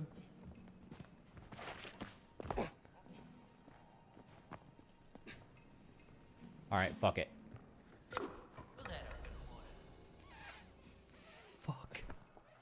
Fuck, god fucking damn it. Okay. That didn't work. Okay, break legs.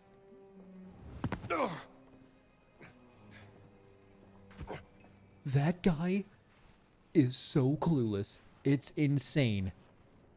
He looked right at me, right?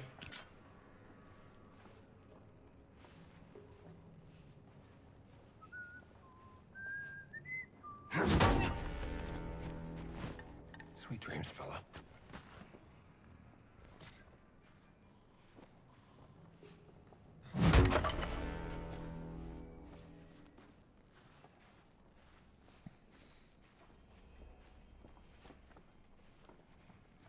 Oh, wait, they might find those dead guys. That's okay. I'm just gonna keep on.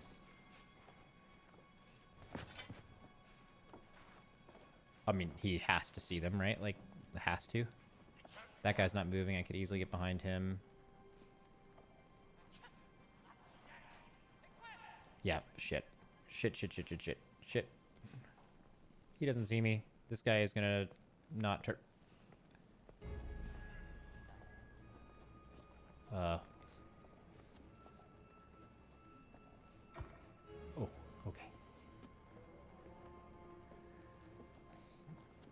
Why is Indiana Jones just murdering folks in this game? Bro, this is all just in the name of adventure, really.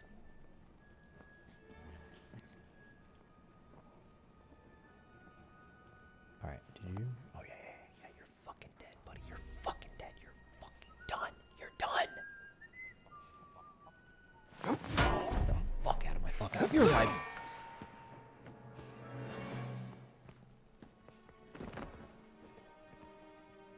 I just heard steps. Did they? There's no way I can take all these guys out. They're gonna hear. He ran away? What? No, he got fucking popped, right? This guy's done for. Oh, wow, this is a very dangerous hammer. I've been told that before. Sorry. Nothing to see here.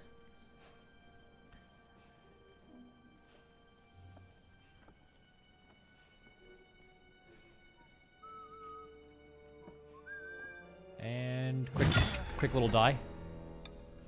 Sweet dreams. Do you have like a weapon? Okay, thank you. Nothing that way.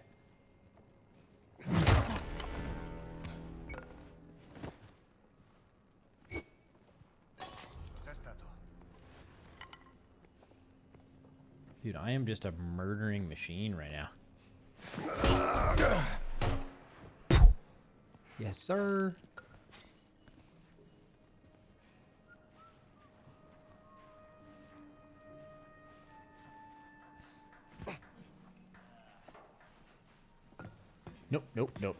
Nope, not that.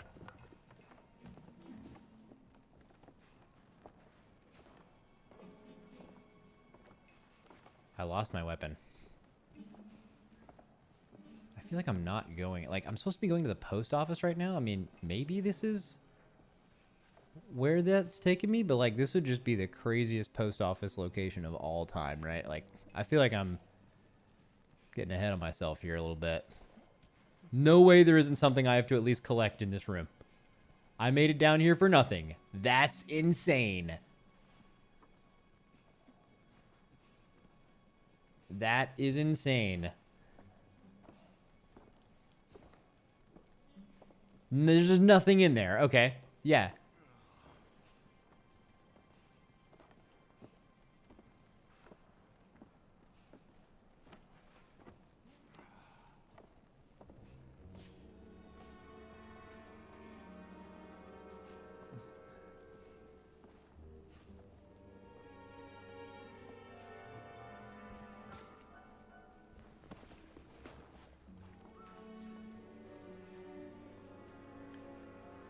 Okay.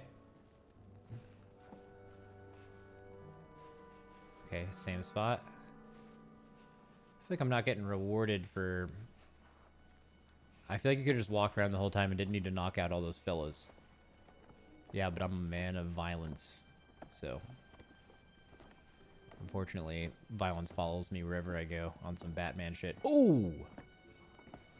Wait. Hold your horses! Get fucking smoked!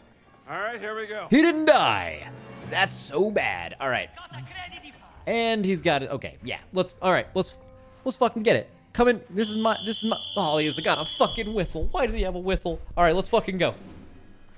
Come into my little, you afraid? Low key? Yeah, kinda. But here, come into my domain. You know what I should eat? I should eat. Maybe a little late for this, but let's get, can I not heal? Can I eat right now? I can.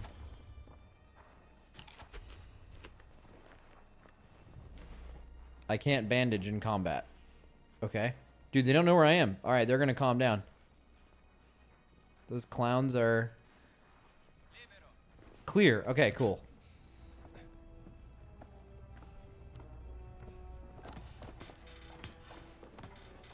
Surely they won't be right here when I get off the ladder. Where did they run to?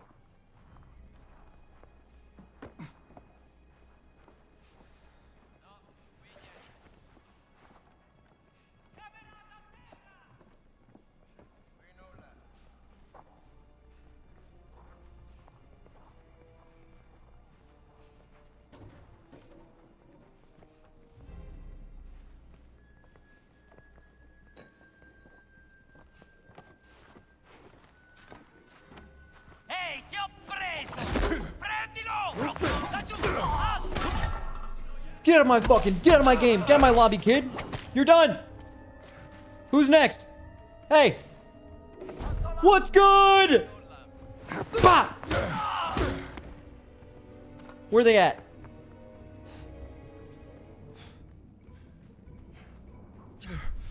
All right. I've successfully killed everyone here, I think. W.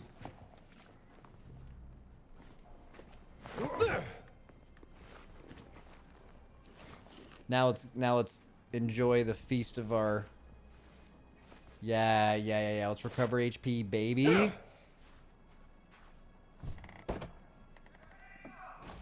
Oh, there's still people. Oh, well. Oop, dollars? Pan? Wait, is this a post office? Am I randomly... Oh, hey! This actually is the post office. That's insane. This just totally doesn't seem like that's where this would be, but... Okay. Eat a biscotti, fuck it. Never a better time.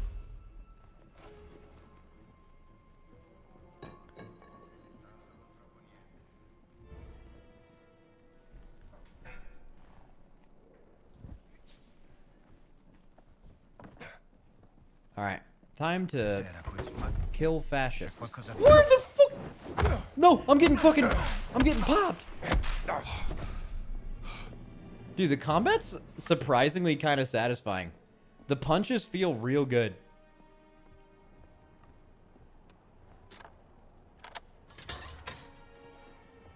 Oh, shortcut from earlier, I suppose.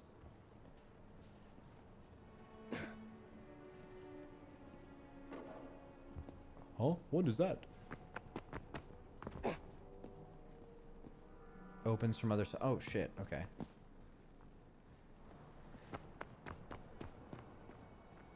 What am I supposed to do now? I mean, wait, I was at the post office. I must have forgot something. Shit. That's okay. I can just go back there because everyone's already dead, so.